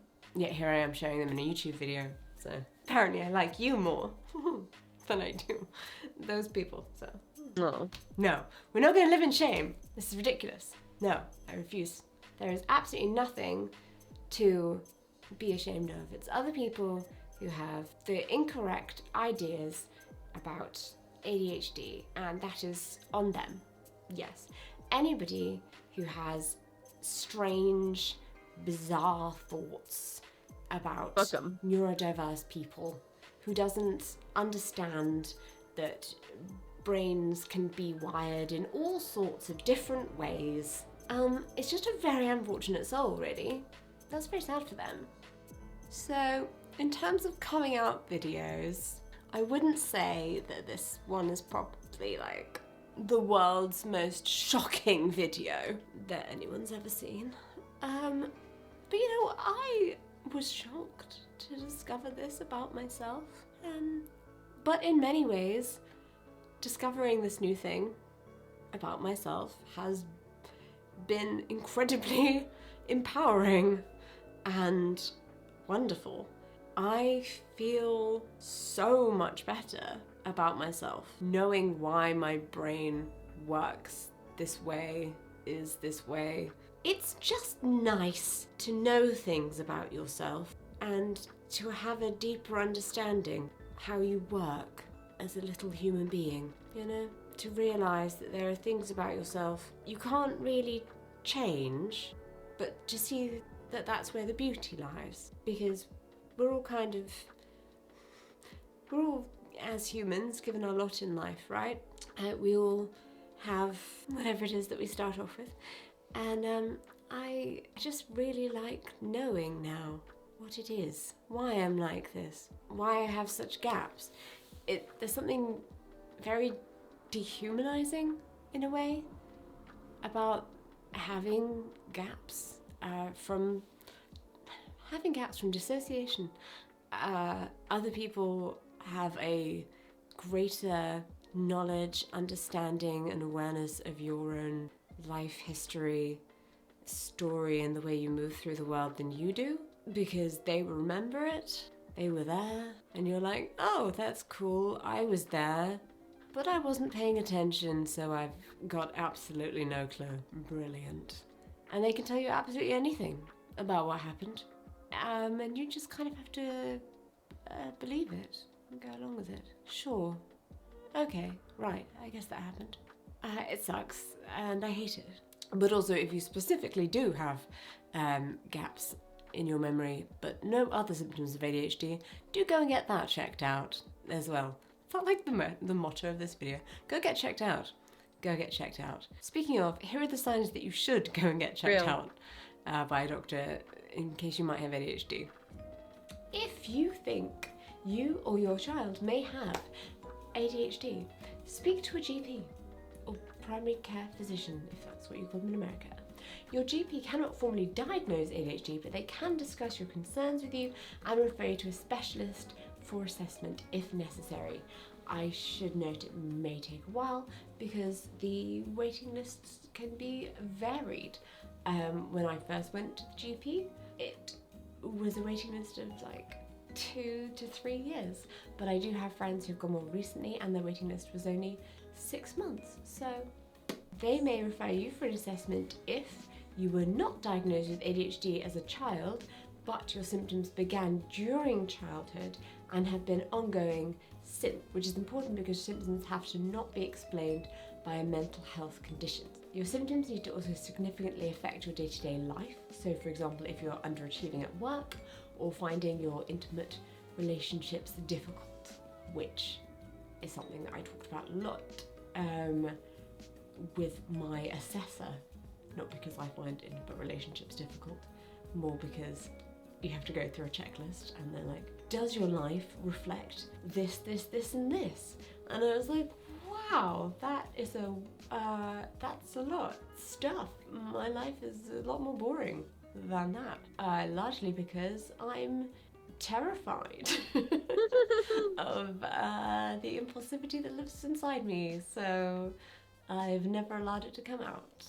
As a small child, this does not relate to the part that this video, the section that this was meant to be, but as a small child, I made all these rules for myself because I knew that I had something within me that was very, very impulsive and also incredibly hyper, had a lot of energy, quite out there, and I was kind of afraid of that and I didn't like getting in trouble, so I made myself life rules to follow that included things like not eating chocolate ever. I know, very interesting. Some of them got a bit intense for a while. I trained myself to only ever sit straight, very, very upright, then developed a scoliosis anyway. Joke's on me. Still very straight. I trained myself to brush my teeth 5 times a day. That's excessive. You don't need to do that. You'll brush your gums away. Yeah, stopped doing that once my dentist told me that that was going to happen. Then had an internal crisis about it, obviously. Yes. But yeah, 5 things times. like anything that might be deemed illegal, I was against the rules that I made for myself when I was 7, and still have to live by the majority of them. What happens if I don't? Good question. Oh, I have no idea. I don't want to find out. My internal world implodes, I imagine, is the answer to that. Let's never find out. Okay, bye. So Okay, there you bye. go. If that's you, go talk to a doctor. And we can be pals. We can be ADHD pals. Because, gosh, do neurodivergent people just find each other. Thanks for listening to my coming out story. I appreciate it. Please comment below with let me know your story, because you guys are amazing. You told me to go and get myself checked. Got myself checked. You were right. Again. The internet. Turns out you don't need to use Google as a doctor. You could just make a YouTube channel and people will leave comments. This is quite freeing. I like this. I will see you in my next video. I related to way too much of that. Unfortunate. Which will be a Q&A about ADHD. Follow me on Instagram where I will be asking the questions to go along with this video. It's at Jessica Out of the Closet. There will be a link in the description down below, so you can very easily click on that. I'll leave it as the second link, so you don't even have to click on that and then go looking for it and then get lost because you looked on something else, and there are a lot of links down there. Thanks, friends. See you soon. Oh, just good. Good. This video is some real self-indulgent meta commentary. We're talking about content that talks about content that talks about content. So if you're into that sort of crap, Content on content and on content. Better. strap in. And if you're not, okay, hi or bye. I don't know. There's this tweet on Twitter from twitter.com from @MiaIsDivorced that says, "Is there an official style guide for commentary YouTube?" And then in it we have 4 screenshots of some different thumbnails from different YouTubers, all of them about the Colleen Ballinger situation, and all of them the same fucking thumbnail. The content creator, all big and on the left of the thumbnail, making some wacky face. This fucking idiot going, oh? This person, Gabby Bell, going, oh, I can't believe she said that. Oh, I can't believe she did that. Green is not nigger. Nick is not green. Going, oh. And then we have Jake Doolittle going, you messed up. Yellow text with dramatic crap on it. She made a song? I'm losing my mind. I am speechless, bro. What are you doing? So what's going on here? Well, basically they're getting my ass. They're getting everybody's rear end because we're getting roasted online for being copy-paste YouTubers. And whose fault is that? Well, it's Mia Cole's. The person who posted this tweet, Mia Cole. She exposed us. She had emasculated. Cancelled. Emasculated. Yeah, she's the source of all leftist infighting, actually. She made us look bad and silly. Get her out of here. Kick her out. I'm just playing. Mia's great. She's a friend of the show, and she's got a great channel. And this tweet is just pointing out the stylistic similarities here. But you may notice here that this tweet has 2.3 million views. Those ugly-ass thumbnails is one of the reasons why I got bored of commentary channels and upgraded to video essays. Okay, that is totally valid, and I agree with you, and I hear you, and I see you, and I think that's good. I sincerely hope nobody over the age of 13 is watching videos like this. Can't watch YouTube anymore because every YouTuber is just some guy, and why should I care about what they have to say? You missed just some guy, a girl. And also that's mostly true though, actually. Commentary YouTube needs to die again. They either gave us the worst take on something or recycle the same exact opinion that everyone else has. In defense of these videos, they say different stuff. So they do say, wow, that apology was bad, but they also say different stuff. You know, I'd go watch them. Why not? I'll leave them linked below. But that's not the point of this video. I'm not here to defend the sanctity of any content. So why am I talking about this? What's going on here? Well, first of all, I thought it'd be fun. But second of all, I want to just pull the curtain back a little bit and talk about, you know, formatting on YouTube, how this sort of content fits into the broader YouTube ecosystem, and specifically as it relates to this whole Colleen Ballinger stuff that happened like 3 days ago. When this ukulele video dropped, I have never seen YouTube look like this. A zombie horde frothing at the mouth, YouTubers crawling and scratching and trying to get the content about it as soon as possible because it was super trending. It was a wild video to watch, and everybody immediately gave their take to the point where we got FOMO. It's FOMO. For people that upload content frequently, it's a trending topic. I blame the streamers, but you didn't hear that from me. I was, of course, one of those zombies in the horde. I don't normally make daily content, but for the last week, I've been trying it out, and this was the perfect opportunity to just try and bust out a quick video on a trending topic, and I did it. Saying that I'm a zombie and acknowledging the fact that this was functionally an algorithmically driven public shaming event, where the first people to arrive on the scene and talk about it in their content were the most likely to, in scientific terms, pop the fuck off. None of this absolves me from the fact that I was there doing this very same thing. Guilty as charged, send me to the slammer. And what comes with being a part of that zombie horde is optimizing your content thumbnails, which brings us back to these goobers right here. I'm just kidding, these are all friends of the show. To clear up any misconceptions, these are done obviously for the algorithm. Thumbnails are for clicking on. If you do a big face and a yellow text and a clear depiction of the content of the video, no nonsense, no damn clickbait, people are going to be more likely to click on it, and therefore your video is more likely to do well. Yellow text, I blame Curtis Connor. That's who I first saw do the yellow text, and it worked for him. So I copied that, and then I copied his hair and mustache. And look at me now. I'm still just a little weird fucking guy. You could refer to this phenomenon as the Mr. Beastification of the YouTube thumbnail. His thumbnails are pure clickability. It's his face doing the soy face that I unfortunately took part in. Sorry, everyone. Sorry. Editor Noah, cut in the clip of me doing my thumbnails for this video. Yeah, there's me. You're probably wondering what the fuck is going on here. It's a formula. You follow the formula. It helps your videos out. When these thumbnails are presented outside of the context of a YouTube feed, because when they're in the YouTube feed, it's one video among a video from other creators. You click on that video because it's the most, when it's taken out of context and presented in this way, it's actually really embarrassing. Because first of all, obviously how copy and paste this format is, but secondly, and mainly, the thumbnails are not content. They're not meant to be put in a gallery. If you printed out all my thumbnails and put them on a wall wall, I would burn down whatever house the wall was on. Obviously, there's counterexamples to this rule. There's some people that make really cool thumbnails. I like when people use artists to make their thumbnails. Some people just do stylistic flair, make it cool and artsy, put some soul into the product. But every decision to do something like that or deviate from the Mr. Beastified thumbnail, this costs you money. It costs you capital C capital. And so that is the monetary incentive to getting clicked on. You can imagine a dial here from artiste, not just artist, artiste,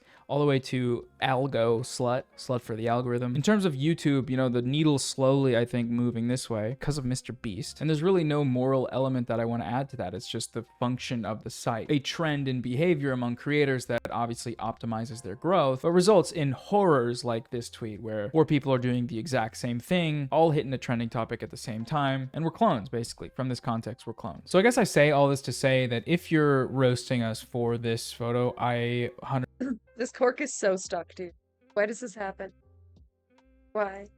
get it, and I also agree, and that's I'm attempting to give us a little roast in this video. But I also find this really interesting because this is the first time I've seen something like this happen where YouTube content, something from YouTube, is stripped out of that context and onto Twitter. And it was kind of a culture shock to see like what we as a sort of collective commentary community, insofar as a community of creators, actually exists. It's mostly just audience overlap networks. But to see this here like this, it's wild to me. I don't know, wild and weird. Maybe, all right, so next I want to talk about the sort of role and purpose of commentary content. You love us for our unique voice. You love to hear our unique perspective, our so ha funny jokes. You're here to put us on the phone while you're doing laundry, while you're driving to work, while you're doing stuff in the toilet, shall we say. But that's kind of how YouTube works. It's the nature of having content long form or medium form on a phone. What I did find really interesting here was the sheer number of comments on both my video and these videos, as well as on Twitter, where people were saying that they watched all of these videos, or like 3 or 4 of the videos covering this topic from commentary creators. From the outside looking in, I could see how that sounds like absolutely insane. Just look at the thumbnails. This is all the same thing, covering the same stuff, same length roughly. But the YouTube commentary consumer is interesting in that way because it seems like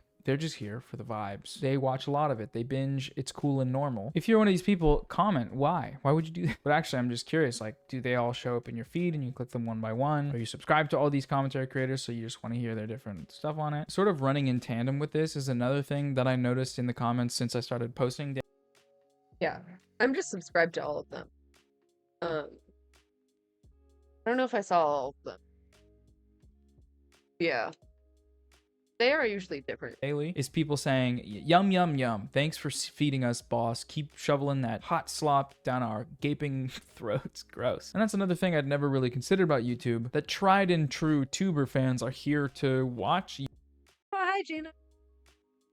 you. They're here to hear what you have to say, regardless of whatever it is you're talking about. In some ways, that's cool. You know, it's flattering and dope. I'm not gonna act like that's not cool. And in other ways, arguably more significant ways, it is demonic. Because the more I post, the more I'm realizing that that draw towards filling the void of content and supplying that need is like a gravity tier force. It's insane. I'm recording this video at 10 p.m. on a Friday night. I'm going to probably edit it until 1 a.m. and then set the video to upload at 4 a.m. Then I'll go to bed hoping to wake up for a Christmas-style surprise 1 of 10 video. This has been my life the past week. It's been sort of an experiment. It's really fun for some reason, I think because I have the fucked up weird brain of a YouTuber, but it's also deeply evil. It feels evil. It feels like I'm shoveling myself bit by bit into a giant machine that's being ground up and then squirted into little cups, and then those cups are being handed out. I don't really know how to rectify that situation or explain it beyond that. So yeah, that's all I really wanted to say. Fuck it, we ball. Noah, oh my god. Hey, from chat, there's Effel's Discord. Yeah. I stayed away. Yeah, it was a mess. It was a whole mess. I don't really know what's going on. I just want everyone to get along. You know? Can we all just be friends? That was kind of my summation. Oh god. Hi, happy Monday. Welcome back. Wait. Did I skip it? What happened? Wait, what happened? This video is some real self-indulgent meta commentary. Cost insane. I'm recording this video at 10 p.m. on a Friday night. I'm going to probably edit it until 1 a.m. bit by bit into a giant machine that's being ground up and then squirted into little cups. Explain it beyond that. Noah keeps opening his videos by saying, "I'm not manic. I'm just a very good YouTube boy. I'm just uploading every day because I'm just very good, very good essayist." I worry for Noah sometimes. Parasocial moment. So yeah, that's all I really wanted to say. Fuck it, we ball. Okay, bye. Hi, happy Monday. Welcome back to the channel. In the past few months, we have been training hard in the art of drama, in the practice of tea spilling. And it wasn't just for any reason. It wasn't to make fun of creepy guys or defend ourselves from Minecraft stands, but it was for this, our own little commentary micro discourse that is... We've been training for this, boys. To unanimously cancel Colleen. It was, quite the unification. You know, I don't think I've seen the internet come together like that in a long time.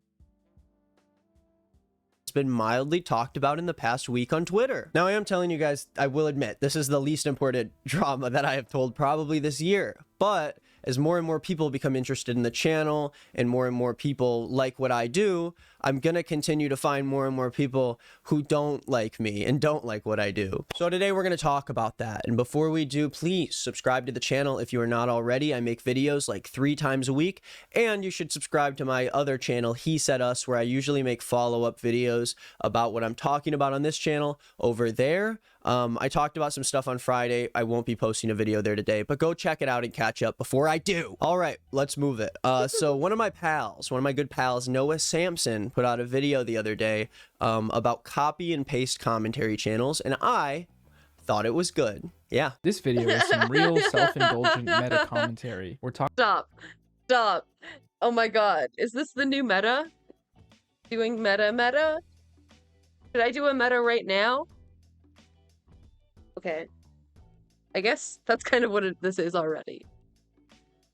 I will take it upon myself to compile all of the meta commentary videos. I will be the librarian of meta commentary. Talking about content that talks about content that talks about content. That talks about content. So Noah brings up this tweet, and it's this like sort of fun little jab at YouTube commentary that says, is there an official style guide for commentary YouTube? And it's 4 different screenshots from the same day about Colleen Ballinger's ukulele apology video. And of course, my thumbnail was among the thumbnails because my video did quite well on the subject. And in this tweet, a lot of people threw a lot of shade at these commentary channels that talk about the same exact thing and can't even have different thumbnails to make them unique. You've got your yellow text, your cringe face, a little song and dance, and of course, a big old screenshot of Colleen looking wacky and dumb. And although the tweet itself I think is funny and was tweeted in good jest, I think a lot of people weren't happy about it. Now, Noah showed a couple tweets here in response to that that said stuff. They really are so similar, but like, I feel like that's been the case for a long time. And it's not just like BreadTube that does this. About how commentary channels are boring now, in part because of their ugly thumbnails. Another tweet talks about how these videos should be for kids under the age of 13. And finally, a tweet about how commentary YouTube needs to die because they either give the worst take on something or recycle the same opinion that everyone else has. Now, Noah goes on to make a really good point about the relationship between the viewers of people who talk about random bullshit and the actual person talking about the random bullshit. And after seeing Noah's video, which again, I think you should totally check out, I thought I'd give my own 2 cents on commentary as someone who is growing pretty quickly in the drama as of late. So, let's do it. Now, personally, I see the argument that similar thumbnails on a YouTube video. Both of these have been so self-indulgent. They're just... Oh god. Oh, they're so cute. Woodworking channels? Same thing? I like it. Woodworking is so soothing. Equals bad content or unoriginal content is not a very good argument. And since I'm not behind almost all of these videos that were made about this subject, let me look at this through my own lens, regardless of whether or not people end up using a similar template for their own thumbnails. Now, I made this thumbnail before I saw any of the other thumbnails, and let me explain my thought process behind it. My thumbnails look this way because it's the style that has attracted the most interest through clicking on that thumbnail, according to YouTube's analytics they give me. And to make this even clearer, I make my thumbnails look this way for money. I make them look like that so I make a lot of money. The more YouTube likes my thumbnail, the more they push it to people, the more those people click. Colin, you're not just here because you like us? I thought you wanted to be friends. The more people watch the ads on my video, and the more bags of money that show up on my front doorstep. Sure, I can hire someone or spend a few hours on every video crafting an aesthetically pleasing advertisement for the video I just made, but why would I do that if I would get less people watching my videos, I would make less money, and I also don't care how my thumbnails look on the second channel where I'm barfing out videos like every day. My channel is not a goddamn graphic design channel. I talk for a living. I make the thumbnails for my videos about 10 minutes before they're posted on YouTube. And yes, currently these abominations are what get people to click on the videos we're making. And on top of that, as I said before, the videos on this channel are all created like the day that I start the video. I wake up, I figure out a topic, I script it. I mean, how crazy are you really going to get with the thumbnail? Most people are on their phones, right? So it's going to be scaled down to like this big. Ain't nobody cares about your graphic design is my passion ass thumbnail. Does it look good? Is it clickable? Do I know what the video is about? Like, that's all people really care about when they're scrolling through with the fraction of a second. I shoot it, I edit it, and it's up before I'm done working that day. I'm not here making some long-ass commentary adventure video of, oh, I went to the Rainforest Cafe a lot. No, I don't want it. I did that so long ago when I was a kid. I went to them. I guess that brings me to the next argument, that commentary YouTubers are copying and pasting the same content and have the same exact talking points, blah, blah, blah. Again, the way I see my channel is I talk about things. Something happens online, I look into it, and if I'm interested, I talk about it. That is literally as simple as I can make it. Usually, if you see something that happens and everyone online is talking about it, you're usually going to see me talk about that thing because everyone's talking about it and it's popular, and so they want to watch me talk about it and I get more bags of money on my doorstep. I like what I do currently. I have a fun time doing it, so I want to keep doing that thing so I have more and more people giving me money to do this thing that I like. I love ranting about useless drama and dumb shit online, and I'm excited that I get paid to do that. The best. But it often feels like because of the way that I deliver the news stories the way I do, with minimal editing, a much more relaxed feel, I am not taken as seriously as mainstream news publications, despite the fact that my viewership eclipses a lot of these channels, and I don't have a corporate structure telling me what to say and believe about stories like this. And side note, what I am saying here is not meant to be like, oh, I'm better than news channels. Yeah, mainstream news is fake news. I get my real news from Nick, and you should too. Need to be respected about them. But if I get to deliver things I'm interested to my audience in a completely free way and bags of money, then of course I want to do that. Now, I think the idea that commentary channels all are copying and pasting the same take is, I guess, an easy idea to come to if you just like don't watch any of the channels. But in reality, once again, these channels are all people just talking about something that was popular online. This is not like a commentary trend. This is a popular news story. You haven't really cracked the code on this genre of YouTube that needs to be eradicated completely. I think you just find it annoying that people are talking about something everyone is talking about. People do get annoyed when people talk. It's so true. They really do. I get so many comments that are like, I don't want to listen to you talk. Like, keep scrolling. You'll find someone you want to listen to talk. I'm sure of it. And you don't want to talk about something popular because it makes you less unique. Most people who do say stuff like this say that people like me and the videos I'm making are not unique, there's no effort, and we all have the same take. I don't care.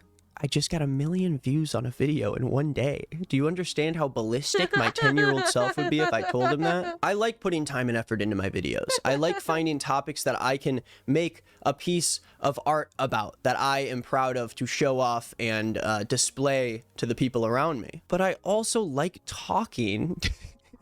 And so if I have a shit ton of views just talking and not having to put in any effort, why do you think I would want to talk about these things instead of make something that I think is cool and shows off my raw, natural talent? Just because we're on YouTube, there's this idea that everything has to be creatively fulfilling and it has to be unique and it has to offer a new perspective. But it's also okay to use YouTube for other reasons, to spread news, to give your thoughts on something, to express yourself. That's what it's all about. And I think the fact that we're able to do that independently without having anyone own us, especially for someone who doesn't have a team and does all this stuff by himself, I think that's really amazing. The idea that I can put together like a 40-minute reaction to the Colleen video right as she posts it, and Noah can make a more put together, well-edited 15-minute piece on the story, yet both of us can be accused of the same unoriginality, is silly. That's a silly argument to make. We're both just a couple of guys talking about things. I talk about the news online. I don't go from Bloomberg to the New York Times to USA Today and ask why everyone is talking about Ron DeSantis, why everyone has the same exact goddamn news story on the submarine. Maybe you'll see 10 to 15 YouTubers talking about the same submarine story or the same Colleen Ballinger apology, but isn't that how it's always been? Something happens, it's popular, and people talk about it. But once you're not in a news station owned by a massive corporation, even if you have the money... Like human history in a nutshell. Things happened, and then people talk about it. That a news station brings in, and even if your salary eclipses what a news anchor could ever make on TV, you're still not taken seriously when it comes to reporting online news. And regardless of the quality of the content, if people think that it makes sense for me to call what I do news, I think this discourse just devalues content made by independent sources and continues to legitimize those who have a fancy setup with a massive team and budget. I don't want to have to be a Philip DeFranco or a Rhett and Link to be able to do what I do and not be owned by someone else. I get to walk home with 100% of the profits I make on my videos from the ads, and I'm grateful that I'm allowed to do that. I don't want that to change. I'm not even saying that most commentary channels should be valued as a good source for the news, but where is the argument that people talking about a popular thing online is bad? Why are we pretending that YouTube wasn't always a platform where uneducated dipshits talk about whatever the world is interested in at that point in time? And sometimes it feels like commentary as a genre is about as confusing as a genre can get on YouTube. Why do we compare videos that were made in 2 hours covering a news story right after it happens to a fully edited commentary video about the topic with skits and a storyline and jokes written into it? Why do we consider people like me to be in the commentary circle when people like Mogul Mail and Moist Critical are talking about similar things but are seen as legitimate sources for those stories? Is it because the thumbnails look like this and my thumbnail looks like this? But all of that to say, I guess I will conclude this video by saying, who gives a shit? If you care about YouTubers having a similar thumbnail when they're talking about the same topic, don't care. It literally doesn't matter. If you like what I do, subscribe. Have you tried not caring though? To me. If you don't. Anyways, thank you for watching this video. I know it was a bit different than usual, but I hope you enjoyed it. And if you want to see more like this, just hit subscribe. Let me know in the comments below. Go on Instagram at @NickIsNotGreen if you want to give me any ideas for what I should talk about on the channel. And also, this Thursday, I'm shooting a music video at the Los Angeles Historic Park at 6 p.m. And I am looking for extras. You can be anyone who does anything and just show up. Dude, there were so many people that showed up. Like, so many. Shoot will be about half an hour. You can be in the video. I'm excited to say hi to everybody. And I'll also be posting this on Instagram if you want to screenshot it and you want to see my updates on it on Thursday when we're shooting the video. And yeah, go watch a He Said Us video, my second channel, or hang around here and watch more videos. I don't know. I'm going to go. Have a great rest of your week. It's Monday. It's Monday. Get excited for the week. Get pumped. Monday. Ooh. All right, bye. Ooh. Hey, everybody. Okie dokie. I just saw the Fear and dropped. Poggers. Hyper Poggers.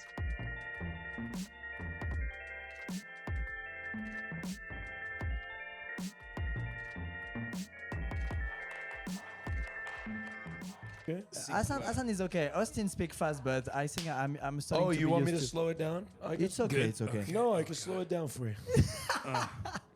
It's gonna be You so teach strange me for French. the people who know Be you. accommodating, brother. You're I like, know. I just bulldoze. I came in here to France and just bulldoze French culture.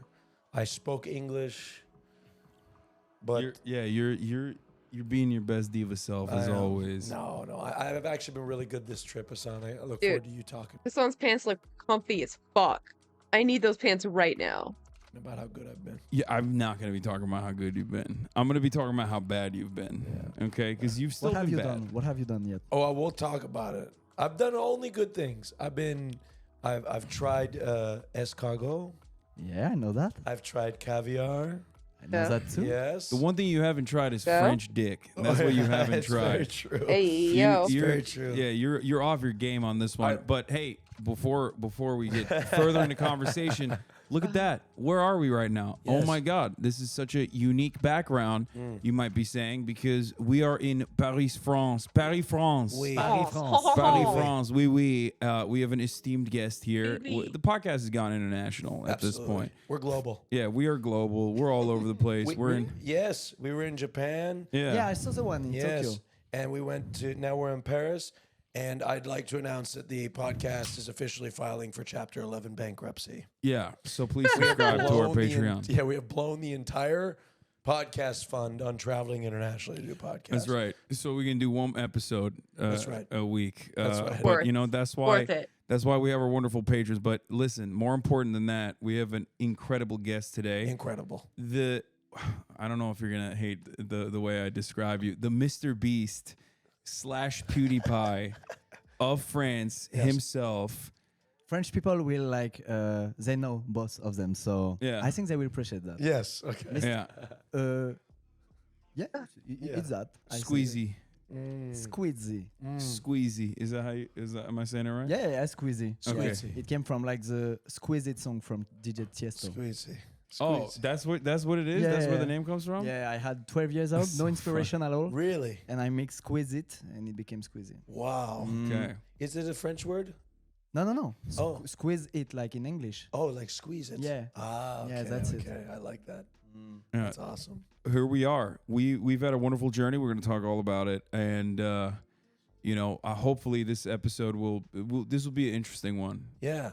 I think. Like this is, I have to tell you, Please. this is the first time, like, because I think French people will see this. Yes. And this is the first time they see me speak English ever. Really? Yeah, I hope they don't Yeah. hate you for it. I don't want them to. You can just keep speaking in French if you want. Ok, and then we'll super, just- merci beaucoup. Yeah. Je vais continuer de parler We're comme gonna ça. dub all of this interaction in all of French. We're gonna dub it in Okay. French. So this will Yeah. be, you just keep speaking English, and we'll hire some French actors, and Yeah, we Okay, got- I they'll can do dub all our myself voice. afterward Oh, if you that's want. true. I can We dub got myself. Gerard Depardieu, Yeah. Luc Besson. They're gonna be dubbing us. My references to French cinema are so dated. Yeah. That's I don't like even. No, Luc Besson is not so dated. Like, Yeah, I what, guess. what was his last movie? Was it Valkyrie? No, the movie with I watch it was French movies. a big one. I think Luc Besson's last movies have not been that good. I'll say What? it. Okay. Hassan watches French movies? What? I would not have guessed that. What? I think his old stuff is way better. Yeah, sure. He like peaked. you know Taxi. Yeah. Like you told you Yeah, told me I about watched Taxi. Taxi, the series. Was Yamakasi his as well? Yeah, No. yeah, sure.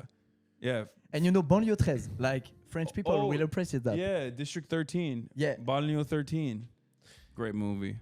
A lot of free running or parkour for those of you who don't know in French cinema. I don't know why French people are obsessed with parkour. Good question. Why are we obsessed about it? That's crazy. Yeah, like we had so many movies with parkour in it. Yeah. But Yamakasi is the biggest one. You have a parkour like tag. Parkour tag? Or that was at TwitchCon. I don't know Yeah, if that was we a were at sport. TwitchCon. That's why we're here in France. Yes. And one of the things that they had like, these big exhibitions. Right. One of them was a parkour competition. It's like tag, tag you're it. Yeah, chat. Chat. In French is chat. Chat. So it was Okay. chat. Yeah, cat. So they have like a competition and they were filming it. Really? They had like obstacles and they would like run over it and run around it. Like it was crazy. Yeah, I saw some videos on YouTube about it, but it's not French. Yes. Is Well, it? Oh, it's not? No, I don't think so. We thought it was French.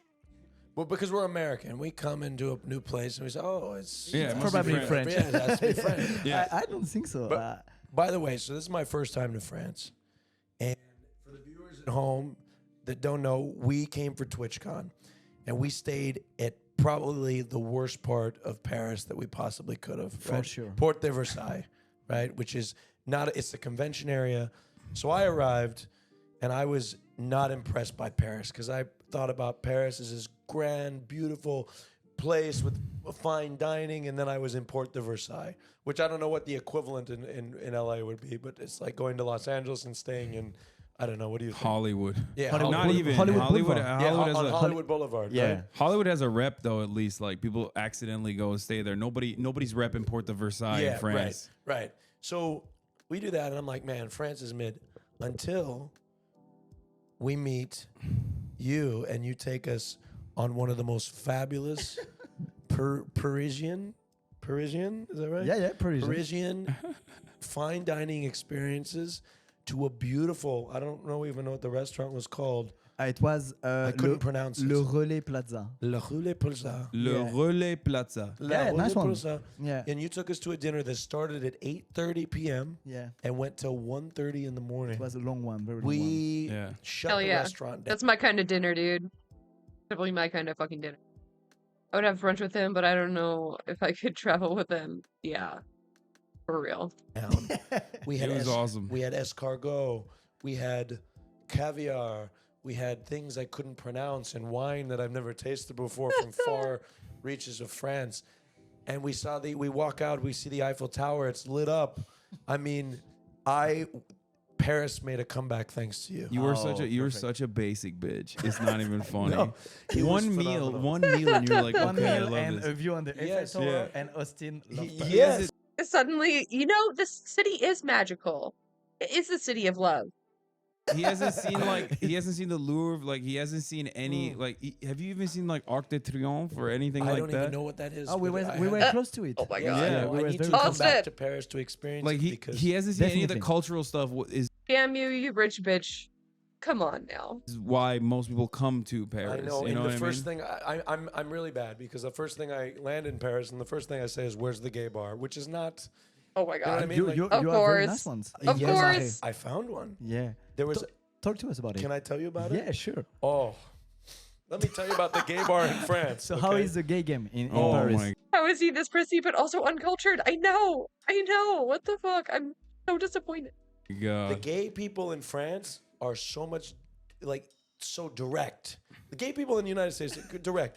I went to a gay bar in France called Raid. Okay. Okay. This gay bar is amazing. It's famous for every 30 minutes or so, a guy comes out and showers naked in like this shower. They've got a glass case. Have you been to this bar before? No. The Well, fuck? we'll go next time in Paris. We'll Okay. all go to the gay. It's a lot of fun. And I go in, and I kid you not, within 30 seconds of going into this bar, somebody asked me to give them a blowjob. They say, "Oh, give me a blowjob," and I said, 30 seconds. 30. Kid you not, give me a blowjob. I said, So he's just in there like no, I didn't do it. He's like, wow. She said, I would Sure. give. Sure you did it. Yeah, I mean, Frenchmen have a stereotype. Yeah, I guess it applies to gay Frenchmen too. Give me give me a blowjob. And I said, my friend, give him a blowjob. And I was like, oh, no, I'm good. He's like, his cum tastes like cookies. And I was like, oh my what? God. I This doubt is it. crazy. Then a guy asked me within another 30 seconds, let me see your penis. And I was like, oh my gosh. All of this in 30 seconds. Like Within it's a a lot minute of or things. two. Very, very quick. Boom, boom, boom. Wow. Incredible experience. Everybody was And that's so, when Austin knew. He's like, this is the greatest place on yeah, earth. I loved it. So open, so I guess it probably is also in France. I don't know. Maybe the Netherlands. amazing. Everybody was very direct, and it was wonderful. So that was my gay experience in France. I met some guys. But Minneapolis, the yeah. thing is I met these guys. I was like, oh, French guys. Oh, they were Dutch. And I didn't know that until it was too late.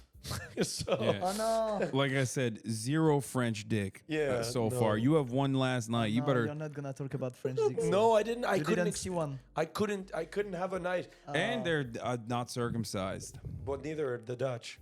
Oh, what? Yeah. Okay. That's what. Okay. God damn. I knew that beforehand. right. Okay, I knew that beforehand. Yeah. Okay. And I didn't do anything.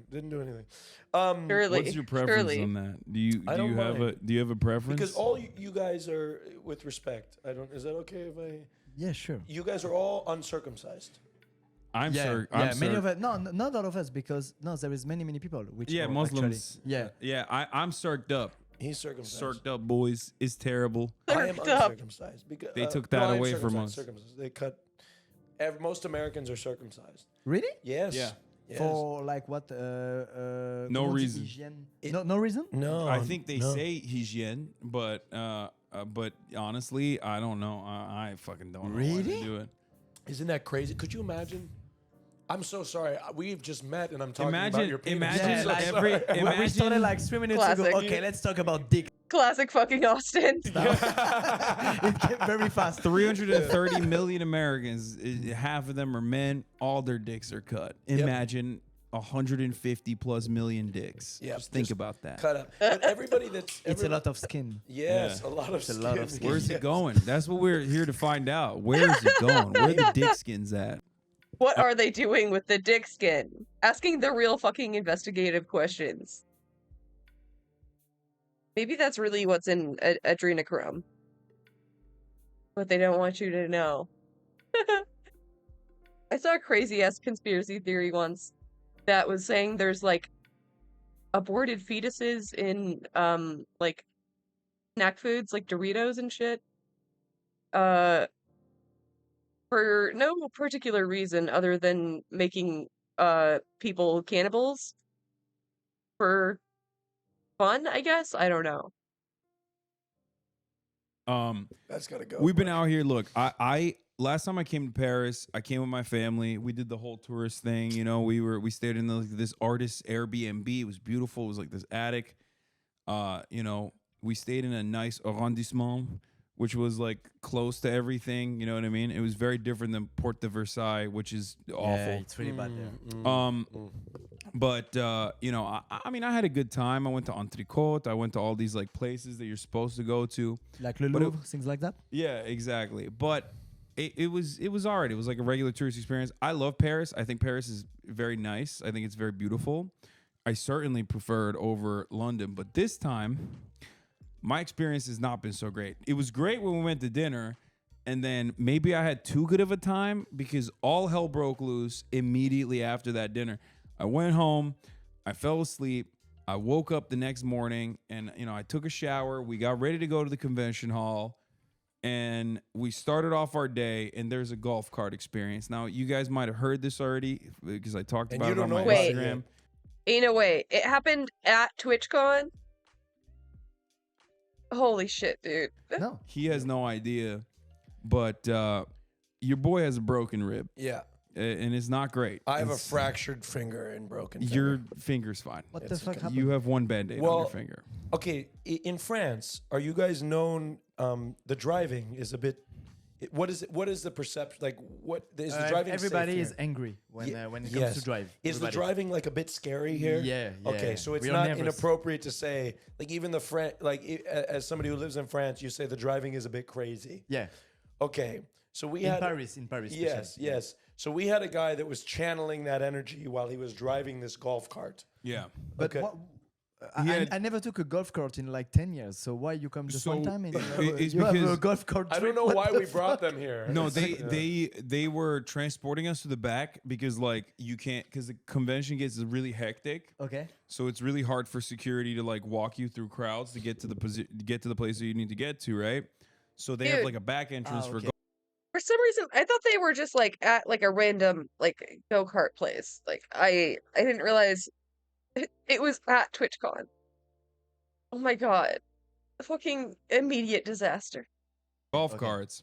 So they take us, they put us in this golf cart from this parking lot, and they drive us down to the convention hall where we're supposed to do our meet and greet.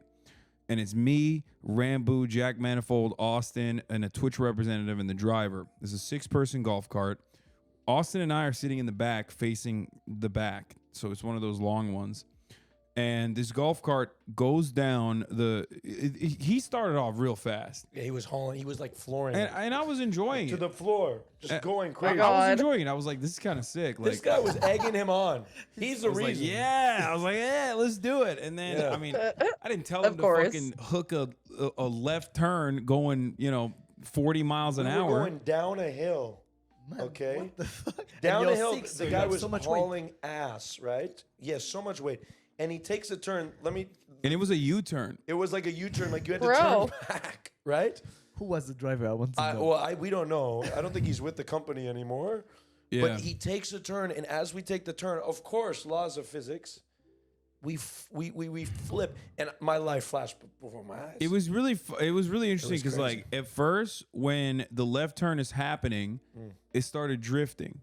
And Yeah. you could So hear it. There cool, was like, nice moment. Yeah, When it drifts, you're like, wow. yeah. whoa. And I was Drifting. thinking, Let's go. this is sick. Wicked. You knew the drift was gonna. I knew the drift was gonna fail. And Yeah. 1 second later, Yes, it And was- then it was like slow mo. It was weird. It was like slow motion. Like I heard the drift, and then I started feeling like it was tilting, and I started Dude, bracing. wait. I just realized this tiny Coke in Hassan's hand. It's the tiniest Coke of all Like, I time. heard It's so fucking tiny.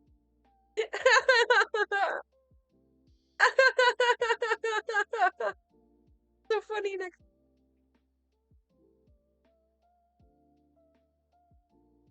God, this frame. Oh.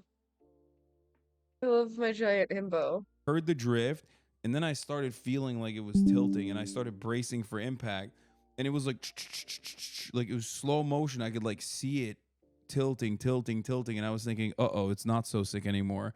And then boom, yeah, the crash. And immediately when that happened, like everything just went back into double speed. Yeah. Okay. Yep. Whoa. And he hits the pavement. Yeah. I hit got his, like a little bit of road rash here. Yeah. You can Oh kind of yeah! see. Wow. I hit his ribs. Right.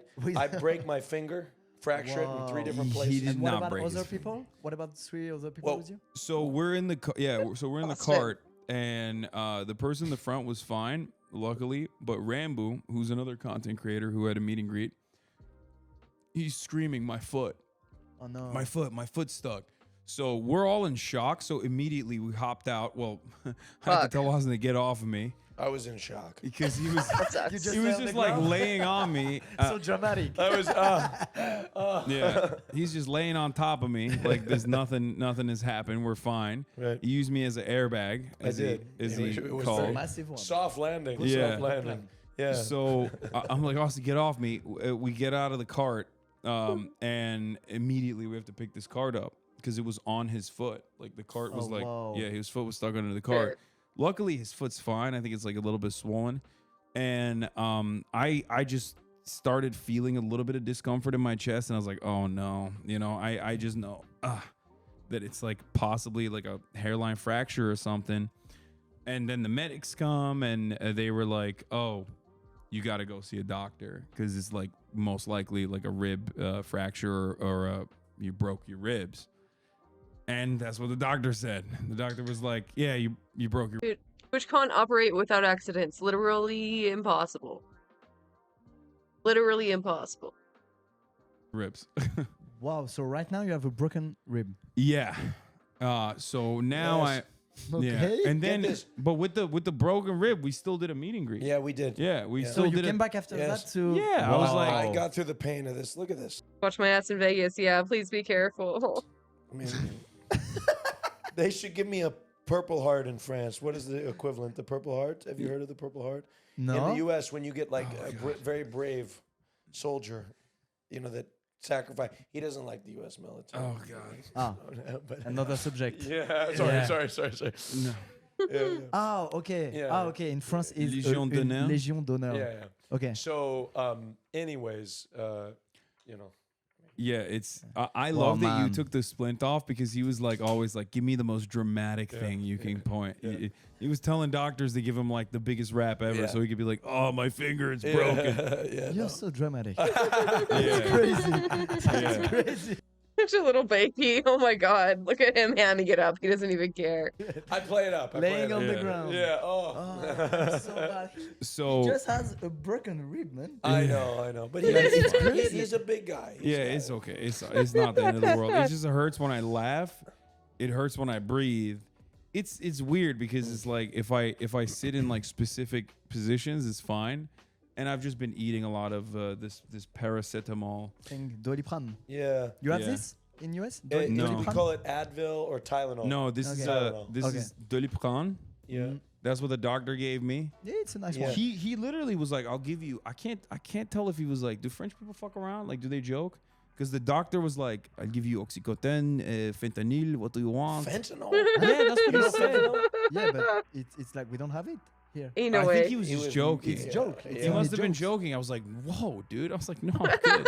Like, I give you whatever you want. I was like, no, man. I just give me some Advil. So he gave me this. He's like, this is the French one. It's better. Yeah. And we were surprised Funny. because we were like, can we get like a mobile X-ray or something? Like somebody comes to the hotel. But in France they don't work. The medical system is much more. Well, first of all, it's better. Yeah. You don't pay a dime, right? If you go to the Legitimate. doctor. It depends, but most of the time you don't You pay. don't pay anything. But in the U.S., it costs like your whole life savings. But you can get a medical X-ray maybe. He's like telling this French doctor like, so are there like mobile X-rays? Maybe they can come and like come to your house or your hotel room and like give you a quick X-ray. I'm like, no, that's not a thing. I don't even think that's a thing in America. I was trying to be resourceful, right? Because we had a meet and greet to get to. I was thinking, So but- you didn't do the X-rays? No. So how do you know it's broken or just Well, how we say it, fissuré? He just like he just like touched it and It must be so painful. Like, yeah. So what he Ow. said is like basically if it's like hyper localized the pain, Okay. then it's most likely like a fracture or a break. And the difference between like a full break versus a fracture is marginal, I guess, because it's just like it just limits the recovery. Like if it's a full break, you recover in like 4 weeks, 5 weeks. If it's just a fracture, 3 to 4 weeks. So Ooh. that's it. And there's not really much you can do. Have you broken a bone? Never. Really? I've never broken a yes, bone either. one little bone in Your here. hand. Yeah. So what was the process? Did you go to the hospital? I was at ski. Oh, okay. So I just went to X-rays. They told me, oh, it's broken. Did you have to go to like emergency room and then they do the X-ray? Yeah, that's it. So no mobile X-ray. I'm No just more kidding. what? I'm kidding. No mobile. Like, No, nobody does that. Yeah, Actually, I nobody. honestly, Nobody genuinely, does that in I don't America think- I either. said it half joking because I don't think it exists. No, Yeah. I mean, rich people probably have shit like that. I don't know. I said it half joking, but Twitch went and investigated whether it existed. Yeah, And- Twitch really? was It Twitch doesn't was exist. great. Twitch Yeah. was. Nah, I'm pretty sure it doesn't exist. I'll tell you this much: after the thing happened, the executives were freaking the fuck out. They were like, "Oh shit!" Because like we're like 3 of the headliners at the event, going to our meet and greet with like Rambo 2, going to our fucking meet and greets, and like they almost killed us. Yeah, they would have been holding candlelight vigils. Yeah. At our next. So the executives were freaking out. They like pulled us aside. They were like, "Is everything okay?" They sent us a care package. Yeah, I was gonna say. So one of the things that they did, they were like, "Hey, sorry for your broken fucking ribs." They sent us a care package. Yep. And I actually brought one of the At least there's one that. of the things from the care Oh, package they give as a you this gift, to say sorry? as a gift for Oh, you. okay. Oh my gosh, I have some too. Well, you're selfish, Oh. so you didn't do So that. I unpack this now. Yeah, this What is is it? it good? I don't know what it is. It's Champagne Bilcar Salmon. Yeah. I don't even know this brand, guys. Oh no, it's not even good. It's not even good champagne. How embarrassing, Hassan. This is why I didn't bring Well, it. that's why. Salmon. This is why I didn't bring it. I was embarrassed. They gave me So broken rib, but now you have champagne. Yeah. Sorry your ribs got broken, but here's some champagne. Get drunk. Which is funny because like they give me champagne and some like little perfume bottles, but I didn't bring the perfume bottles because I thought this is like funnier than that. But It's I a can't gift even from us. I can't So even thank take you for it. the gift. Yes, Yeah. right. I can't even Thank take you it on very a plane much. with me, so I'm like, what the fuck am I supposed to do with this Twitch? So I thought this would be better. Yeah, they also gave us some They literally wanted you to drink it and forget it happened. chocolate and like a cigar, chocolate cigar. Yeah. Okay. And stuff like that. Both of us got. I think we got the same care pack. Yeah. Macaroons. They gave us macaroons, which I ate. Like there was what was it like 20 macaroons? I ate all of it last night. It was When wonderful. I woke up in a haze and I was hungry and there was no fucking room service in our hotel and I couldn't No, really? move. How is that possible? Like, where are you staying? The Courtyard Marriott. There is room service everywhere, no? No. Not at this hotel. What? I called. I was like, I can't move. I can't get out of bed. Yeah, I need food. I went to bed at 5:30 p.m. last night, and then I woke up periodically. I woke up at like 12, and I'm starving.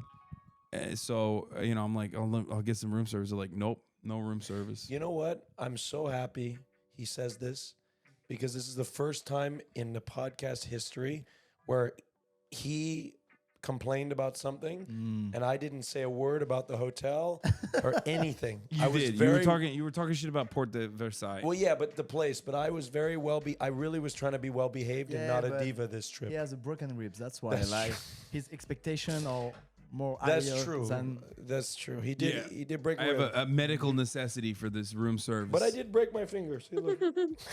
I don't think he. Do you really think it's broken? The doctor did say to X-ray it when I get back. He said X-ray Because it seems The doctor like, also look. said if you can move it, which you could, then it's probably not Okay, broken. just show us the finger. Just move the finger, just to see. It's not broken. Yeah. It's not broken. No, Obviously, I can't it's go broken. past this. I can't go past this point. That's just Not even broken, dude. Oh my god. Oh my god. He's such a baby. normal. You're so Look dramatic. at this one. I can go like this. This one. Yeah, but it's not broken. It's just like He painful. he claims that there's little tiny bones that nobody knows about. Oh, Oh yeah. a very small But one. he did tell me to get an X-ray. We're gonna get this demonetized for medical misinformation if you keep this up. Maybe. I'm gonna get it X-rayed, and if it's broken, Hassan, you owe me $20,000. No, you're the one who broke my ribs. How about you pay for that? No. What about snails? We have to talk Oh about yeah, we have to snails. talk about the snails. The snails, the escargot. Yeah. Yes. How was it? Escargot tasted like garlic butter. Yeah. It was much better than I thought. I couldn't get over the fact that I was eating So you like garlic butter? snails, but it was good. It was better than I Yeah, thought. and you had special treatment because it was out of the shell. Yes. So it was like you don't know, have to take already it out. outside. You didn't Yeah. have to see it or Yeah. anything. It It's was less kind of disgusting than. Yes. What do you think about escargot? I love it. You love it? Yeah. He has to say I never had it and I can't have it. I have a shellfish allergy. So that sucks, I guess. At least I can still have like lobsters and crabs. that, or they deport him. That's how it works. I love frog and escargot. Oh, Yeah. frog. No, Yeah. not at all. Oh, no. you frog guys is- actually have frog here. Maybe Yeah. I tasted like when I was maybe 12, but it tastes like shit. Yeah. Wait. I'm so stupid. Escargot, I think I could eat it. What? Right? I don't know. I don't know if I want to though. And We dissected I don't like frogs. it at all. You like it? Like chicken. It Okay. tastes like No. chicken, really? I thought it was. I thought it'd be gamier than that. Yeah. Like, Like chicken. Ah, not in my memories. Oh, okay. The Cambodian frogs taste different. Yeah, maybe they know how it's to. different. Yeah. French frogs are more. What do you think about? Have you been to the United States? I've been for E3, like at the convention Oh yeah, center. E3 in Los Angeles. Yeah. What do you think about our food? Honestly, I'm curious. It depends. Like, if I want to eat like huge things, it's like cool. If I want a burger, basically, I know it's cliche, but it's like cool because you have many fast food we don't have here. Yeah. So like In-N-Out, things like that. I love it. Did you like it? Yeah, really. The food's good? Yeah, the fast food is good, but the food in restaurants, maybe I never went to the right places, but it wasn't like so. We'll take you to the right places. Yeah, interesting. Yeah, we'll take you to the good places.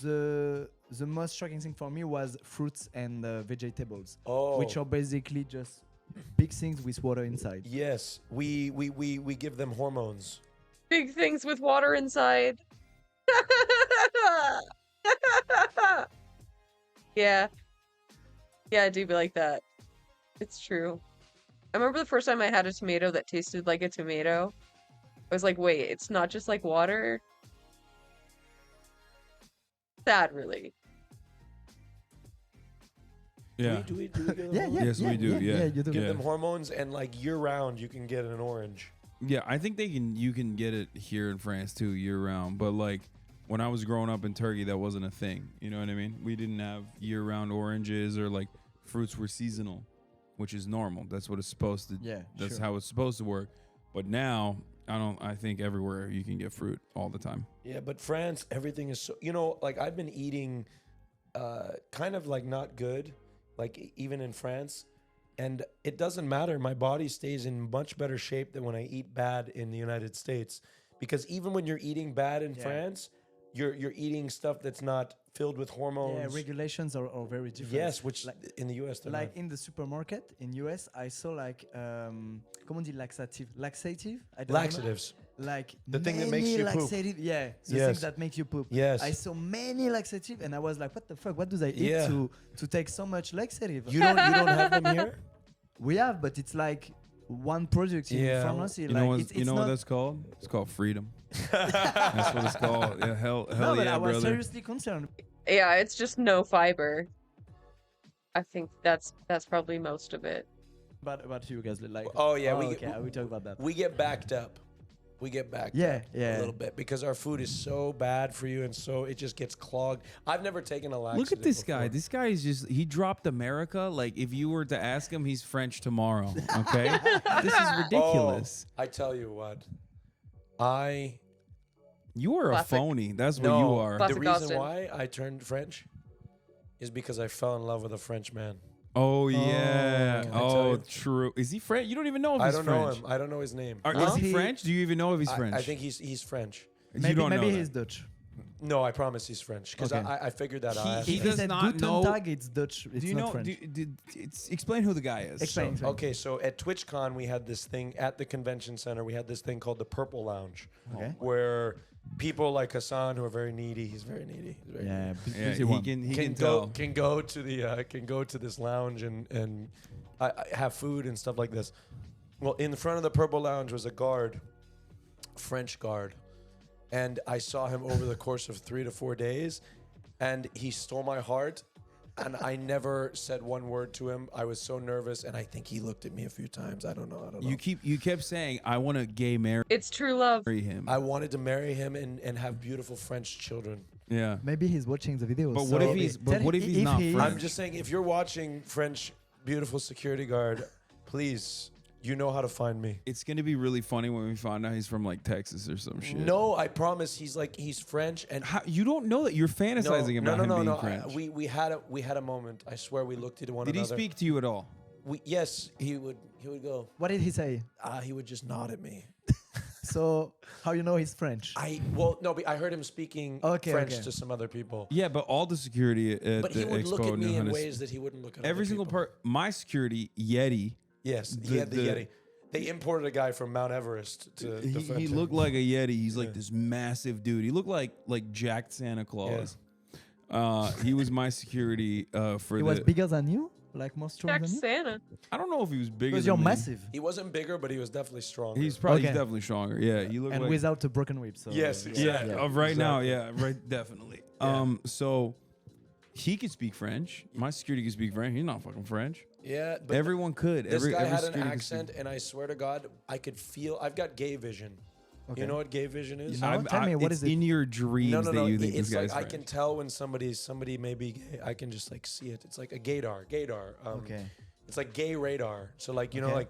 like have you ever heard? Do they have the expression in French gaydar? No. It's like where you I can know- I you can understand tell it, if but we don't somebody's. have that. I think there was a connection. It was just in the eyes, and I don't know this, but I fell in love, and I don't know if he ever will see this. And so but you didn't talk to him. I couldn't get the confidence. I'll He never was see he was literally telling people Aw.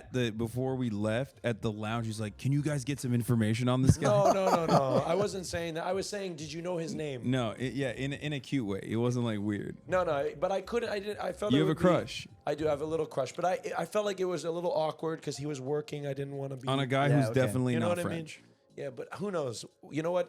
It's the one that got away. The one that have you heard the expression?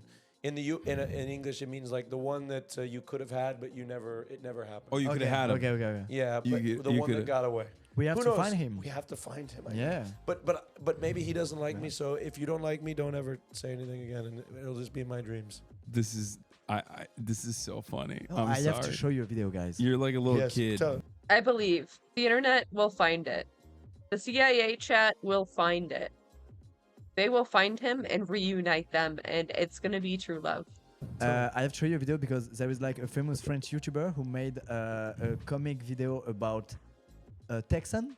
Oh, really? About cowboy, you know? Oh, Yeah. Really? Yeah, Oh. and he made a song. What Oh, I love Yeah, that. so I have You to. wanna show it on Can your you yeah, show yeah, him? I have to show you. guys. Show Okay, us. Yeah. March, can you? We'll look at it on the computer, but is it possible for you to download it and then superimpose it in the video as well? Yeah, just the song, not the video, because the video is like 20 minutes long. Sure, yeah. But the song from the video. I already know this video, by the way. I've already seen really? it. Yes. Oh, crazy. Do you want to show it on the computer or pull it up on your phone? Maybe. No. Pull it up on the computer. Here? Yeah. Okay. Do you have speakers? No. Okay. Oh, you don't have speakers. I realized when you asked. your phone. You could pull Alright, up do it on on your your phone. phone. Yeah, on my phone, definitely. I And know he- what it is. and It's the three dudes that dress up like cowboys, Yeah, right? yeah, yeah, Oh, that's I've seen it. awesome. It's But so you know, good. it was like a huge thing in France. Like, It was a huge thing even in America. We know about it. Wait, I don't even know if I know about it. Well, you don't follow pop culture like that. I don't know if I know about it. I'm very so cultured. they made a song. So I choose the song, not the video, because the video is very long. Just the song. Yeah, just a song. Yeah, it's the burger one, right? There's Yeah, like yeah. Hamburger. It's so crazy, you know it. Like, Yeah. it's so would you funny mind? for Would me. you mind opening my Coke? My fingers. Sure, Austin. You fucking asshole. Oh, I can't get over how tiny these are. God. Okay. My fingers. Thank you. So Here this you guy go. is a huge fan of the US. Like, he's a huge fan. I could tell. And he has like some friends there. He Okay. often go to United States, and it's like kind of a tribute for him. Here's the song. Do I have to put the microphone? No, They can hear it. I love it. Did they make it like to make fun of? Yeah, or- just to have fun. It's not serious. It's honestly kind of accurate so far.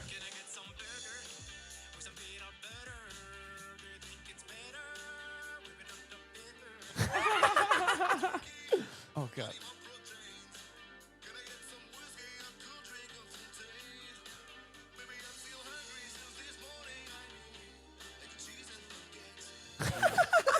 It's only about food.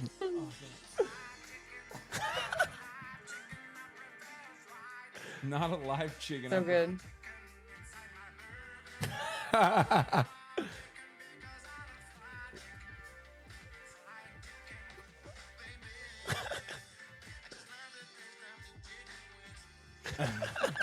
So it's I love it.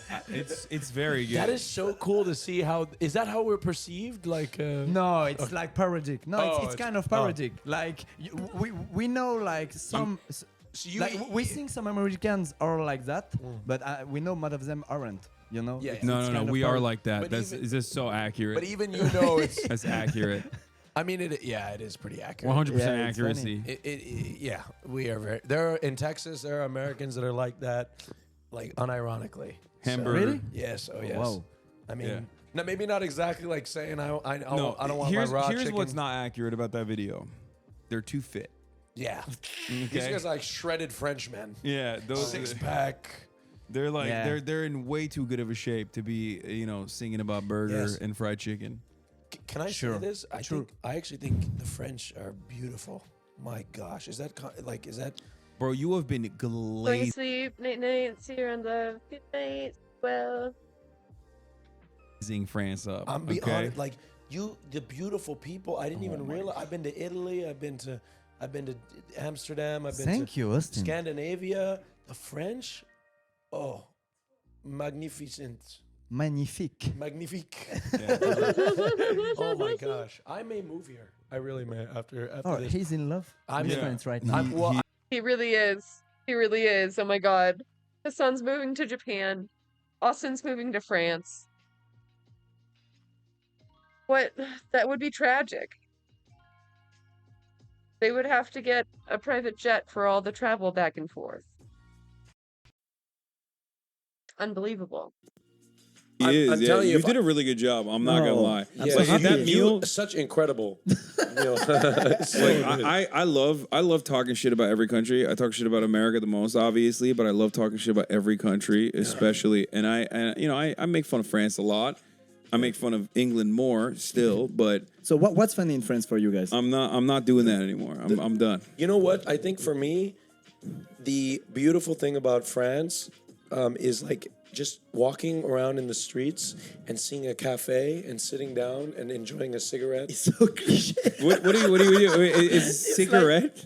No, I said this today. Like, I don't smoke and I can't handle it. But I thought I'll get, herbal cigarettes. They're not even cigarettes. Herbal? No, like vape, you mean? No, but like, no, they're like, they don't have nicotine in them. They're just fake. They just, okay, yeah. But they are cigarettes.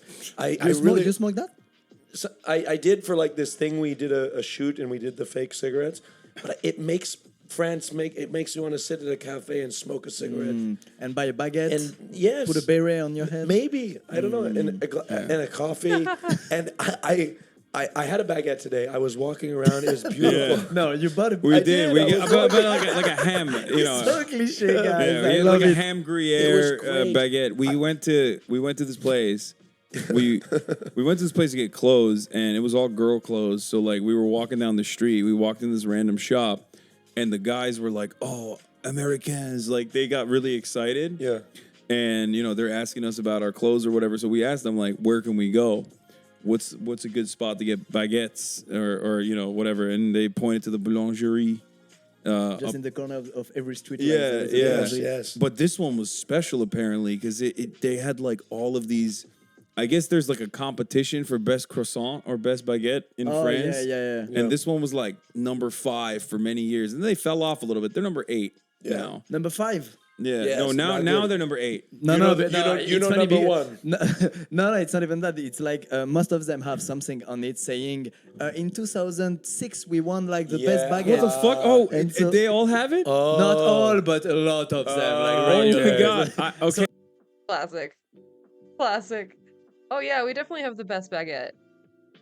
In 1764. It's for you guys when you come from US. You see this and you're like, oh, this is a huge one. Let's take our baguette there. We fell for the trap. We fucking fell for that. We fell for the trap. We were like, oh my god, top 5 baguettes, so it's immediately the best baguette that we've ever had. No, honestly, it wasn't even that good. That's why I was like, how is this number fucking 8? I've had better baguettes in France before. Yeah, we were in there like talking about. We were so impressed. And I had it, but to me, it was still walking around at the baguette, looking at the beautiful cafes and the sun. And you are such a basic bitch. You are literally the Emily in Paris watcher. Okay. But you know what? Also, it made me want to have a French romance.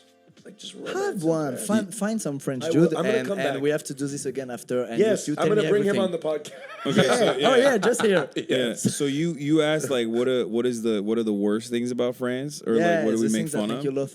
So first of all, everyone always makes fun of France because they're like oui baguette, smoke cigarette every morning for lunch and breakfast. Oh, I didn't know about the cigarette thing. Yeah, no, they do make fun of that. I had friends with me. They were smoking. They don't even smoke in the United States. They were chain smoking for some reason. More than English people, for example. Yes, for sure. Oh, yeah. I didn't. English people drink more. I think French people smoke more. Yeah. Okay. Japanese people do both more than everyone else. Yes. But there's that meme. What else? It's like, they're rude. They hate Americans. They don't speak English even if they can. They're like, fuck you, Americans. This last one is really true. Like, Yes. this, like for us, it's like a shame to speak English in front of others. Yes. Like I'm pretty sure right now, French people who are seeing this are like, oh, Squeezie speaking English. Yeah. And in the game, it's like normal here. Are they upset at you, or are they like they think it's No, funny? they are just gonna. It's just funny for them to see me speak English, and I even see. more But if you're very if I good. try to have a good English, to speak. No, but like your proper English is very fantastic. good. I try, but I You, still have a you big claim French it's not, but it's very good. I try. Your Yeah. accent is. You have a French accent, of course. Sure. But your English is phenomenal. Yeah, but we like Phenomenal. Americans love Do you accents. know that? Thank you. Yeah. Okay, But thank you. Like, Spectacular. She wasn't sure you knew the word. Yeah, no. It's very good. It is very good. Spectacular. I mean, and I don't think a lot of French people love American people. They more than they hate them. I think. you think more French I think French people hate everyone though. Yeah, sure. That's So so wait. We're snob. So you think more French people like Americans than hate them? Definitely. I'm pretty Really? sure.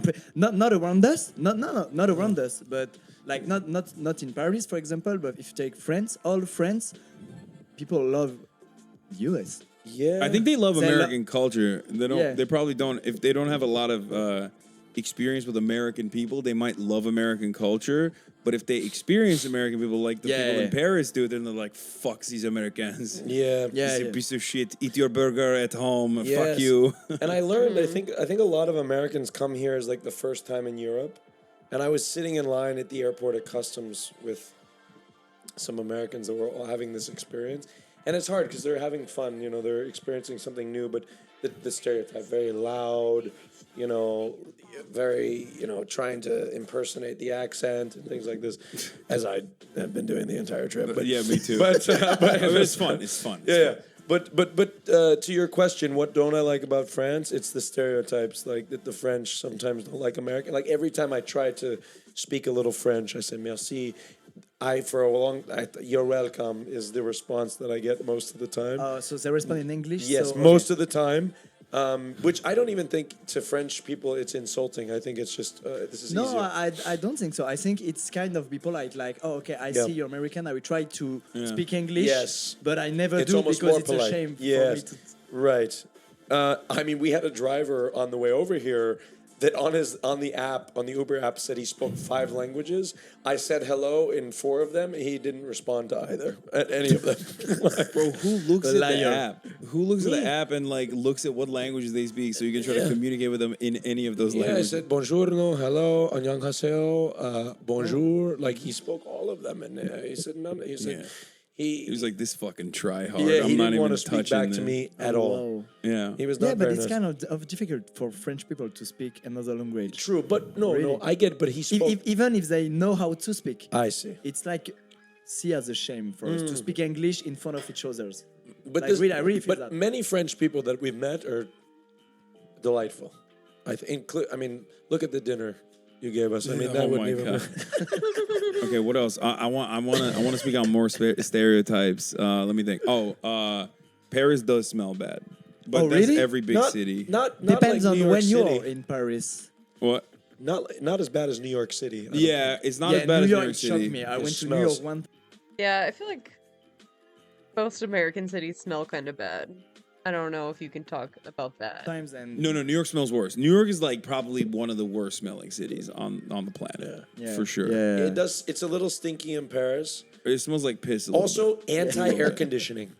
Oh yeah. Anti-air conditioning. Nobody likes That's air rough. conditioning. Yeah. I went to 3 separate places and like it broke during this heat wave. Like they couldn't fix it.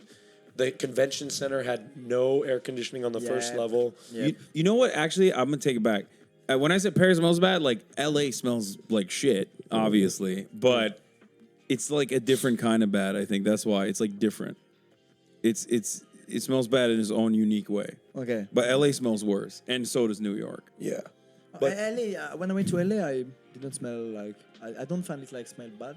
If but you stayed in nice areas, it can get I stink- stay. it's Where good. did I stay? I don't know. Hollywood Boulevard definitely. Oh yeah. Hollywood smell a lot.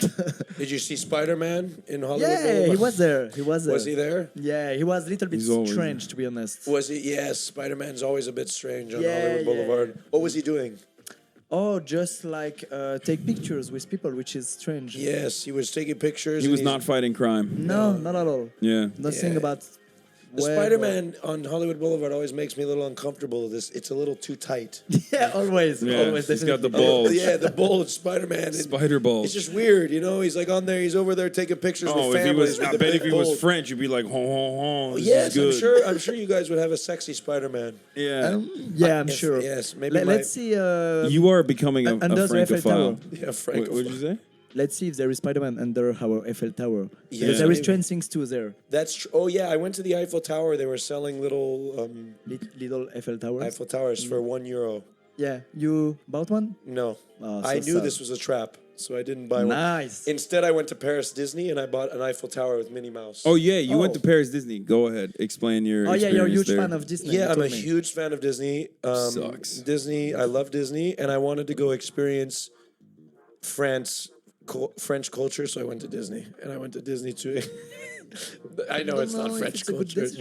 No, it's not French culture. But I wanted to see Disney, and it was an amazing experience. The food wasn't so good, but yeah, sure, it's not good. But I feel like you go to different places around the world and you do the same shit that you would do in America. Like what? Like go to Disney? At these different, yeah, you go to Disney, you go to gay bars. Yeah, true. That's it. Like Gay bars are cool though. You like to experience gay bars in different parts of the world. I think it's a cool experience. Don't say you. What do you mean you? I never. He doesn't like to go to gay bars. You would go with me to a gay bar. He wouldn't go to a gay bar. I'm Really? homophobic. Why? Why's that? I'm homophobic. He doesn't. Okay, you're He homophobic. doesn't like Yeah. gay people. Yeah, I'm Okay. like. you're fascist too. Yeah. Yes, oh he's a- God. Here we go. Oh no. We have to talk about this. We talk It's about so it. crazy. Tell him. It's a crazy Tell him story. the story. So what happened at Pixel Wars? Tell us, Hassan. So r/place Pixel Wars were happening last year around this time, and it was apparently it was a very big deal for Remember that. France because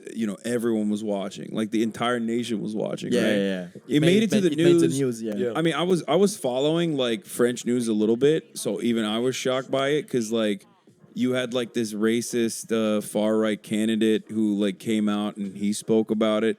It was like, yeah, Pixel Wars, like go France, we're kicking every other country's ass. It was so fun. It was so fun. That was like right after I got on Twitch. Crazy. Type shit, right? So at the end of it, when things got real heated, I said some things. That I usually say in English in a joking manner, as I say about America all the time, because people are always like, fuck you, go back to Turkey. So I'll be like, yeah, I'm here to do, I'm doing the great replacement here, bitch. Because it's a fake concept. It's not real. Explain what the great replacement For is. those of you who don't know, because we don't speak about politics on this podcast, the great replacement is something that racist, far-right, white supremacists believe that, like, immigrants are coming into their country and they're replacing the pure, whoever the nationality is, whoever, like, white people are or the in-group is, right? We have it in America. They have it in France as well. So to the French, I thought they were being racist to me. So I was like, yeah, I'm doing the great replacement. I'm fucking your mom. That's how I'm doing the great replacement. I'm replacing you by fucking your mom. Yeah. And then they heard le grand replacement. Yeah. And they just thought I was being racist. Yeah. They thought I was being like pro that concept. Which is true. Okay. I'm kidding. So yeah, they were like, "You're fucking fascist," I'm kidding. and I felt really bad because Kameto is Muslim, Yeah. right? And I when I found that out, I was like, "Oh no, this guy thinks I'm like pro this concept." So I DM'd him immediately. I'm like, "I'm so sorry. I'm Muslim. Like, I shit on those people all the time, and it's fine." Weird dude, what the fuck is on?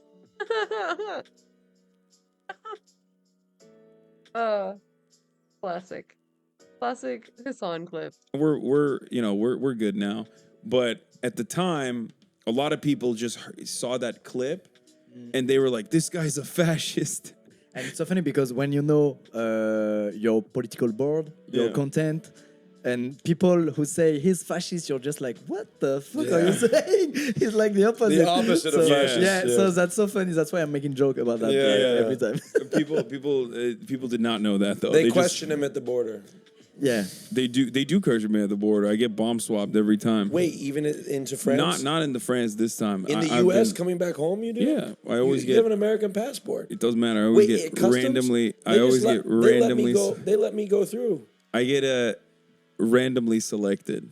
Wait, like in custom every time? Yeah. Really? Yeah. That's strange. Well, it's usually before you get onto the plane. Oh, it's because you're always late to the fucking plane. That's why. No. Yes, it happens to me. If you're late to the plane, they usually. I was not. I'm not late. Maybe it's something else. Yeah. Like no, they put it's called his face. Yes, and that's his origin. Yeah, that's what it is. They put 4 S's on your boarding pass. If you have 4 S's on your boarding pass, I think it means like secondary security, like secret security, secondary something. I No. It It is. If they put 4 S's on your boarding pass, they mean that means you've been marked for randomly selected search, a secondary search. And so you always have that on your. I usually have it. Yeah. Well, Hassan, I think it is random because I'm a Lebanese American. Interesting. Oh my god. A Lebanese American with a broken finger. Yes. By the way, I was in a. It's not broken. I was in a bar and I met a Lebanese guy. And I was like, I'm Lebanese. He said, you don't look Lebanese. He said, you don't look Lebanese. But there's a lot of Lebanese people here in France. Yeah. Yes, I feel at home. I really do. You're from fucking Portland. Look, I am Lebanese though. Seriously, not a joke. Really? Like your dad or your mother? My dad. Your dad? Yeah. Okay. So He is the most whitewahed, Americanized Lebanese man on the planet. Have you ever been to Lebanon? So? No, but I want to go. No. What the fuck? I've never been to Lebanon, but my blood is strong with Lebanese culture. Yeah. Really? You feel it. Yeah. What's the flag look like? What's the flag? It's got a tree. Okay. Yeah, it's got a tree in What the are middle. the colors? Red, white, green. Okay. That's good. I'm testing you. Yeah, of course. I know my country. Good job. Yeah, Lebanon. Give me some of the political factions of Lebanon. Well, look, I don't get into that politics. We don't No, talk politics. yeah, we are going to talk politics. So No. Tell us some. One of the foundations of Firan is we don't talk politics. And I don't Oh, wanna break that that's foundation. interesting. Bro, you couldn't even say like Hezbollah. There's two The first time Austin ever brings up that rule. things I they're don't like they're like famous. Look, there's two things I don't internationally. do on the Firan podcast. Say the F slur and talk politics. Okay, Yeah, that's he it. says the F slur all the time. He said it at dinner. Do you know the F slur? Oh yeah. but I don't say it. You thought about it. Say it. No, I don't. Yeah, say he it. was. Yeah, you see, he said you were talking about it because he doesn't stop saying it off camera. Yeah, he It's loves so saying fucked that. up. No. And even learn use the translations. The Yes. French So they told me Don't this. say it, I'm don't not say going to it. say it. Yeah, But they told me the word in French, and it's so insane. it's that pretty funny. You can't even like in the U.S. we've reclaimed the word. Like in English. What do you mean? Oh, that's why you keep saying it all No, the time. I don't say it, but we reclaimed it. So you've reclaimed the word. Yeah, yes, but I still don't say it. In France, the word is, I'm not even going to say it, but it's so crazy you can't even reclaim it. You get the point, which is why And the you can't beginning even. bit, too. You can't even. You can't reclaim that. You can't be like, I love doing that, which is crazy. Yeah. But I guess it doesn't. You were explaining to us that like people don't even know that that's what it like. People know what it is, but they don't even think that that's what they're saying when they say it, when they use it. Yeah, that's it. Like they don't even know the origin. the true sense because it's something like happened in the 80s, and so people now they don't get it. People forgot like about it. So now there's there is many word in French, which is the case. Like enculé, c'est pareil. Like another one, but you can say it. You can say it like everybody is saying it. Enculé. Enculé, But it just means like you had a dick in your ass. So it's it's homophobic and everybody's saying what it. if I want to say... yeah, we say that in Turkish too. We have that as well. But what if I just had a dick in my ass and enculé sparai? You have this word in English or not? No, No, we don't have it in English, but we have it in Turkish. Okay. Yeah, in Turkish, what do they say? Well, so this is actually He uses it a lot. This is really interesting because like obviously, all jokes aside, I'm not a homophobic person, but it's a very important but. When I was growing up in Turkey, we used to use the F slur all the time. And I never realized like that it was literally the F slur. Yeah. Right? So I was just saying it, and the word is ibne. It means the F word, right? In Turkish. Until I was hanging out with a gay Turkish friend of mine in America. and it's been like 10 years, so like my cultural understanding is like stuck because in my cultural understanding of like Turkish language and what the slang I use is like stuck in 2009 because that's the last time I was in Turkey, like speaking Turkish all the time, right? So I caught myself right before I said it because you say it like lovingly, you know what I mean? It's not even like yeah. Like you'll be like, oh, this F word over here, like, oh, my come beloved on. F slur, like I don't know how to. Yeah, no, literally. Wow, like, it's so endearing. It's like it's weird. It's impossible to describe culturally, and it's not like that word at all because that one is like maximum the worst thing you can say. The French version. It's a P word. Yeah. So, and I caught myself and I asked him, I was like, damn, is this the F slur? Like, is this how you would say the F slur? Like, is it a no-no in Turkey now to say it? And he's like, yeah. And that's when I realized, like, holy shit, you know, language evolves. That's number one. And number two, your cultural understanding is like deeply connected to the language that you use. I don't know. I just wanted to say I say it all the time. That's why. No, it's just. I forgot where I was going with that. My train of thought went away. I forgot where you're going with it too, but it's okay. I wanted to give you guys a little taste of Turkish culture there. Did you know in Turkey, you cannot join the military if you're gay? True. You're not gay in Turkey unless you take it. Unless you're a bottom. Unless you're a bottom. Okay. You know top bottom? No. If you're getting fucked in the ass. Rather than doing the ass we could sugarcoat it a little bit, Hassan. Come on, I don't know. We're in his home. Okay, so you can't say you're gay if you're not bottom? No, in Turkey, they don't consider you gay in the military unless you're taking it up the ass. Yes, so if you're just giving it, you're not gay. Yeah, it's called a pink slip or a knullfoto. How did this whole thing just turn into like gay sex talk?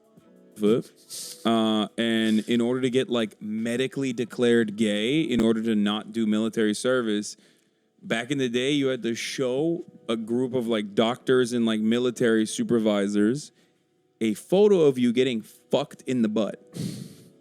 What the fuck? Yeah. Well, I don't even think they do it anymore, but it was definitely a practice for a very long time. Yeah. And if you were fucking another man. Yeah, he's arranging. Ask me if I understood. Yeah. He's arranging his exit to the podcast. Yeah, He's gone too far.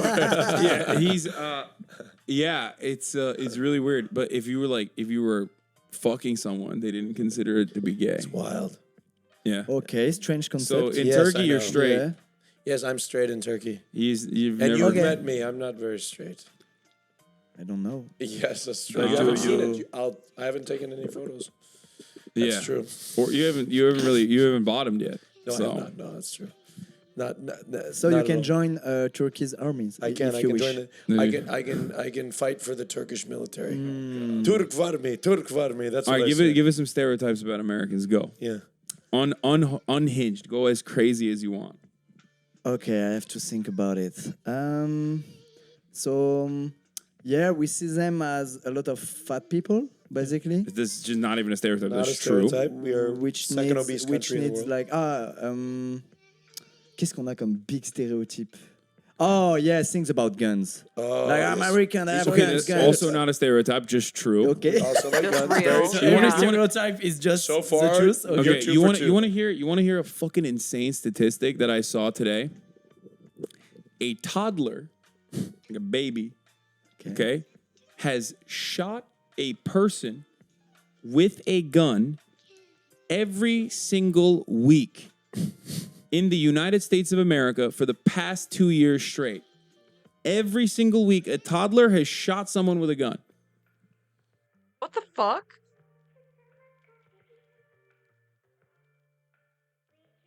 That can't be true.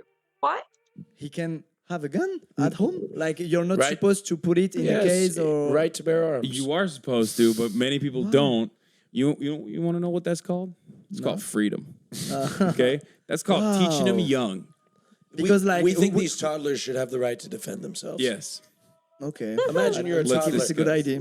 Imagine you're a toddler at preschool and somebody looks at you the wrong way. You know what I mean? Or you're a toddler and you don't even know what a gun is. No, realistically, that's crazy. toddlers can't have guns, but usually it's Yes, they can take the one of their parents. their parents, yeah, and that's at what's home. happened. Yeah. What's another stereotype that you think is a stereotype about Americans? Stereotypes like they're superficial. That's we're now entering stereotype. Okay, what do you mean superficial?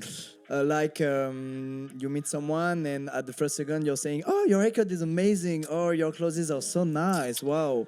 Materialistic. No, like they're being nice, but it's a front. Okay. Right? Like they don't. Fake. They're fake. Right? Okay. This is kind of like this is where I start to disagree with the stereotypes because as I Watch him, he's gonna get defensive. No. He loves America. No. I genuinely love to meet people and be nice to them. And, sometimes I may be commenting on somebody's shirt and maybe it's not as cool as I think it is. But I want them to feel good about it. I want them to feel... It doesn't come from a place of... Bro, you can't be defending every stereotype that he gives us. What? But maybe we are like a bit... comment on dit aigri en français? Agreeable? Like French people are like snobbing. snobbish. So we don't like used to be so nice so fast when we meet someone. Oh, so it takes in France. It takes a while to get to know somebody. Yeah. Oh, yeah. Americans are very. In fact, it's the opposite. In the U.S., you're nice when you meet somebody very quickly. Yeah. And then you figure out whether they're gonna lose that respect. Okay. Basically, right? Would that be accurate? That's fine. Yeah. What other thing like you guys enjoy very big cars? Yes, that's true. That's I true. love big cars. Okay, we're back to truthful statements. Yeah, this now. is back. The last one was but this one is true. Okay. Guns true. Fat true. Bigoted also true in parts of the country. What is it? Racist. Racist. Intolerant.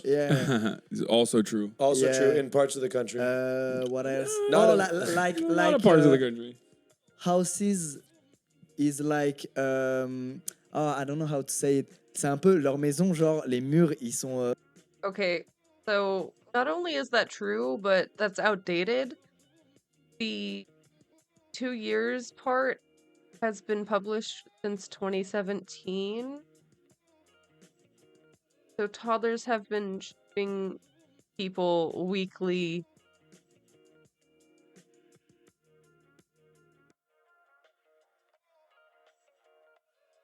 For 6 years? For 6 years? Wait, 8 years. For 8 years.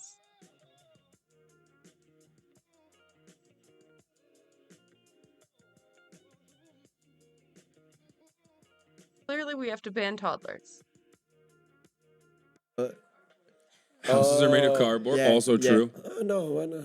Oh, yeah. See, he's got to defend America. There's nothing. Look at him. He's like white. He's like. I literally see videos of people which are building houses in like woods, but in tornado areas. Yeah. So like the first tornado who comes through, the house just flew away. He's right. He's talking about drywall. Like you can punch through the wall. Yeah. We have a meme in America. It's called Kyle. Okay. We call it a Kyle. He punches through the drywall when he gets angry. He drinks White Monster. Okay. He drinks White Monster energy drinks, and he punches drywalls. There was a White Monster? Classic. Yeah, it's a Monster energy drink, but it's white. It's sugar free. Okay. And Kyles love drinking that. Okay. And then they love punching drywall. Okay. Yeah, punching holes in I think walls. American infrastructure is solid. It's not solid.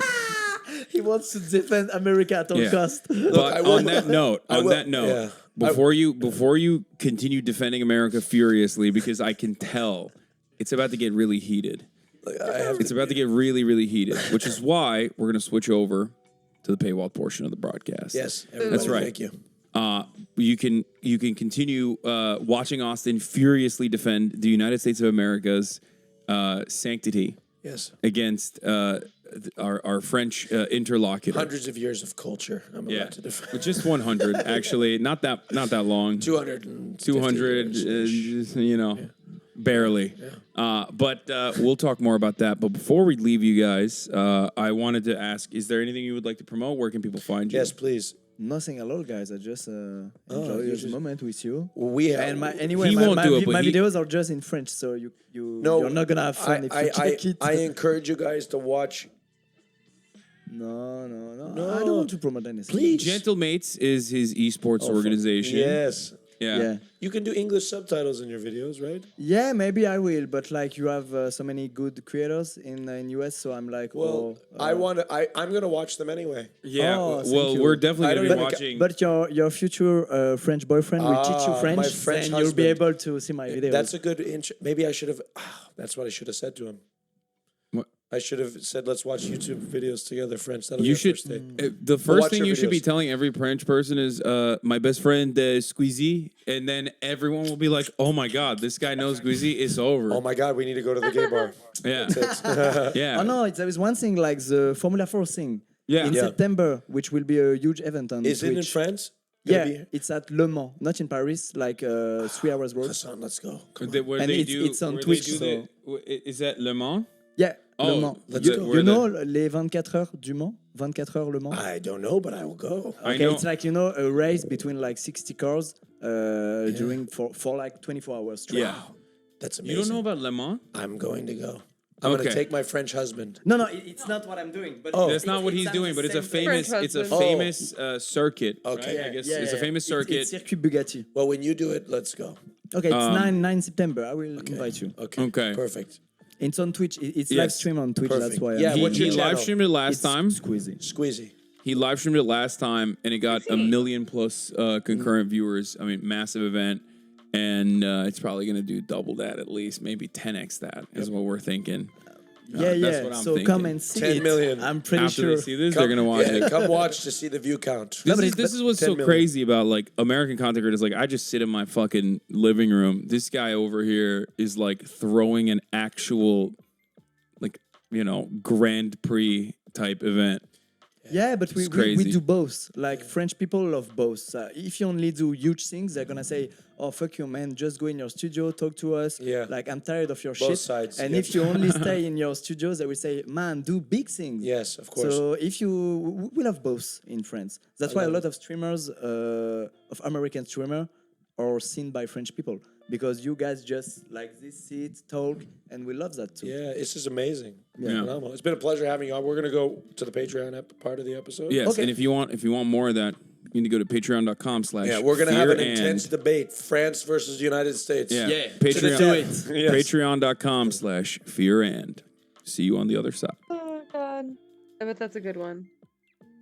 I bet that's good. Alrighty, gonna do it for me. I'm very sleepy. I will be back on Wednesday. That's right, Wednesday. I'll see you then. Water, take care of yourself. Sleep well. Have a good.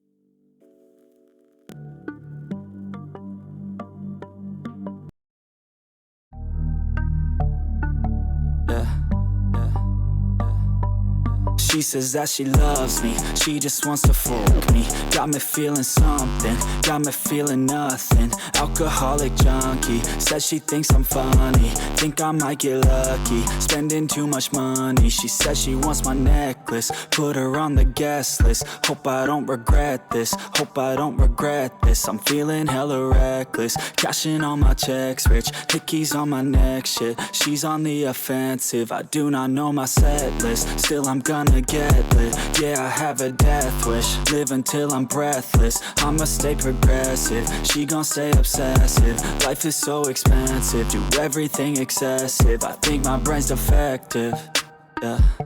Can't think when she's aggressive, yeah. She snuck into my section, yeah. You think I'd learn my lesson, yeah. And we ain't getting no sleep. These girls don't even know me. Like Drake, I'm getting trophies. You want it, girl, then show me, yeah. And we ain't getting no sleep. These girls don't even know me. Like Drake, I'm getting trophies. You want it, girl, then show me. Cause we ain't getting no sleep, yeah. No, we ain't getting no sleep, yeah. She's sitting up in the front of the class, using that ass, she gonna pass. Keeping her pad and her pen in her lap. She been so bad with the men in her past. Now she just want the professor so bad. I'll give her lessons that she never had, like taking a freshman and teaching her math. I'll keep her guessing until she a grad. She always leaves them guessing, they don't know what's next, man. Learned it from the best, man. She loving every lesson with hands-on sessions, points for attendance. She asks a lot of questions, I answer with my presence. I sit back while I'm texting, said she wants to get in, said she'll bring her best friend.